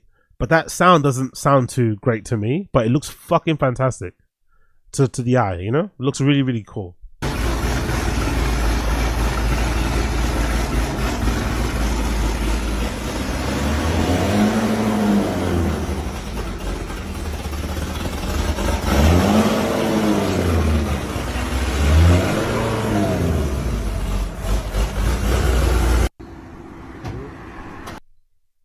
picture here of his kids and shit. Taking a picture of the engine to prove he's a real car guy, right? Yeah, you're not a real car guy if you don't take a picture of the engine, huh? You're not a real car guy if you don't take a picture of the fucking engine of your car. That's when you're a real gearhead. That's when you're a real guy. Another picture of the car. Brendan, I don't know what that picture is about though. Holding a tire. I'm not sure what the tire picture is about, but getting your kid to making your kid take a picture of you, placing a tire, a wheel back onto the shelf is pretty pathetic. I'm not gonna lie, no. Making your kid take a picture of you to prove that you're a real mechanic, you're a real gearhead, as you place the wheel back onto the fucking shelf is fucking pathetic. But hey, we gotta do what you gotta do for the content. Hotel Emma picture he always keeps going on about. Picture of his kids hanging out there, of course, you know. I wonder if Brendan can play chess. His kids can play chess, but I wonder if Brendan can play chess. What do you guys think? His kids can play it, clearly, as they're playing there. But I wonder if Brendan can play chess. I've got a feeling he can't. Cool. The game is 7 base, okay. Fair enough. 2, 1, go T. Just jump. Jesus Christ. 2, Jesus 1, Christ, bro. That kid could have died, innit? Jump. Was he a bit too close there? Or am I bugging out? Was that kid a bit too close to the rock? Or was he fine? I saw he could have died. Jesus Christ. 2, 1, go T. Just jump. Fucking hell. Fucking. Thank God nothing bad happened. Thank fucking God nothing bad happened, but Jesus. 2, 1, go T. Just jump. Look how close he was. Look how close he was. Jesus Christ. And Brendan doesn't seem to be concerned. Not concerned in the slightest. Didn't fucking hold his breath. Nothing. Brendan didn't seem to be that impressed at all. Didn't seem to be that bothered, that worried. 2, 1. Jesus Christ. Fucking great parenting from Brendan. Great parenting. He doesn't seem to be bothered at all. He doesn't scold him, doesn't say anything. Okay. But yeah, at least they got the car though. At least they got the car. At least they got the car, innit? At least, or not they. Brendan got the car, not they. Not they. Brendan got the car. Oh my God, man. Ah, that's it.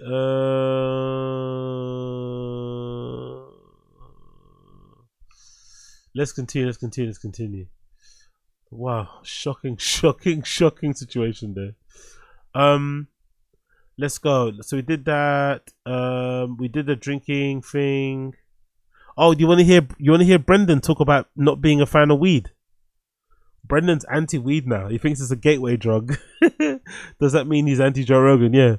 So listen to this rant. Brendan is anti-weed now all of a sudden. I'm not too sure what's happening here. I'm not too sure if this is like a sub. If this is a sub at Rogan. If this is him maturing with age. Is this a consequence of having children? Is it because he lives in Austin now? I'm not too sure.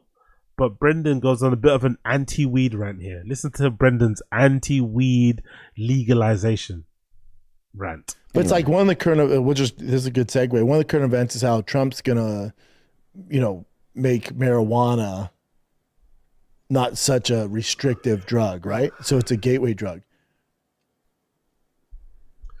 By the way, does Brendan not know the meaning of gateway drug, or is he just not? What is he? Does he not know the meaning of gateway drug, or is he just using that word incorrectly, or is that both the same thing? Trump's going to what? Look at what is Trump doing basically. I want to see Trump marijuana. Marijuana? How fuck you pronounce? How you say that again? Say Trump weed. I don't fucking give a shit. So Trump's gonna reclassify it, right? That's what they're saying here. That's from a day ago. Okay, cool. This is the article that he's responding to, right? Let's see here. The Cursor Politica. Trump says he will make a decision on reclassifying marijuana in the coming. Okay, marijuana is spelled with an I. My mistake. It's spelled with an I. Trump says he'll make a decision on reclassifying marijuana in the coming weeks. Let's see what he has to say, because I didn't know about this.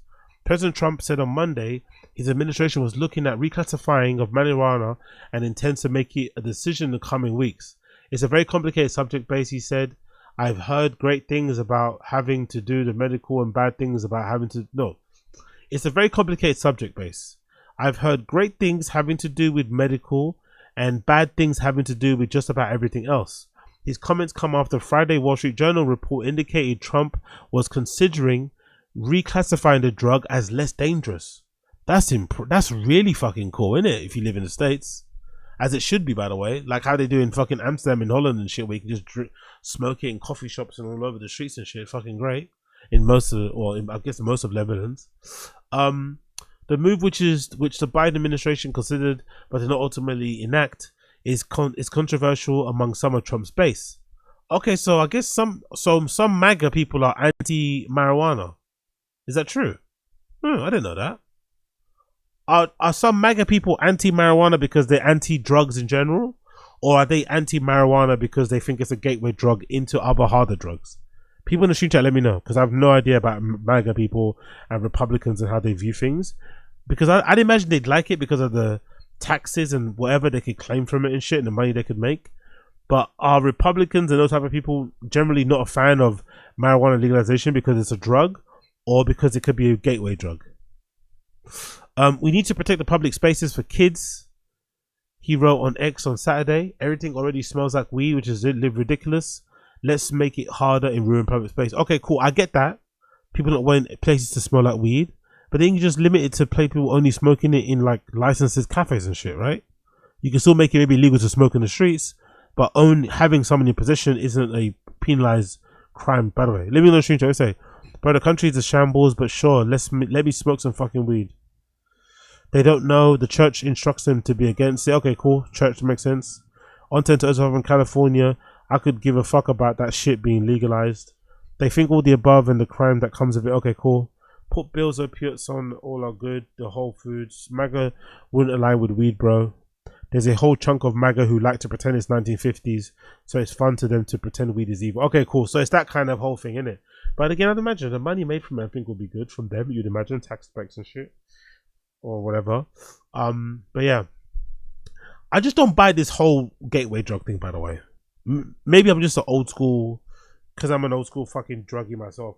I just don't buy the idea of gateway drug. I don't buy it because I never did any weed before I just jumped straight into the Class A's. I didn't even play around with weed. I don't even smoke weed. You know what I mean? I may look black. I may look very urban.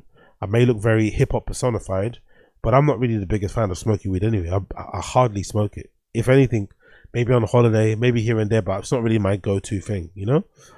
I went straight into the fucking harder shit.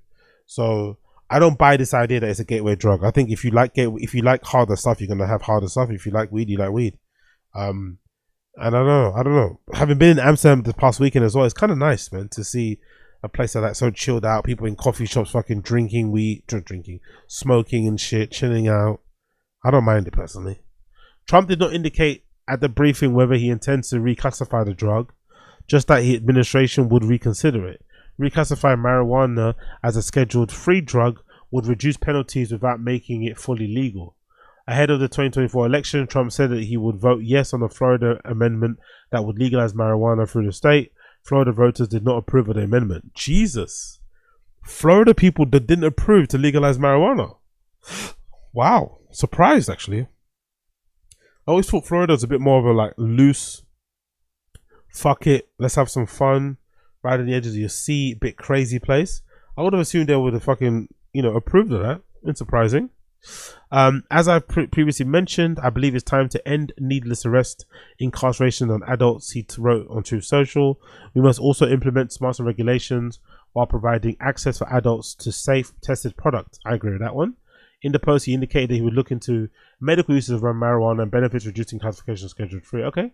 I don't mind it, actually. I don't mind it. Again, probably be hard to pass, as you guys have mentioned in the stream chat, with some Republicans being very stuck in their ways and looking at all drugs as bad, no matter how beneficial they are or how, low impact they may be to other things and whatnot. But yeah, interesting start. Let's go back to Brendan then.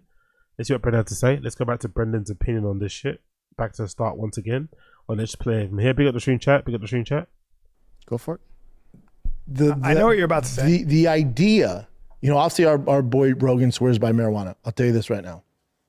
The idea that marijuana helps you be more creative, or you can take it and view the world in a different spectacle, all of that is bullshit.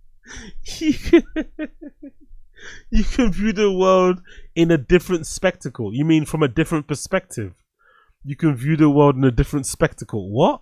To be more creative, or you can take it and view the world in a different spectacle, and view the world in a different spectacle, and view the world in a different spectacle, and view the world in a different spectacle, and view the world in a different spectacle. All of that is bullshit. I agree. It's all bullshit. No, it isn't.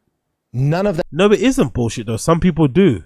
Again, this generalization is really interesting from him. You don't need to smoke it. To be fair, if anybody is needed, if there's anybody on earth that's in desperate need for a joint to just chill the fuck out, or some sort of psychedelic to kind of tap into their inner self, or to maybe get out of themselves and shit and see stuff for what it really is, and give them some level of perspective or understanding or deep meaning, it's fucking Brendan. If ever there was a person, but he's also the type of person that would probably also maybe not be the best guinea pig for that, because he may be, you know, he's the kind of person that could also see suffering from a psychotic break or something. But Jesus Christ, man, these sweeping generalizations are really fucking funny. And also, nobody's saying that it's this be all and end all to creativity. Like, you smoke weed and you become this fucking crazy creative person. No one's saying that. It's worked for some people in that regard, but this idea that the only people people just like smoking weed. It doesn't always have to be some output productive thing. To be fair, that's one of the lame things about Rogan. Not gonna lie, I'm not even a weed smoker, but I'd imagine if you're a real stoner, one of the lame things about Rogan has how he's kind of broified smoking weed, right?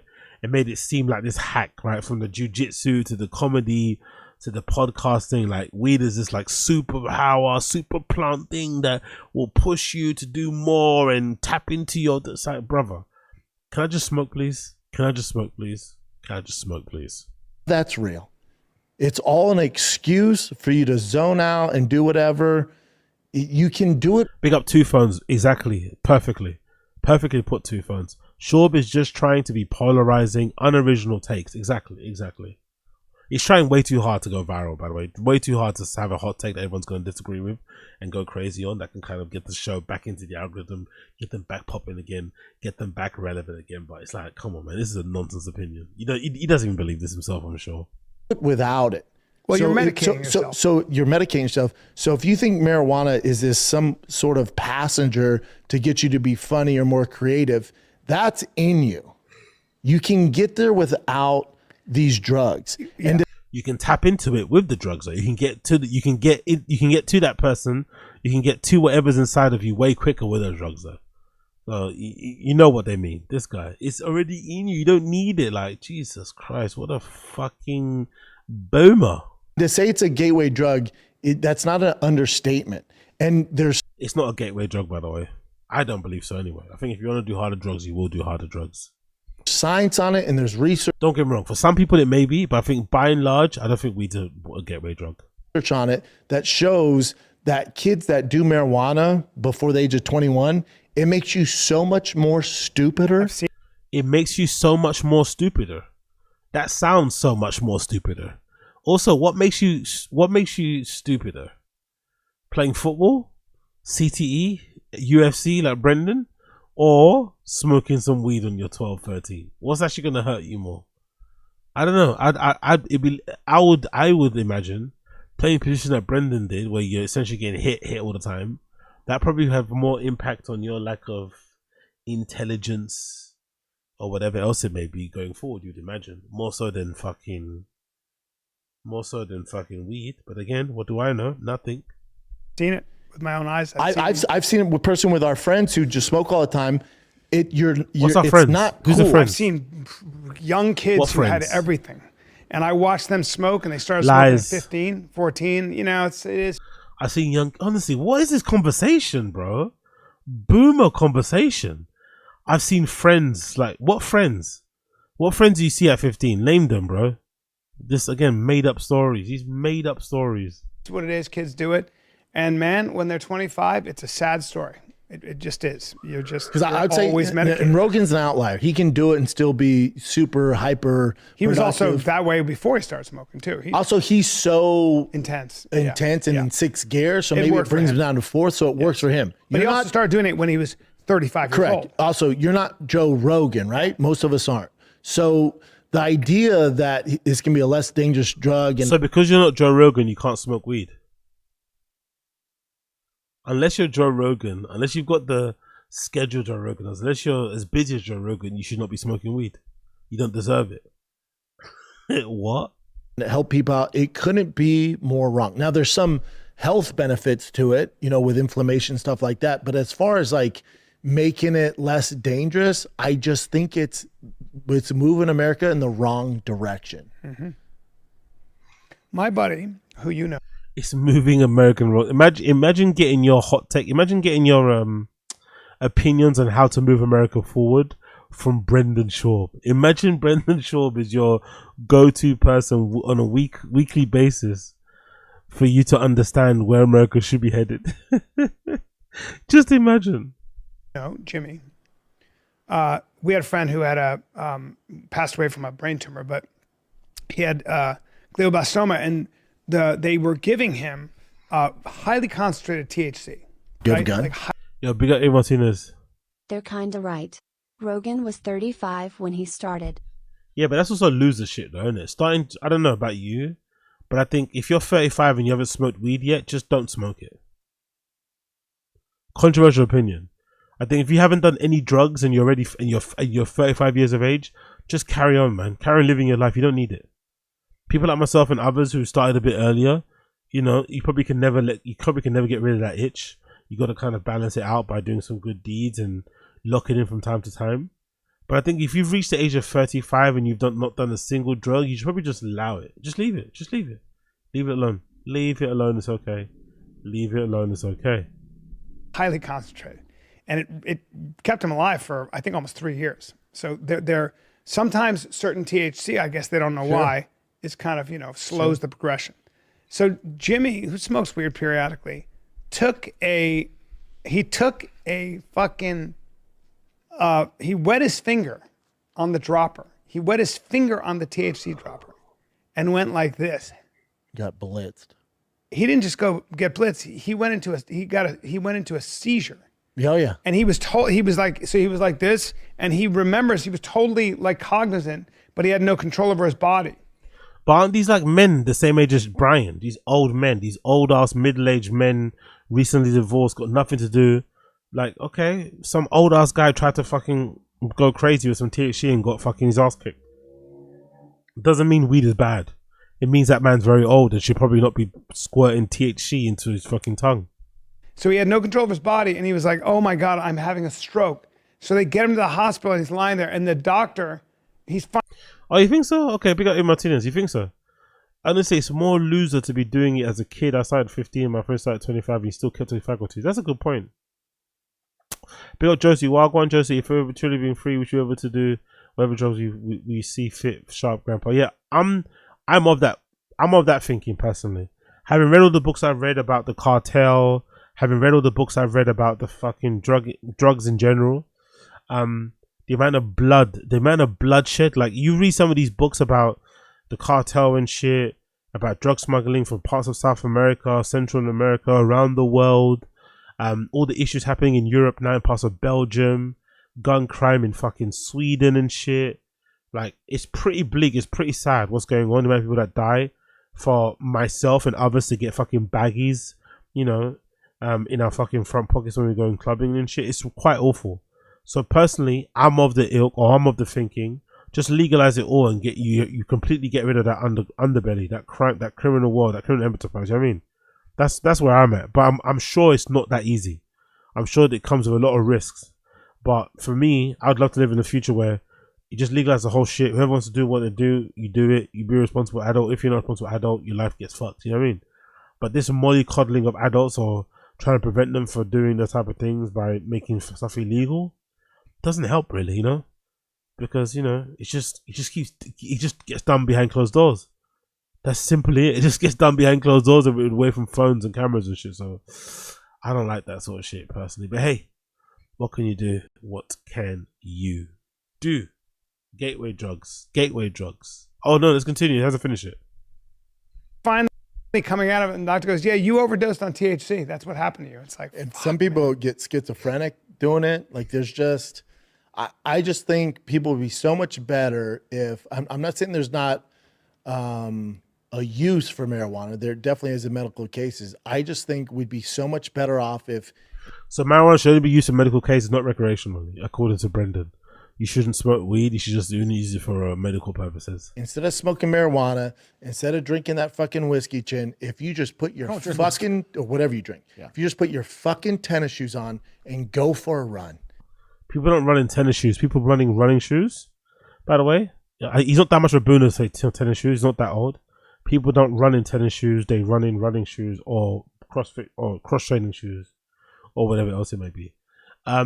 But yeah, this is a dumb adage because what about if they can't run? What if they don't want to run, but they still want to say the same things? So that's where those drugs come in, you know? It's not that hard to fucking understand. It's like, what?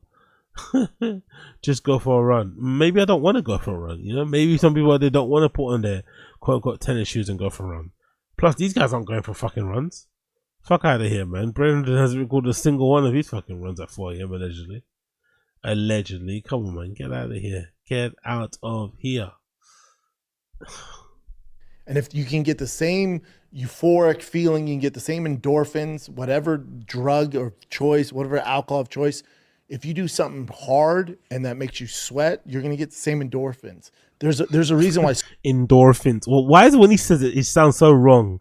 Endorphins. So many addicts become long. Sounds like he's saying dolphin. Distance runners because they're getting the same endorphins. There's ways to do it where you're going to smoke and sit on your couch and be not productive and scroll Twitter and Instagram and do some dumb shit, dude. Yeah.